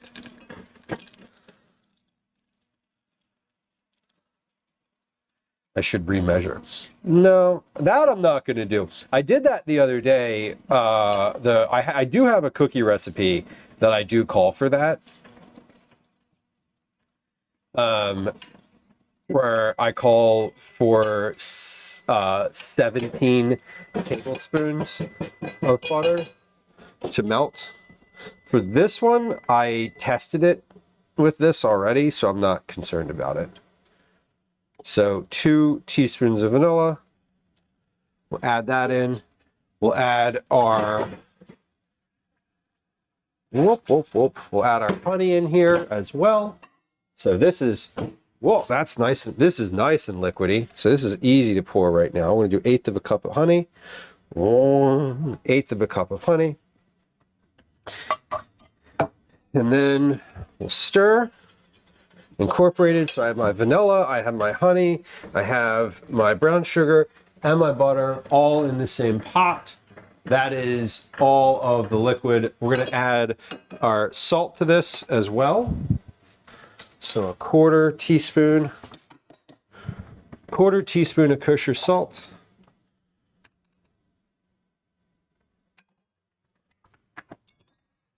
And stir to incorporate.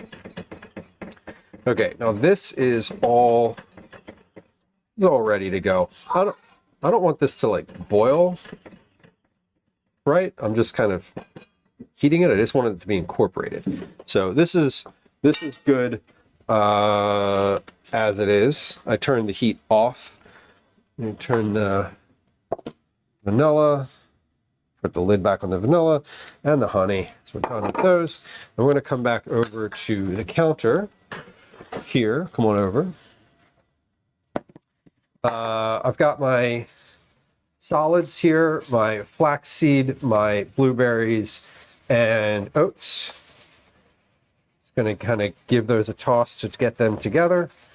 Then we're going to fold into the oats all of these. Let's fold this liquid in.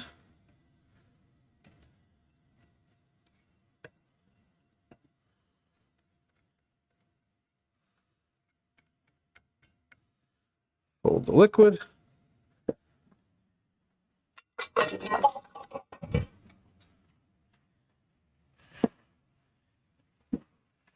Maybe not fold, but stir. Fold it all together. Now, there's some notes that I would put in this recipe that I just haven't yet because I don't need them because I'm like making it. But I would say fold everything together until the solids are fully incorporated, or until the liquid is fully incorporated with the solids. That way it's clear that you shouldn't have any, no dry spots remain, I think is actually how I would phrase that more succinctly. Fold until no dry spots remain. Okay, so this is looking good. We have our mix together. Everything is sticky. I'm gonna drop that into a pan. Is my oven heated yet? It is. Okay, it is. It says preheated, so I'm gonna pop this in. And last time I cooked this for 15 minutes and it was a little bit overdone. So I'm going to go with less than that today.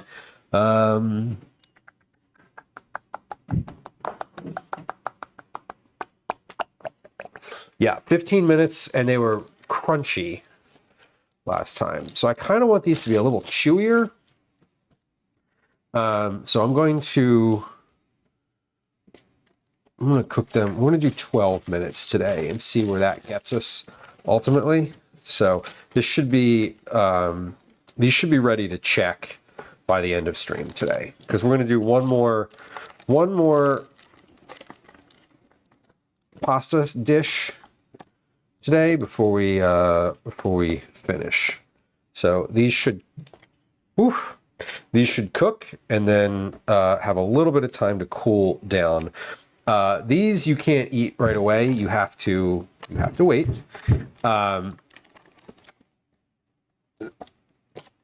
But you want to kind of spread everything out evenly. Everything even. No, on the edges is where it tends to bunch up. Okay, so we're good. Here we go. Here's what this looks like in the pan.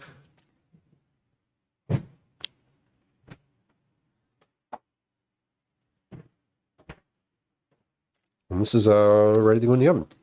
Let's pop this in. 12 minutes. And we'll pull it out. Set a timer for 12 minutes.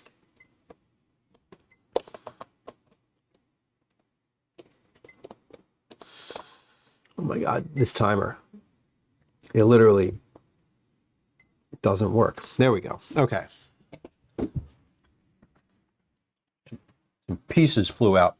None of the chargers in this house work anymore. None of the chargers work anymore, huh? Yeah. It's a sad day.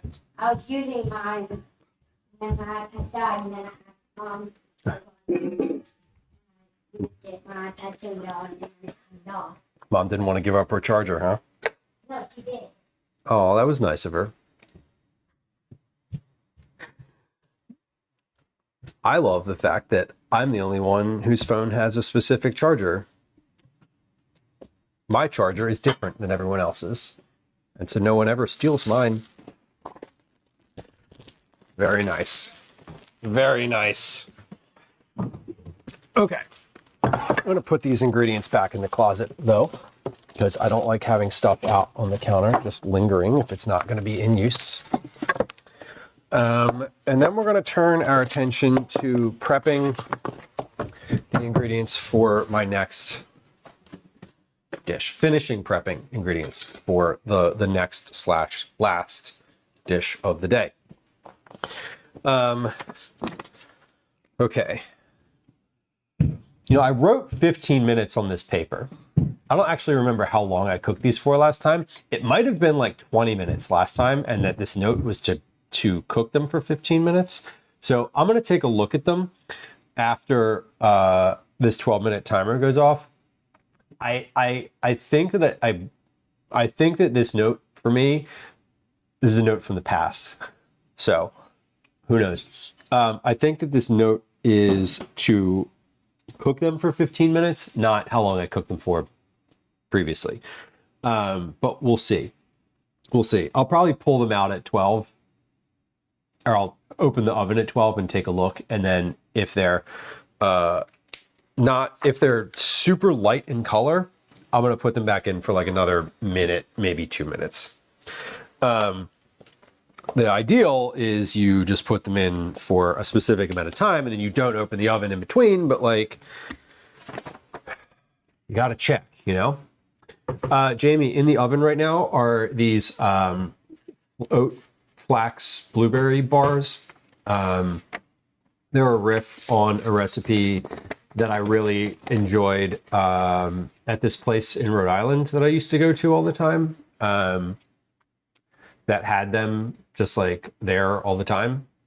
I've been trying, I've made them, this will be the third time I've made them. And I'm getting closer.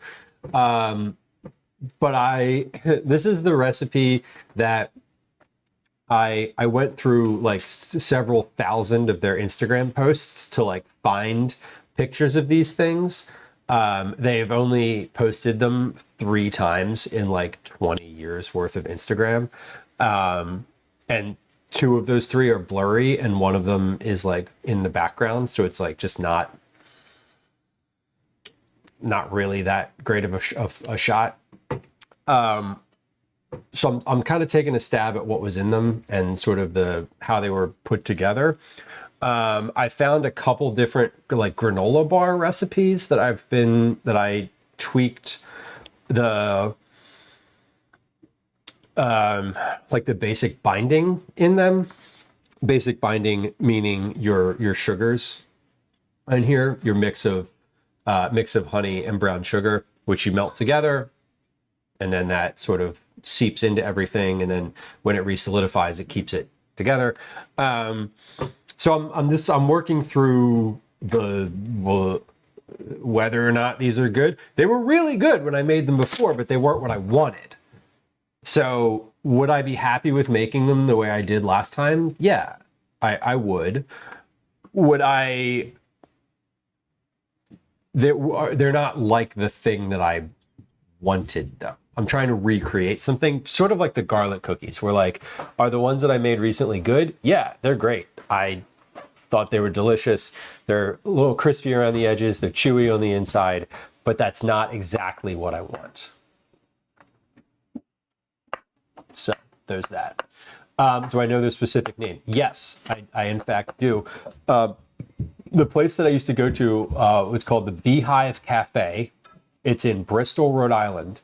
And the name of the confection that I'm trying to recreate is the Flax Jack.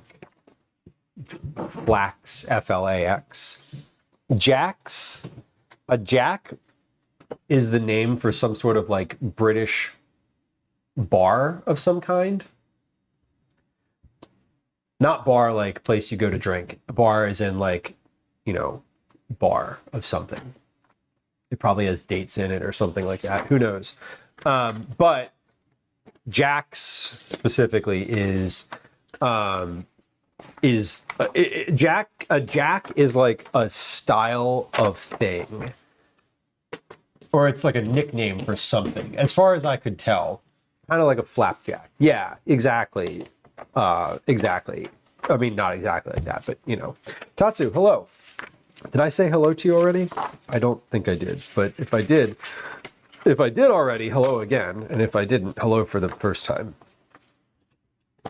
Okay, we're gonna leave this one out for note purposes. Tuna, I think we're gonna use 2 cans of tuna in this because 1 can is not enough. One can is not enough. I'm using specifically albacore tuna, and we had touched on this topic earlier, but we want to make sure that it is clear that it is albacore because the kind that is more processed, or rather more broken down, is not great in this dish. It needs to be like flaky. So fun. You can't get ready for swim lessons. Yeah. See, on my end of that equation, as a parent, I would probably let Calvin stay outside and make the snow fort. The reason for that is because it doesn't snow very often where I am. For your purposes, 100% get it. I 100% understand. Because it snows all the time. Snow fort will be available. We have snow fort at home, essentially. Lemon juice. Sliced, we have garlic, which I've already made or already have taken care of. Dill or other dried herbs. So I want some dried dill. Do I have dried dill in here? I hope so. No, the olive oil fell over. Okay. Oh, whew. Much better. I have dried dill. I just don't know if it's in this cabinet or another cabinet, perhaps. Perhaps it is in another cabinet. I believe it is. I believe it is. Okay, it is. We have celery salt. What is this? Basil. Okay. No, I do not have dill. Or rather, the dill is not available here, unless it's back here somewhere. It's not. Oh, I thought I was out of black peppercorns the other day, so I bought more. And I guess I didn't need to, because here they are. Great. Oh, and as I move the peppercorns, lo and behold, there's the dill. Put the honey away while I'm here. Okay. Good. Because if I'd have abandoned that search too soon, I would have thought that I don't have any dill, but I do. There it is. All right, well, we're going to repackage these peppercorns into the large container later. We'll leave that there. I'm going to bring my pepper. I don't need my pepper grinder. I already measured out a bunch of pepper. It's on the counter. Okay.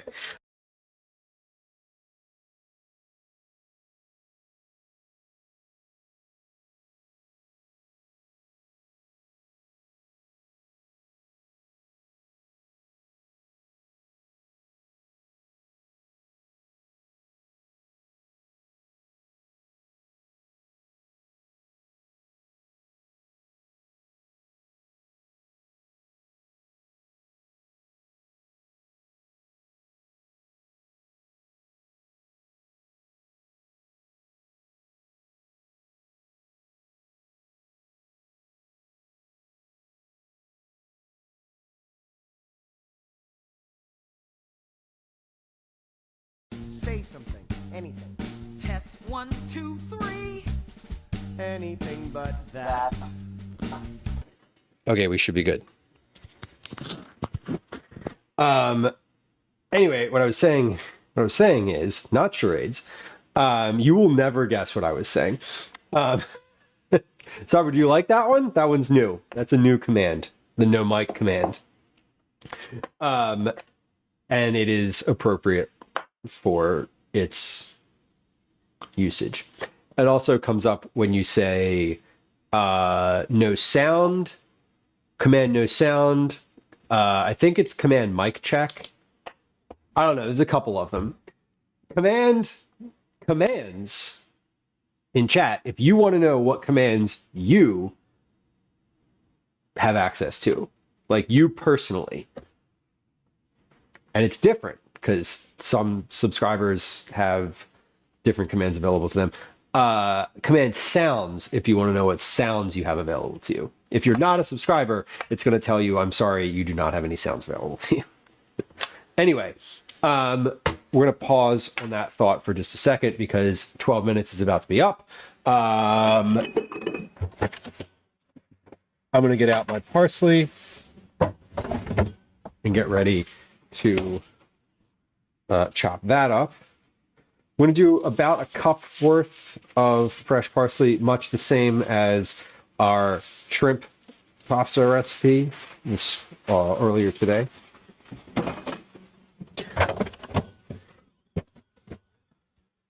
So we're going to cut this up.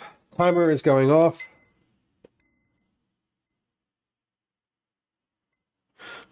Let's take a look. I'm going to take a look at what we've got here. Hold on. I want to take these out of the oven, or take this out of the oven for just a second, because I don't want to stand here with the oven open. Okay, this is very soft. I'm going to give this one more minute. How long was that in there? 12, 13. I'm going to give this 2 more minutes.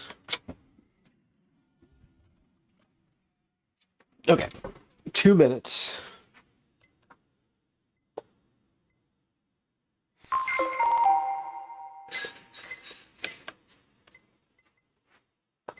Okay.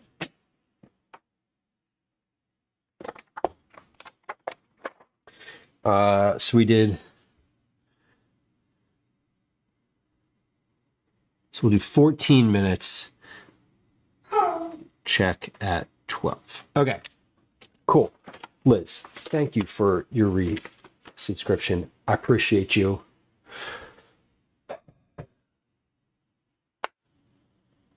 I hope your day is winding down nicely and appropriately. Thank you for hanging out here for 38 months. That is a long time to be present to my nonsense. And I appreciate it greatly.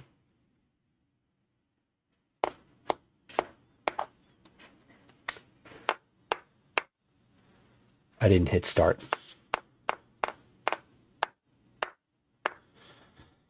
Okay. It's been about a minute.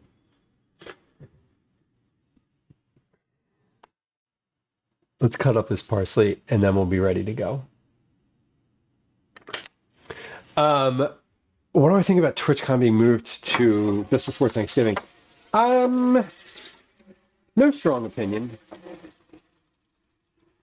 I actually didn't look at exactly when it was going to be. I have a strong opinion only insofar as my trip that I go on with all of my guy friends is usually the second weekend in November. So it's usually that same weekend.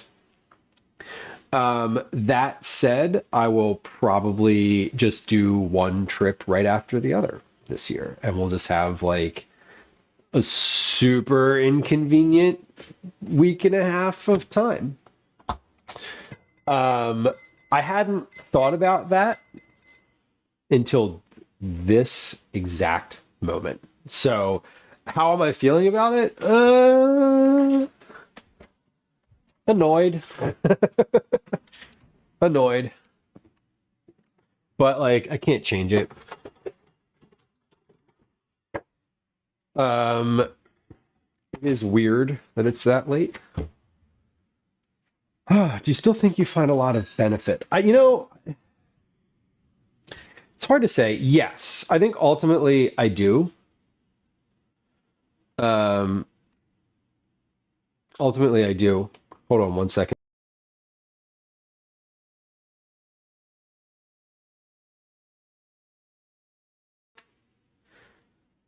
Daisy's banging at the door, and there's two other people that live in this house, so one of them can let her out.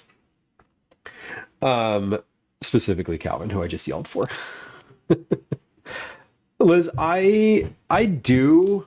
I think that my goals for being at TwitchCon are a little different than others, perhaps.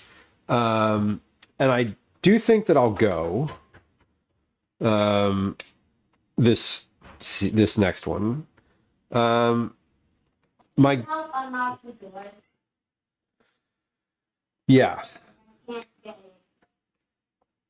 Hold on a second. He needs help unlocking the door.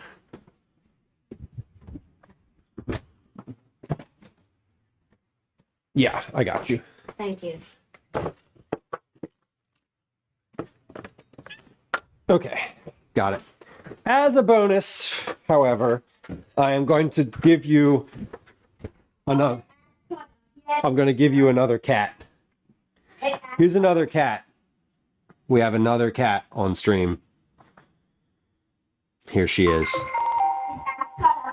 Alley Cat, thank you for your sub. I appreciate you. Speaking of cats, this is an indoor cat. This is not an alley cat. But Alley Cat's Corner just resubscribed, and I am grateful. This is an Elsie. Come in, cat counter. Elsie does not want to be held. She does not want to be held. Do you, baby girl? No. You need to come in, cat counter. Okay, she's done. She's finished. She does not. It's almost cut up. Let me wash my hands real quick. Yeah, Elsie, Liz, Elsie is like definitely the ringleader.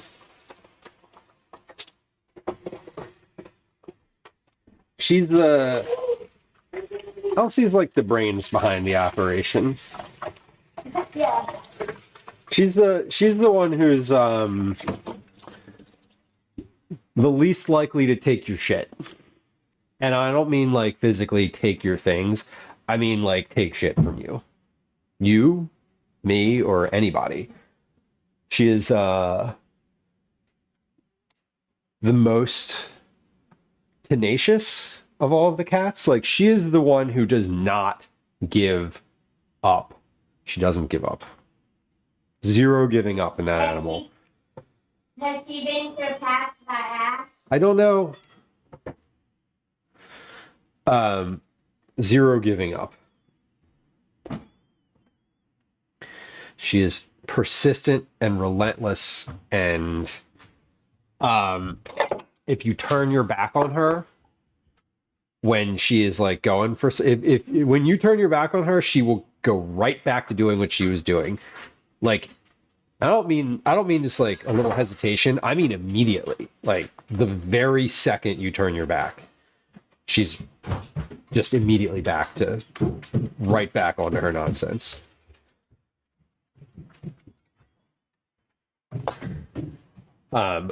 She is great, which is what I appreciate about her,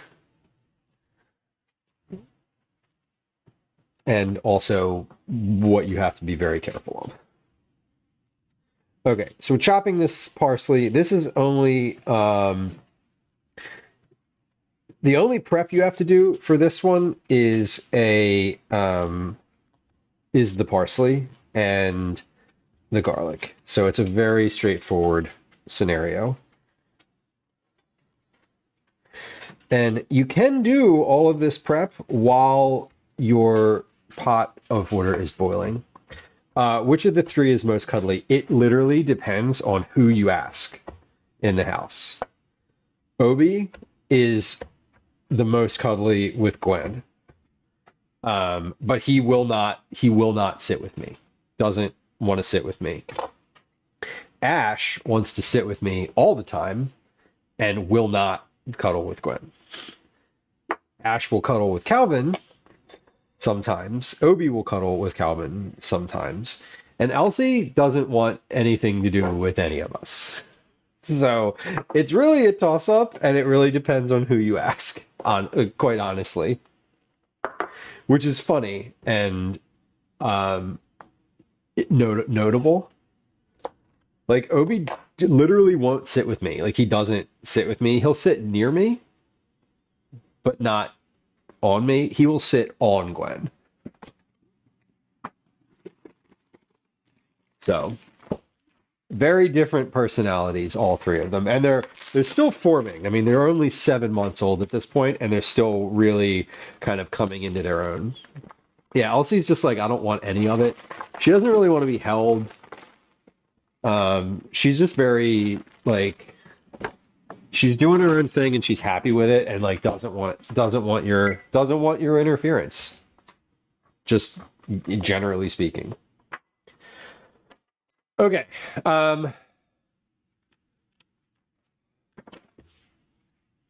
This one is a weird one because I've made this recipe a bunch, but I don't really know how much of anything to put in here. Like, I honestly make it very different every time. Okay, directions say, first off, I want to have the tuna and I want it to be drained.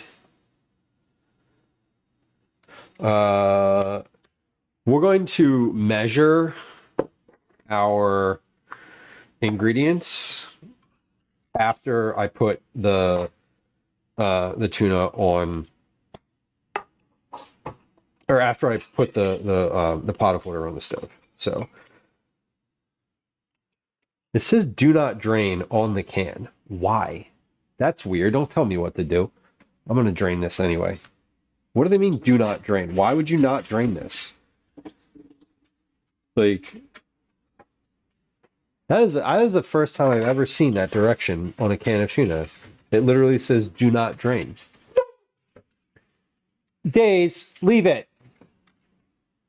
Okay, for the sake of completion, we're going to see the last of the cats.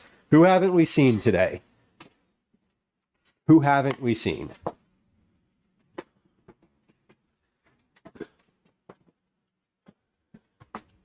Garfield. Facts. We have not seen Ash. And here's Ash. This is the third. Obi, Elsie, and Ash live here. They are full-time cats as of April 15th of this year. They are 7 months old. Ash is my baby. This one is the one that sits with me the most.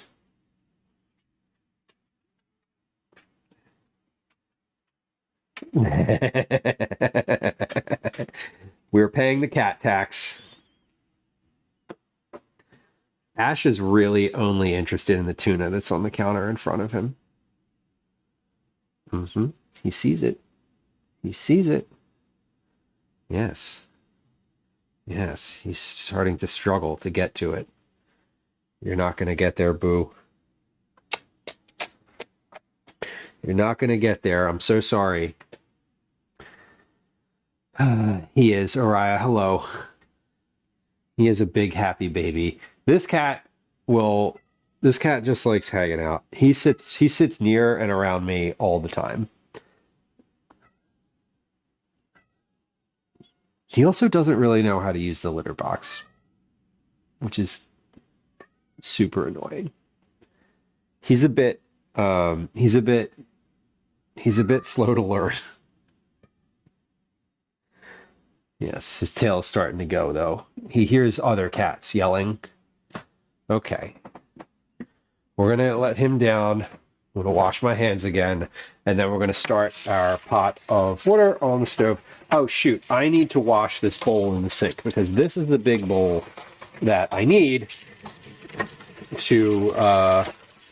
this is the bowl I need in order to make this recipe. Because this is the one that sits on top of the pot nicely. Okay, so let's wash this bowl real quick. And then we'll get to the pasta.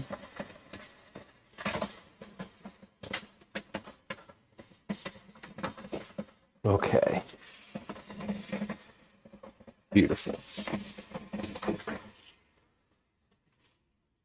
And the only other thing I need to do here is move my Dutch oven out of the sink from earlier because I'm going to need a place to drain the pasta.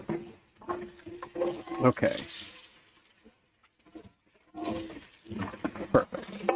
Leave that there. Let's move.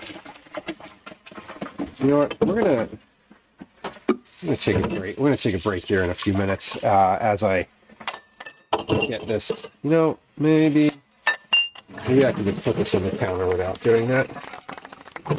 Oh, okay.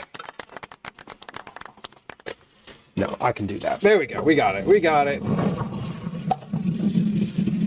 Okay. Oh, no.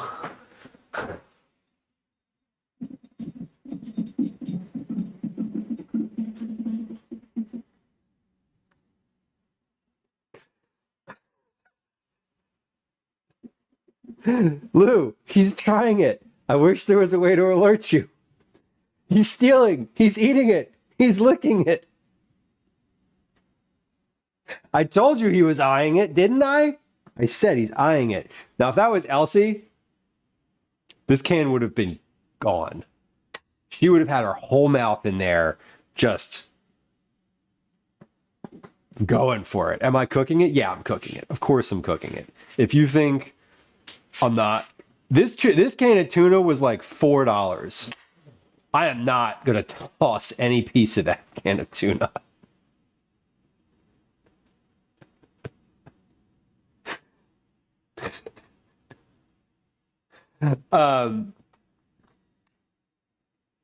Buddy. Relentless. He is defeated. He's deflated too. I'm sorry. I ruined your secret mission, didn't I? I'm not mad. I can't be mad at you. It's clearly tuna. It's clearly a thing that you would risk being yelled at over. Yeah. Yeah. Baby. Okay. You do have to get down though, and we're not going to take our eyes off of this again. Okay. Hold on. I am going to scrape a little piece off of here because I can see there's like a little wet lick spot and a piece of cat fur, shockingly enough. See, this is why when we do Cookie Club, I clean the kitchen. No, I don't know if I've said that aloud before. Before I do Cookie Club, I put all the cats in the basement and I clean the kitchen. Wipe down, sanitize, all of that. And while I'm doing Cookie Club, the cats are not allowed out of the basement. I'm sure I've swallowed his fur before. Oh, yeah. Oh, yeah. Zero.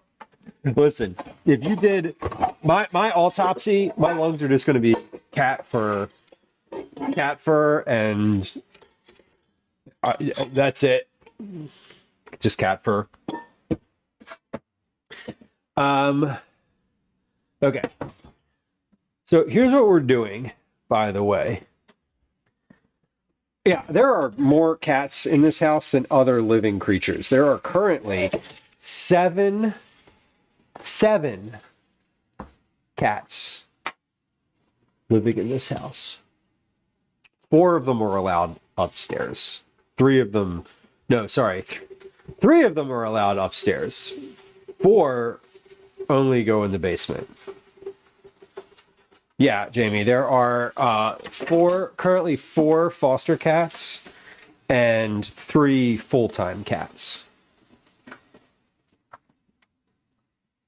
Yes, I know it's a lot. Gwen is a very dedicated foster caregiver.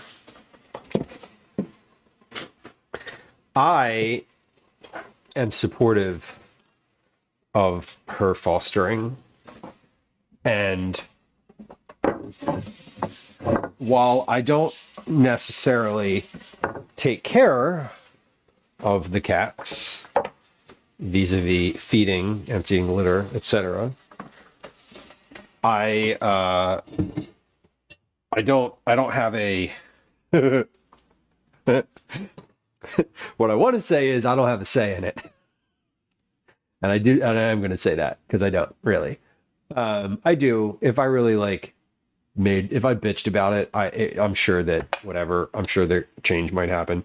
But I don't, I've said to Gwen sort of, as long as you don't need me to really heavily participate in the process, have as many cats as you want in the house. I don't really care.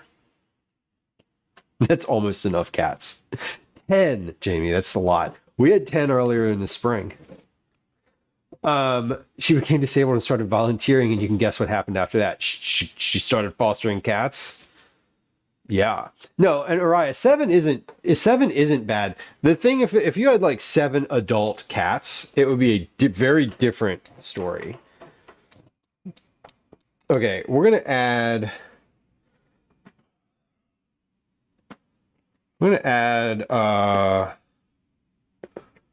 some salt to this. I'm gonna add a tablespoon, maybe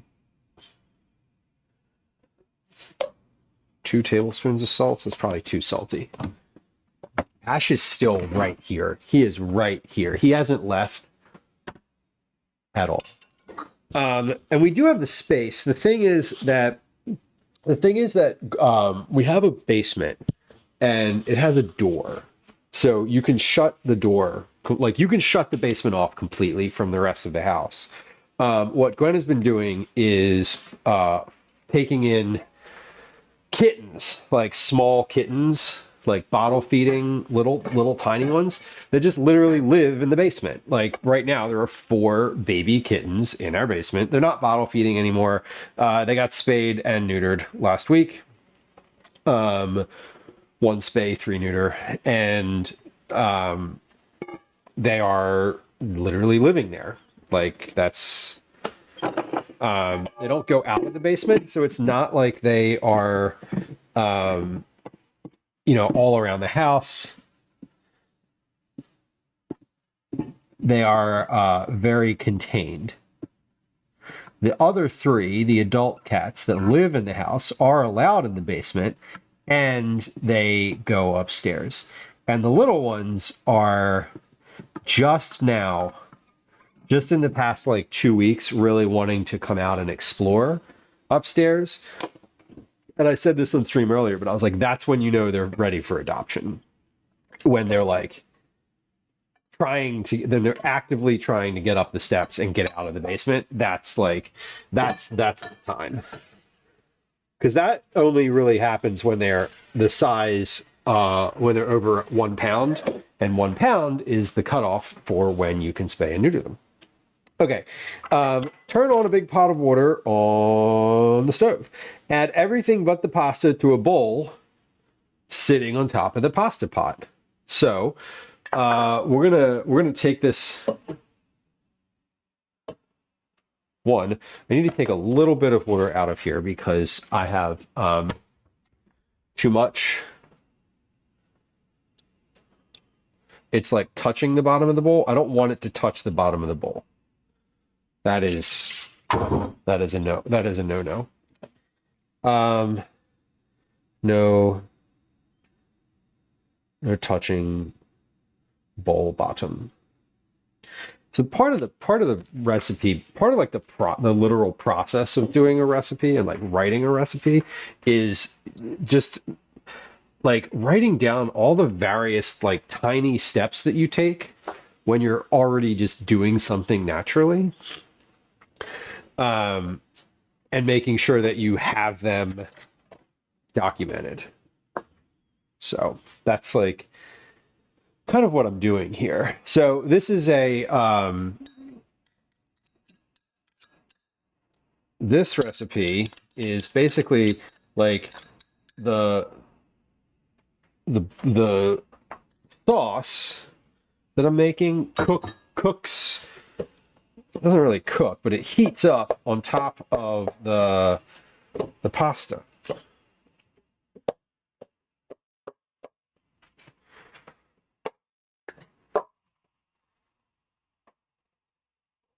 Oh my gosh. The non-accessible part had the injured crow. Oh no. Jamie, how did that situation resolve? Is there like a wildlife? I know there's a couple places. There's one place specifically in Philly that you could take like an injured wild animal like that. I'm assuming that might not be something that you have. So we're mixing the tuna.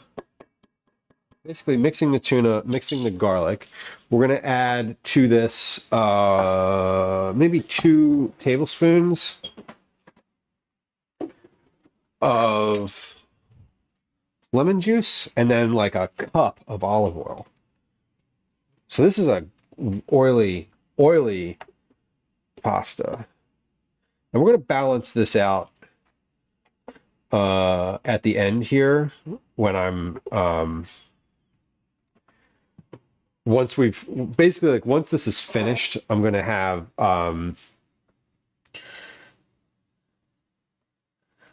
like flavor notes.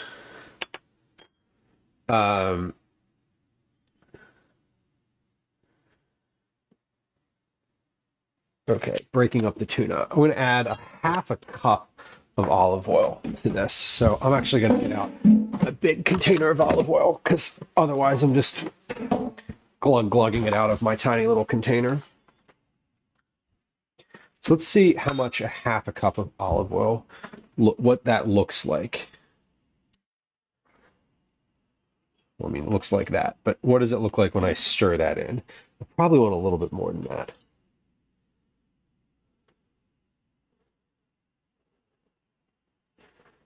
Oh my God, the puppy almost got it. I'm sure the dogs were like only too happy to help if you'd let them.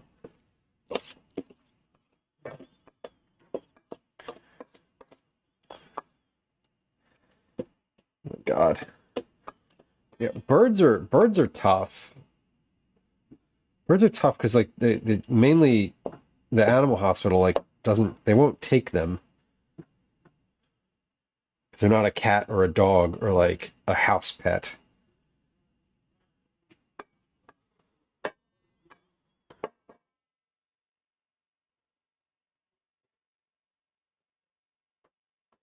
Crows are huge. That is a very good point. Crows are not small.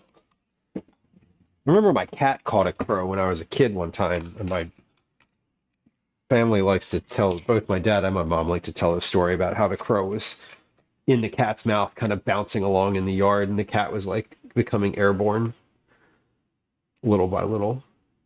I'm gonna zoom out a little bit on that one because it doesn't need to be so close in that you see every little thing.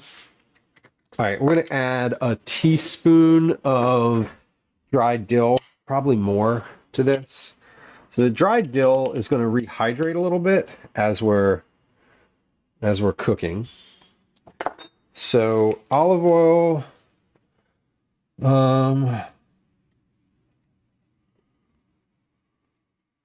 dried dill, I added 1 teaspoon. Wait, 1 teaspoon. Fresh parsley, I'm adding 1 cup. Okay.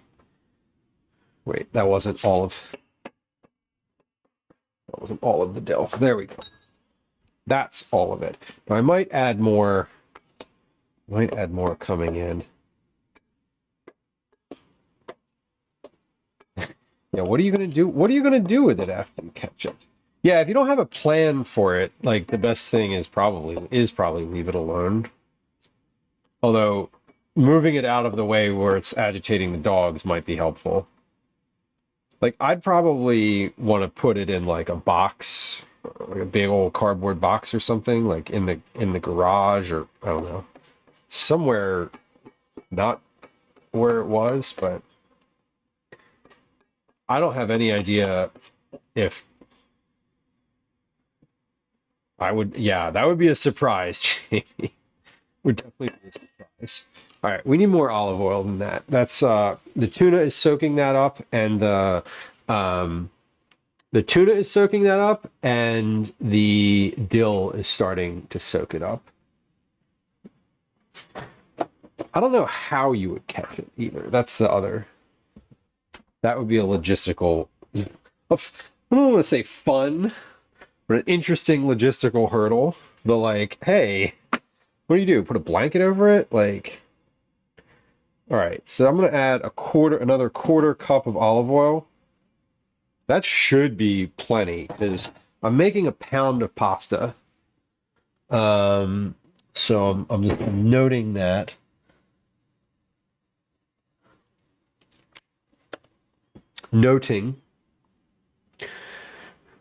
Oh God, 10 degrees, and it wasn't even in a nest. That is a resilient crow. That is incredible. I'm frankly kind of surprised that it didn't succumb to injury, I think is how they phrase that, right? Okay, I'm gonna taste this because this needs salt, but I don't know how salty that tuna is. So this is like, let's get a little bit of a baseline. Yeah, it definitely needs salt. Let's put a Put a teaspoon of salt in there.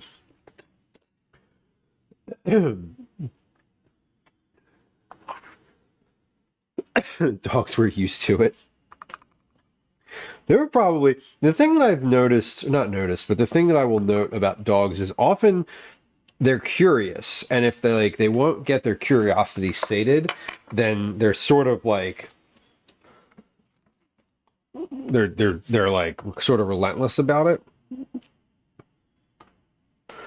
I just added a teaspoon of salt and a teaspoon of black pepper.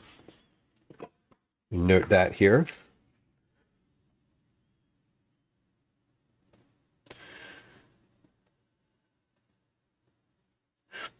Like I remember with our old cat and Daisy, they weren't really allowed to interact because our old cat was bitey / aggressive, and Daisy really like didn't want to attack him, but she wanted to sniff him. Like she was super curious, and he didn't understand that because he's a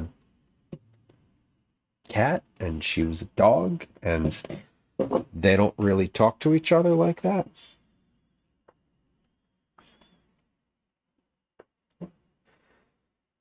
Yeah, Tucson. That crows are incredible, aren't they?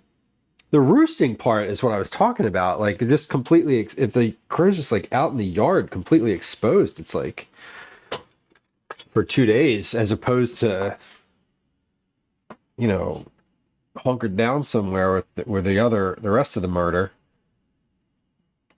It feels pretty precarious. Makes sense. Yeah, they're definitely when you see them throughout the winter. Okay, that's tasty. I'm good on the seasoning there. Salt is fine. Pepper's fine. This is starting to warm up. I'm going to add a little bit more lemon to this. I'm going to add a little lemon.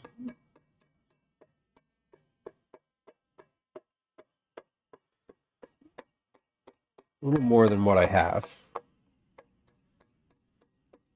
Now, I generally would add more to this, sort of working outside of a recipe.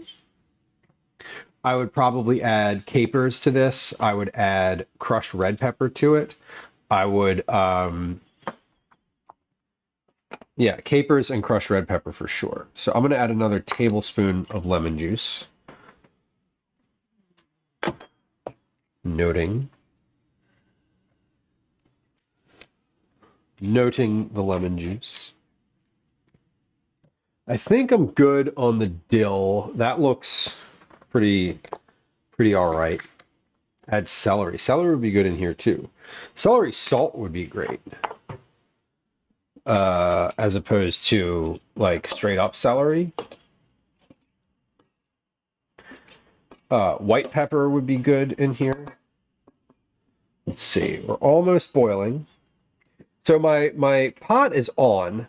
Like I'm heating this directly over the water that is coming up to temperature. So we're working through it. I'm leaving everything out here and just making adjustments. When this boils, we're going to put the pasta in, and I'm going to take my bowl here off of the top, because if it is boiling at the same time as the bowl is covering it, it's going to boil up and out from under the thing. So I'm basically heating the sauce and like prepping the sauce while it's coming up to temperature. That is sort of the gist of this recipe here. And it is eventually going to just go, that bowl of sauce is going to go right into the pot. So there's no additional dishes outside these two things. It's meant to be pretty easy. And ideally, what you would do with this recipe, I was making it like I was prepping all of my ingredients ahead of time and then, weighing them so I can be a little bit more specific, weights and measures and all that. But what you would do with this recipe is you would just turn the pot on and then start prepping your ingredients. You wouldn't do all the prep and then turn the pot on. So, the pot would be getting warm as you opened your tuna, you toss that in the bowl, then you add the oil, then you cut the garlic. So it would be a much sort of more straightforward timeline. I've just extended it because we are doing the measurements, etc. And as I'm sort of waiting for this, I'm clearing out this little space in the sink here, so I have a spot to drain the pasta. I would love. This could also very easily be a skillet pasta if you wanted it to be. It wouldn't be very hard to turn this into basically the same process that we did with the this shrimp pasta earlier. It would be pretty good too if you were to do that, because all of the flavors would kind of come together in here in a skillet. But the point of this is like a no-cook sauce. So we're not really cooking this, we're just heating it up on the, while we're heating it up while waiting for the water to boil. Do you even need to do this? Not really. The only value that we're getting out of this process, other than sort of making everything a little looser and letting the flavors blend together, is rehydrating the dill a little bit and giving it a little bit more punchiness than if you just added it directly to dry pasta. So nothing super, there's no big need to do this in the bowl like this, but it is kind of fun. It is kind of fun to do. Pixie, welcome in. Welcome in. Come on over here for a second. Let's say a proper hello. We're waiting for this to, we have a pot on the stove here and we're waiting for it to boil. So in a few moments, this pot is going to boil and you're going to watch me panic as it starts sputtering and water goes out from the side. It's probably going to put the flame out back there.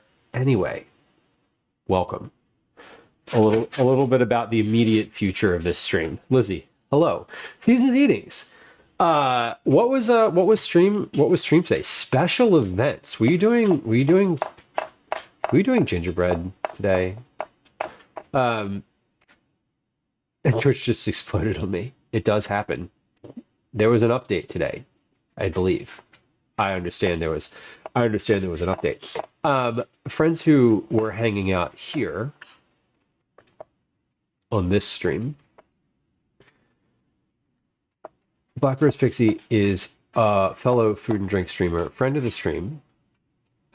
Excellent, calm, very chill vibe over there. Good conversation as well. I appreciate Pixie's presence. Vibes, I believe what the kids say. Anyway, fellow food and drink streamer, member of the Food and Drink Creator Club, friends who are also food and drink streamers. There's a link to the Creator Club in chat. Would love to have you if you are a fellow food and drink streamer, if you're not currently involved in the club.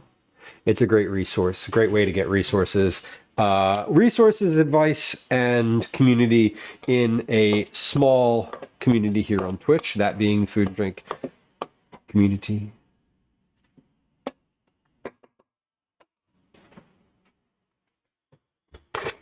Belle, welcome in. Good to have you. Belle and Isma, fellow food and drink streamer. Lissy Bits and Bites, fellow food and drink streamers. See, it is a community here on Twitch. Friends who joined us from Black Rose Pixie stream, welcome in. It is nice to have you. My name is Lou. I am a cook, food and drink streamer, a recipe developer. I do recipe testing. We do, recipe development, recipe testing. I'm also a parent. My pronouns are he, they. I live in Philadelphia, East Coast, United States. There's a link to recipes that I developed that are published in public on the internet in chat right now. I'm really glad that you're here. Thank you for joining us. This stream is all about cooking. We do a lot, like I said, we do a lot of development. We do a lot of vegetable forward family meals. We do a lot of quick dinners. We do some baking. We do snacks. We do trip prep. We do IRL streams every so often out in the city of Philadelphia and beyond. A lot of them are food focused. Some of them are not. Our community is very chatty, but we do love lurkers. So if you are the type of person who is a lurker, point one, we welcome lurkers here. Thank you for hanging out. Point number two, follows are silent. So if you are the type of person who gets anxious about following a new streamer when you land in their stream, even though you think maybe it's a good look and you're interested in hanging out more, please know that if you hit the follow button, there's no alerts, there's no chats. I won't say hi to you. I won't even acknowledge you. You will be acknowledged in 0 ways until you chat first. And that is what we do here. Our community is very enthusiastic about food. We're kind, we're weird. We love innuendo. I love innuendo. And we're working on some recipes today. We've worked on, this is our 4th recipe of the day. We did a shrimp and garlic butter pasta, which I finalized that one. We did a first pass at a cauliflower bean soup, which I have some thorough notes on. We have a honey and flax bar situation, which is cooling here. It is cool enough to touch now. It's cool enough that I just grabbed the bottom and didn't even think about it, which is very on brand for me. Grabbing a hot bottom and not thinking about it, so on brand. Like I said, innuendo. And we're now doing a tuna pasta recipe that is our first go around with this one. This is meant to be like a no-cook sauce. It's sitting on top of the pot. So what you see in this camera here is what is on top of this pot on the stove. The water is just about to boil. And once that boils, we're going to take the sauce off. We're going to pop the pasta in. So currently, this is sitting on top. What you would be doing with this recipe usually is you would be basically you put the bowl on there, you put the pot of water on the stove, you put the bowl on top of the pot, and then you prep the ingredients to fill the bowl. I prep the ingredients and then put the water on because I wanted to have time to measure in the ingredients for cups, grams, ounces, tablespoons, etc., and make all of my notes, which we have done. And now we're waiting for the water to boil. Anyway, if y'all are hanging out here, thank you. I appreciate you. Pixie, I know that you're very likely cleaning up, and what have you. So thanks for bringing, thank you for bringing friends. You were co-streaming Wholesome Snack, which is a show that showcases cozy games. Sounds appropriate for the season. It is cozy season. I love cozy season. I'm in my butch era today. We have a flannel on. It's got a hole in it. It's got a couple holes in it. And we are quite literally waiting for water to boil. So, exciting stuff going on in this exact moment. But you did pick the perfect time to raid. And friends who are joining us, welcome. Thank you for hanging out. If I don't know, I started to speak, but I didn't have a plan for what I was going to say. I just said if, and then I had nothing. That is kind of what streaming is, though. Just talking. Because I'm talking to myself. It does happen. Listen, it happens offline far more than it happens online. It just happens to me constantly. I'll be talking and I'll be like, what am I saying? Oh, whoops. How long does this pasta say it takes to cook? There is a time on here. I'm sure there is. Oh, there's a cat. Elsie. Anyway, we have an Elsie. Pissed. She's pissed. I caught her. She tried to jump into the trash can. Into the trash can. Well, she didn't really try to jump into the trash can, but usually the trash can is closed. And the cats haven't really figured out that what it looks like when it's open yet. Ash jumped into it the other day. But she and Daisy were playing. They weren't really playing. Daisy was just like chasing her around. Anyway, this is Elsie. She's a love. She's not a love. She wants to get down and she does not want to be held right now. Sometimes she is okay with getting held. Sometimes I'll hold her and she purrs.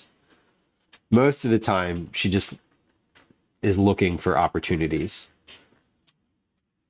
Now, if this one was around when the tuna was on the counter, you had better believe that she would have had big old bites out of that tuna. Ash is very timid. This one, fearless. Fearless. Meow. Okay. That was her telling me she's getting down.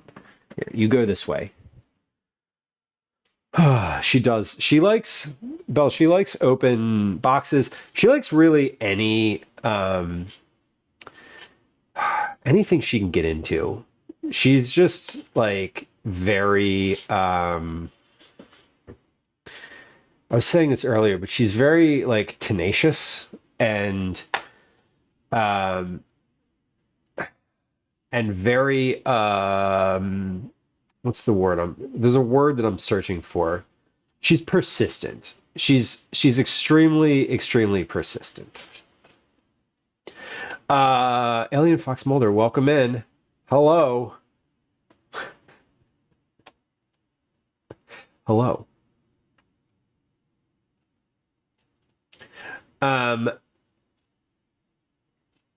Okay. Let's see. What am I opened a window. There it is. Okay. She did let me hold her a little bit longer. She was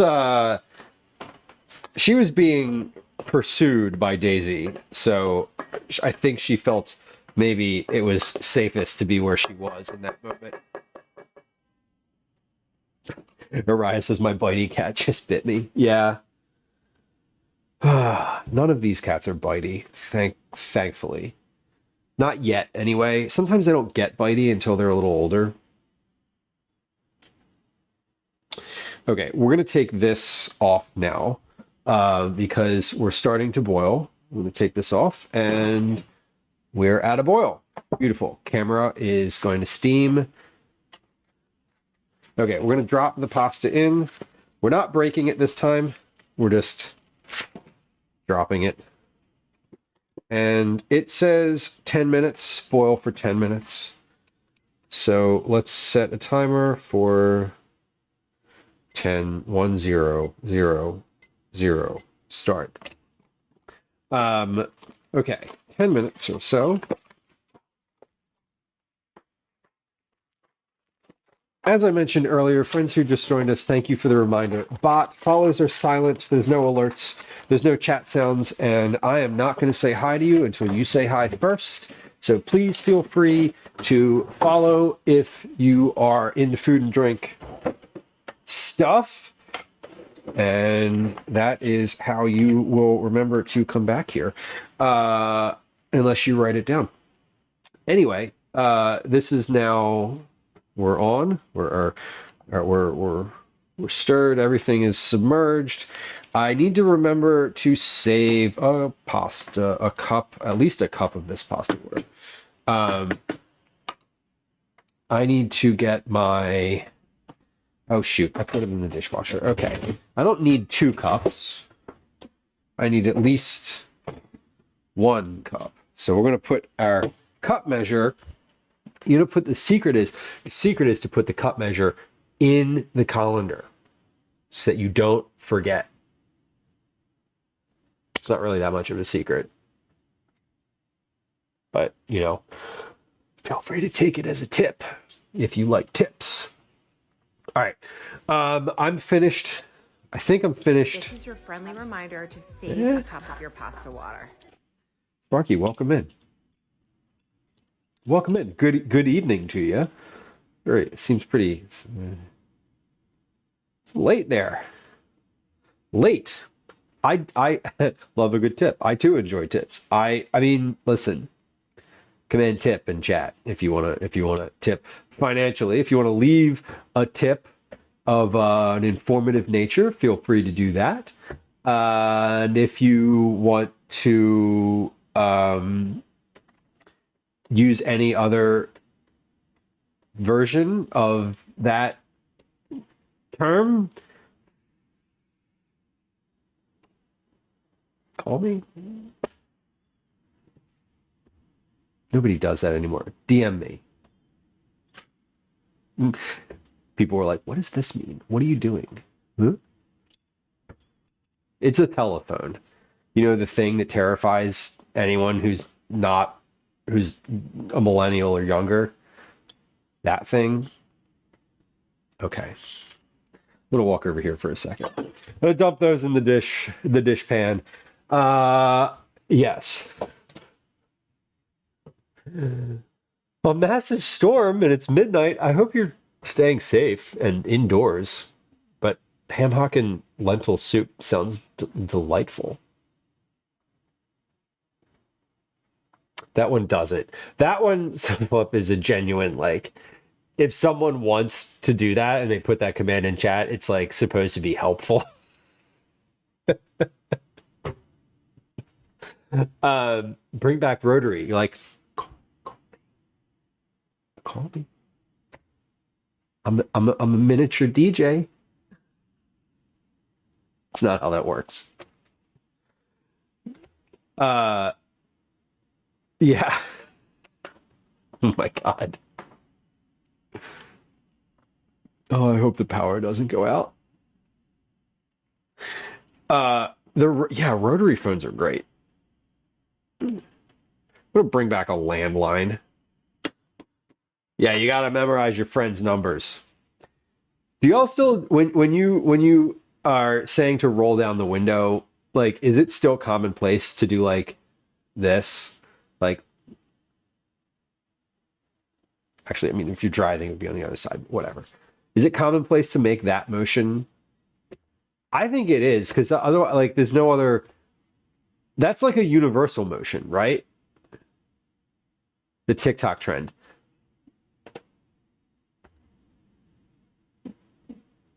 Maybe. I'm unaware. I'm unaware of the TikTok trend. Fully and happily unaware. That was a genuine question from one elder millennial to the internet. I have no idea what's going on TikTok. I just post there every once in a while, but I don't look at it. The circle motion. Yeah, the circle motion. Our friend's number had 3 9s. Oh yeah. Then you're really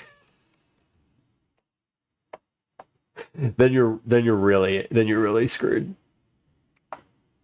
People ask kids how they roll down a window or close doors to make a phone call, for example, and the kids don't see what the other kid does. That's a good one. Okay. I would enjoy that.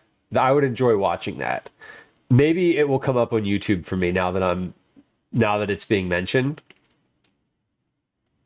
Let's see, says I'm also an elder millennial and have never know what's happening on TikTok. I just made a very clear decision when TikTok launched that I didn't want to be on it, and I am standing by that, and I feel fine with it. I get enough out of Instagram Reels and YouTube Shorts to fill my time nicely. I don't need another thing. Although Reels wasn't that much of a thing back then. I don't know. I'm not trying to throw shade on TikTok. I'm just saying that it is a choice that I've made to limit my capacity for distraction.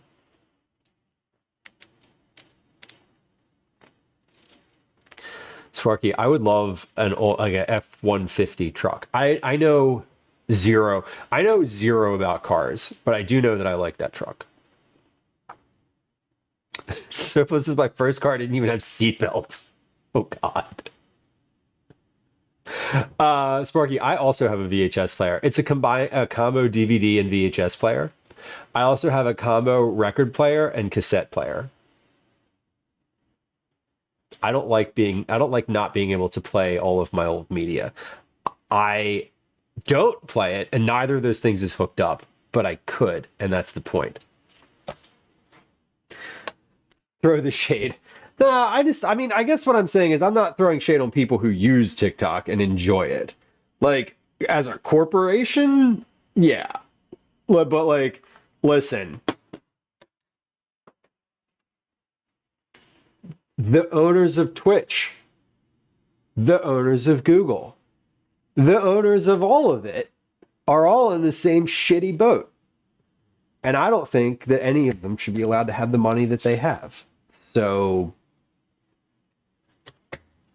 if I'm throwing shade at TikTok, it's coming directly back at me for participating on this platform. So I'm not throwing shade at people who enjoy their little nugget of happiness in the day. I would never. I would love, yeah, the VHS player is fun. I have one. I have a tape player. Like, I can play all the old media.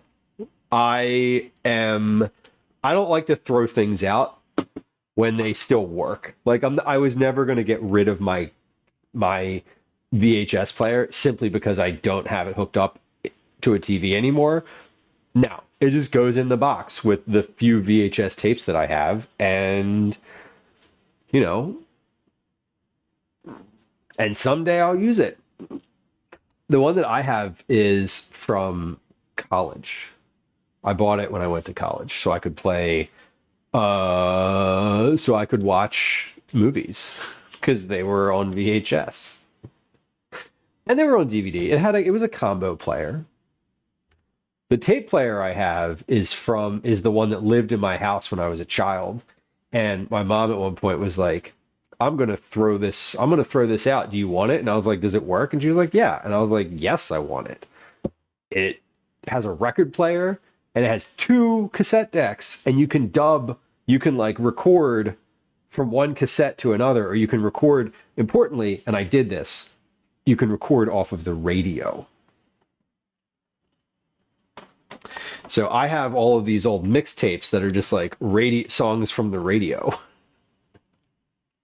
So like you can hear the DJ like intro or outro or whatever the songs on some of them, and it's kind of funny.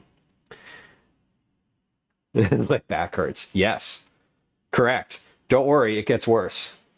I miss Blockbuster, but mostly the candy. Blockbuster candy was legit, though. They had like the big boxes. They had like they had like the theater size boxes.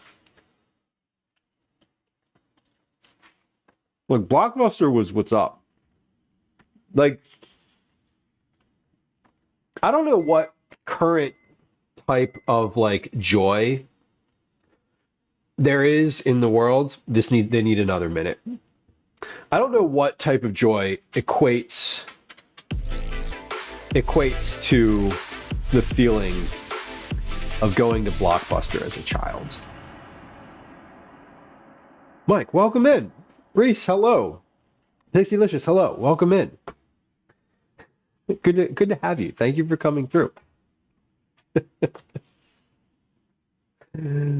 Sparky, you saw Megadeth? My God, that's amazing. It's kind of amazing. Peachy, welcome in.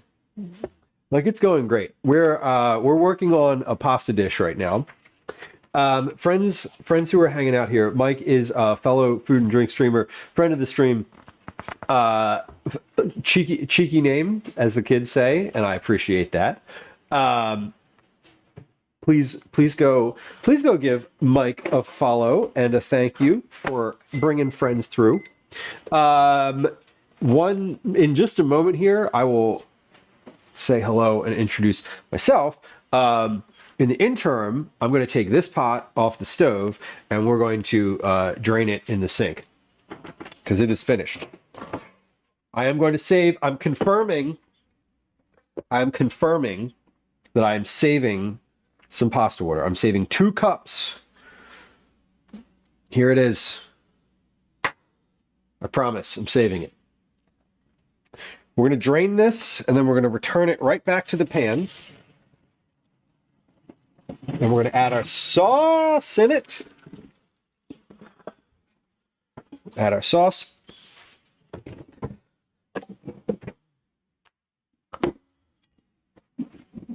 I'm going to do this on the stove because I want to heat it a little bit more. But I'll leave that trivet right there. Okay, so we're going to come back over here to the stove. We're going to add our pasta right back into the pan. Then we're also going to take our sauce that we made. This is a no-cook tuna sauce. It has tuna, olive oil, lemon juice, dried dill, salt, pepper, and that's it. I think that's it. There might be another ingredient. Oh, garlic. It has garlic in it. 6 cloves of garlic that were shaved off on the microplane. Okay, so that is good. Now we're going to stir this in. Oh, that is a hot pot. No, let's not touch that. I'm going to add a quarter, add a half cup of pasta water at a time here. So I'm working on a recipe. So I'm being a little precise about measurements, etc. here, but that's because I'm writing this. So this is something that is needs to be more precise. I need to say, like, save a cup of the pasta water, add about a half a cup of it, blah blah blah blah blah. Okay, so this is good. I'm going to add 1 more half cup of pasta water here. So you might notice that there is no water in the bottom of this pot because it is now sauce. And this is ready to go. So what we're going to do with this now is take this off. I have this on high, and I'm stirring this in pretty aggressively to get all of this mixed together and get my sauce like emulsified and tossed in with the pasta. Okay, I'm going to take this off the stove now. So come on back to the counter, and we'll do this in the. We'll give you a better view. We'll give you a better view of this. All right, come on in here. Now this is my pasta, and we're going to add to this about a cup of fresh parsley. I'm going to mix that in, and you'll be shocked to learn that this looks basically exactly like the shrimp pasta we made earlier. Okay, this is ready for its close-up. And by close-up, I mean I'm going to put it in a bowl and take a picture of it, because we're doing this. I need a I need a finished shot of this for the purposes of documentation. And you know, what is it supposed to look like? This. Okay, so here's what we're also going to do. We're going to weigh about what was our serving earlier was about 289 grams worth of pasta. So we're going to weigh about that much.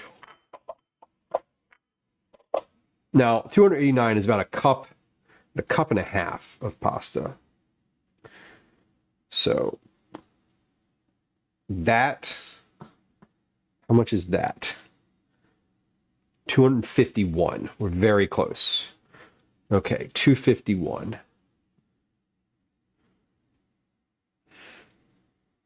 Three, 292, 279, close enough.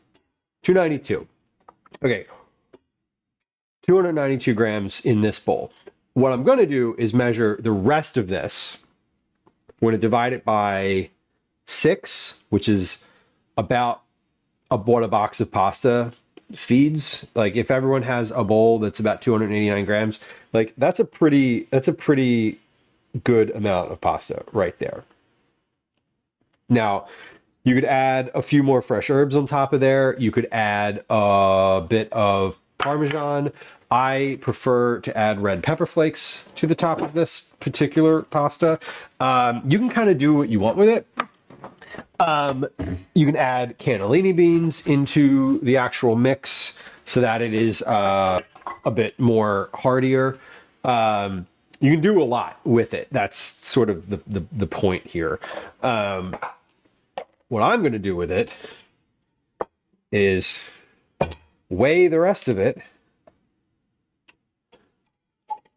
We'll weigh the rest of it, and then we're going to add that. We're going to add 291 plus whatever this weighs. Divide that by 6, and if that is roughly what I have in that bowl, that would be ideal. It might be a little more, it might be a little less. I'm guessing it's going to be a little bit less. But we'll see. But what we're doing is portioning this out so that I know what a serving size of this is roughly. Now, depending on if you put the exact same amount of pasta or what have you in there, not pasta, sorry, tuna, maybe you added a third can of tuna because you just like the tuna aspect of it, or you don't like as much olive oil, or whatever your modifications are. I just want to know what the base recipe serves. That's the intent of this process. So 13,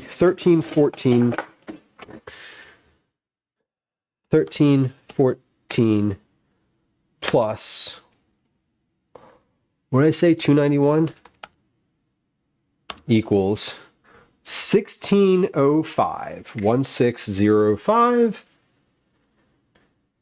grams per recipe.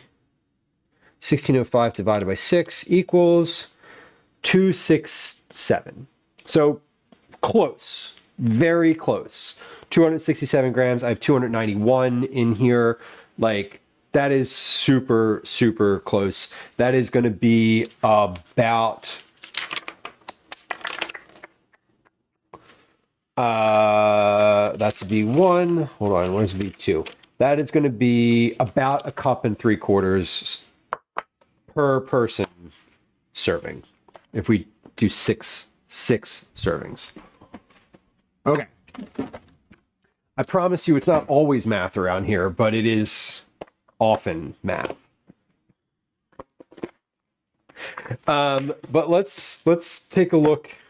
Let me take a picture of this so that I have a little archival footage. Not archival footage. That's the wrong way to put that. Oh, hold on. Let me note that I added a cup of pasta water.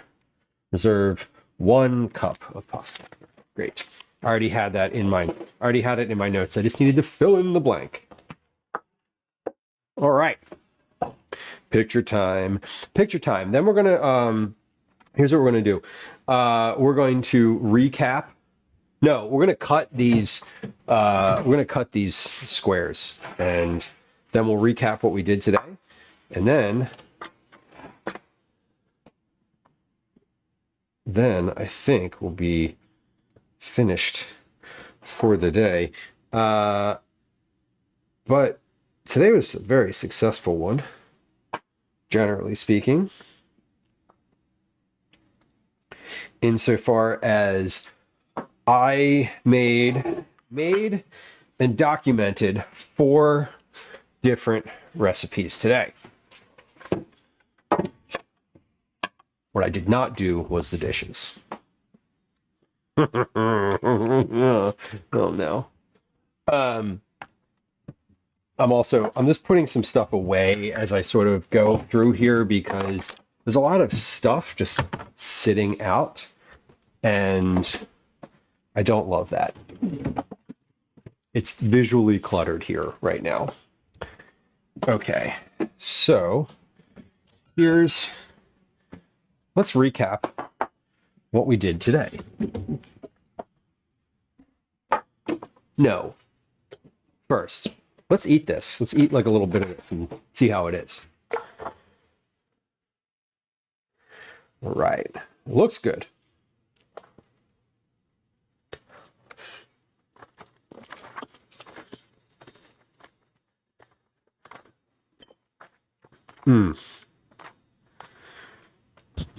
Sorry for the chewing sounds.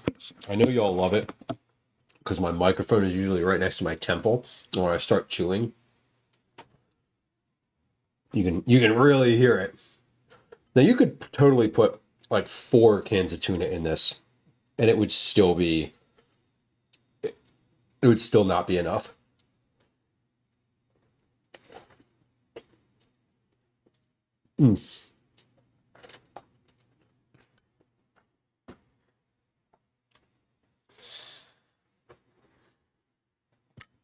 What does this need? See, to me, this needs red pepper flakes. This needs spice to it. The essence de gato, it tastes like ash mouth to me.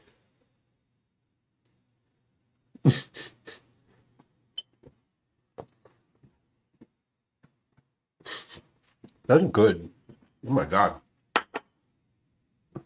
I would add more parsley to this. The lemon was good in there. It had it. The salinity was good. I would love Parmesan on top of that. Just cheese at the end. It needs a little bit of cheese, maybe even like just shaky cheese. But all of this is going to be in the notes. What I'm trying to do is a basic base recipe that you can add to as you want. So to me, I would add crushed red pepper and white beans to the bowl, and just let those heat up as the water was starting to boil. That would be sort of my preference, as if I was eating it, when I'm making it myself. Like I've made this recipe. I'm pretty sure I've made this recipe on stream. I know that I've made it many times. In general, it's one of those recipes that is, it has just like been in the rotation in our house for years, at least 10. Yeah, at least 10 years. And I'm happy with it. That was a satisfying base. And I think I'm considering it as it's being written. I'm considering it as a base because there's things in there that I would want, or aren't in there that I would want, like some sort of heartier protein, things like that. So this is a flax and oat bar recipe that I'm also working on. That is a work in progress. This isn't for anyone specifically. This is just for me. I'm working on this because I'm trying to replicate something that I had. Oh God, when did I have these? The last time I had one of these was back in 2008. They're essentially a flax bar with oats, flax, and dried blueberries. So this is Mega. Hello, welcome in. This is what we're looking at here. This is a little bit looser, more pliable than the last time. So I baked these for less time today, and I also changed the amount of sugar that was in them. So they're a little bit different than before.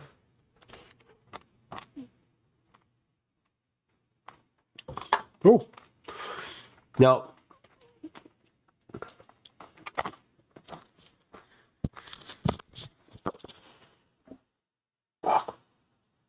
that's so good. I'm almost there.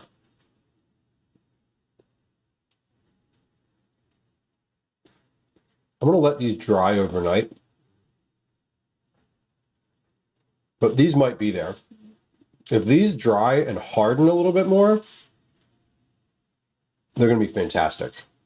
They're fantastic right now. They're like a chewy granola bar.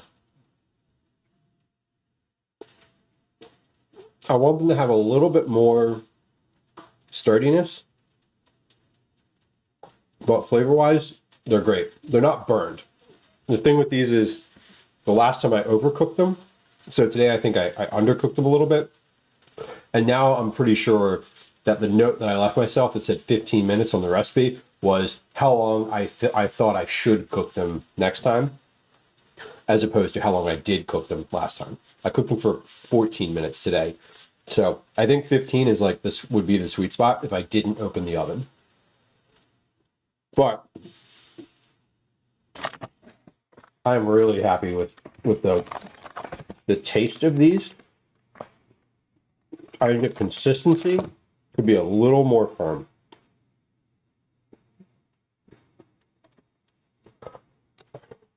But we're getting there. We're very close. We're very close. I'd like to have a few recipes that are mine. A few recipes that are mine, in meaning like that aren't published anywhere but are finished and ready. Did Calvin eat dinner? No, not yet. Dinner's ready. I didn't call him down. Do you want me to call him down? I'll call him down. Cauli! Come eat. Come eat. I'm just about finished here, everyone. Just FYI. I'm gonna pop some shrimp. I got everything out on the counter right now, so I can I'll feed him real quick here. Okay, y'all. Let's see.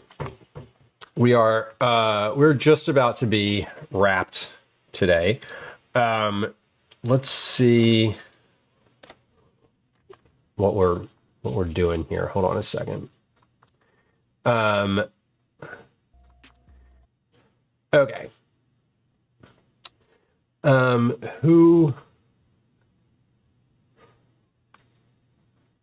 Oh, okay, great.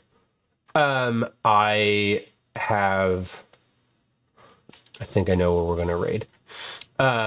It's always nice when raiding is easy. Jamie, I hope you have a lovely rest of your evening. I hope you have a good midweek too. Okay. Let's see. We have who's live here. I want to. Is this the same pasta? No, that's mine. I will I will heat you up a bowl. Okay. I will heat you up a bowl. Okay. Okay. I know where we're going. I definitely know where we're going. We haven't been able to raid this person in a little while. All right. Good. That helps immensely to clear that up. None of the chargers freaking work unless There we go. my Okay. iPad's closed. Let me unless your iPad's closed. Oh no. Yeah, and when it's open, it just makes it go down like a minute slower. Let me show you what we did today. Then we're gonna head out. We did 4 different recipes. We started with our shrimp pasta. This is shrimp, garlic, butter, pasta.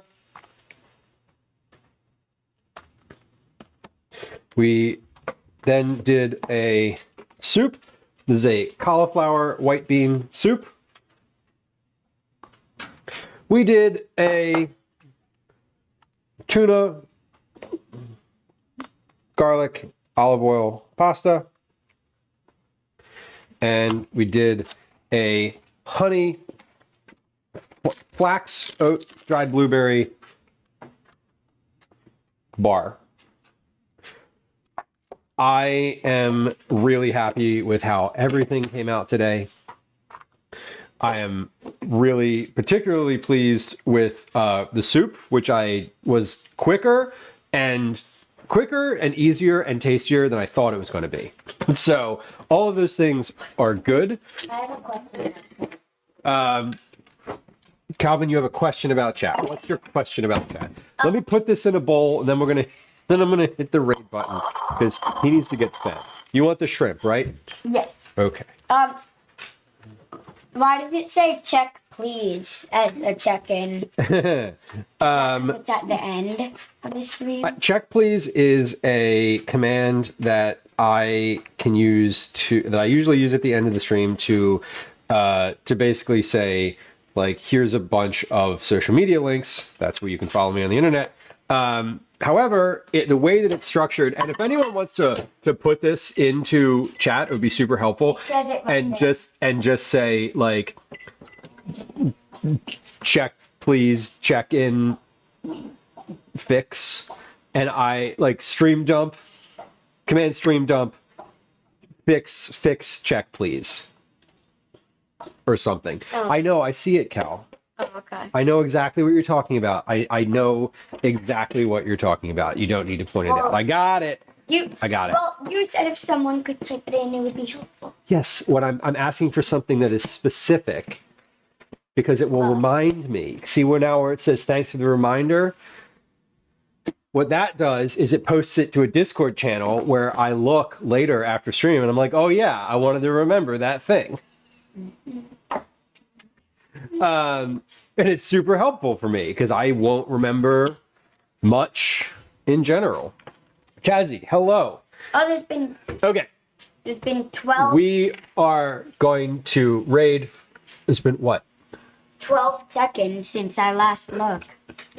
Okay, we're raiding Ellie Face. Ellie Face is an original gangster, as the kids say, at Cooking on Twitch. She and her partner Joystick Nick, both lovely humans, are doing Cooking with Heat today. It is the longest running cooking show on Twitch. Mix, hello. Welcome. We have our goodbye commands are active. We have our raid messages were earlier in chat. Our raid messages are earlier in chat. Here they are again if you want them. The check please that Calvin was referencing a few moments ago is also going to be up in chat. Here it is. Ellie and Nick are making, what are they making today? Cabbage rolls. Please help, my family is drowning in vegetables. I would be personally very happy to help anybody who is drowning in vegetables. I love vegetables. They're kind of my favorite. Anyway, we'll be back on Thursday. We're doing a trip prep. We're going to go camping, and I'm going to make some food for that on Thursday. So Thursday stream is going to start at noon, sometime between noon and noon 30. It's going to be on Thursday. So thanks for hanging out today, y'all. I appreciate you. Thank you for all the support. Thanks for the raids. Thanks for the follows. And if I don't see you on Thursday, I'll see you in chat. Goodbye. Goodbye.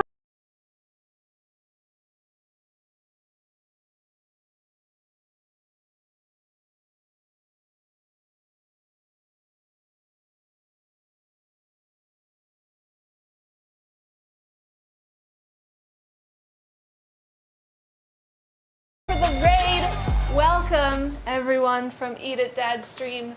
My name is Ellie Face and this is Joystick Nick.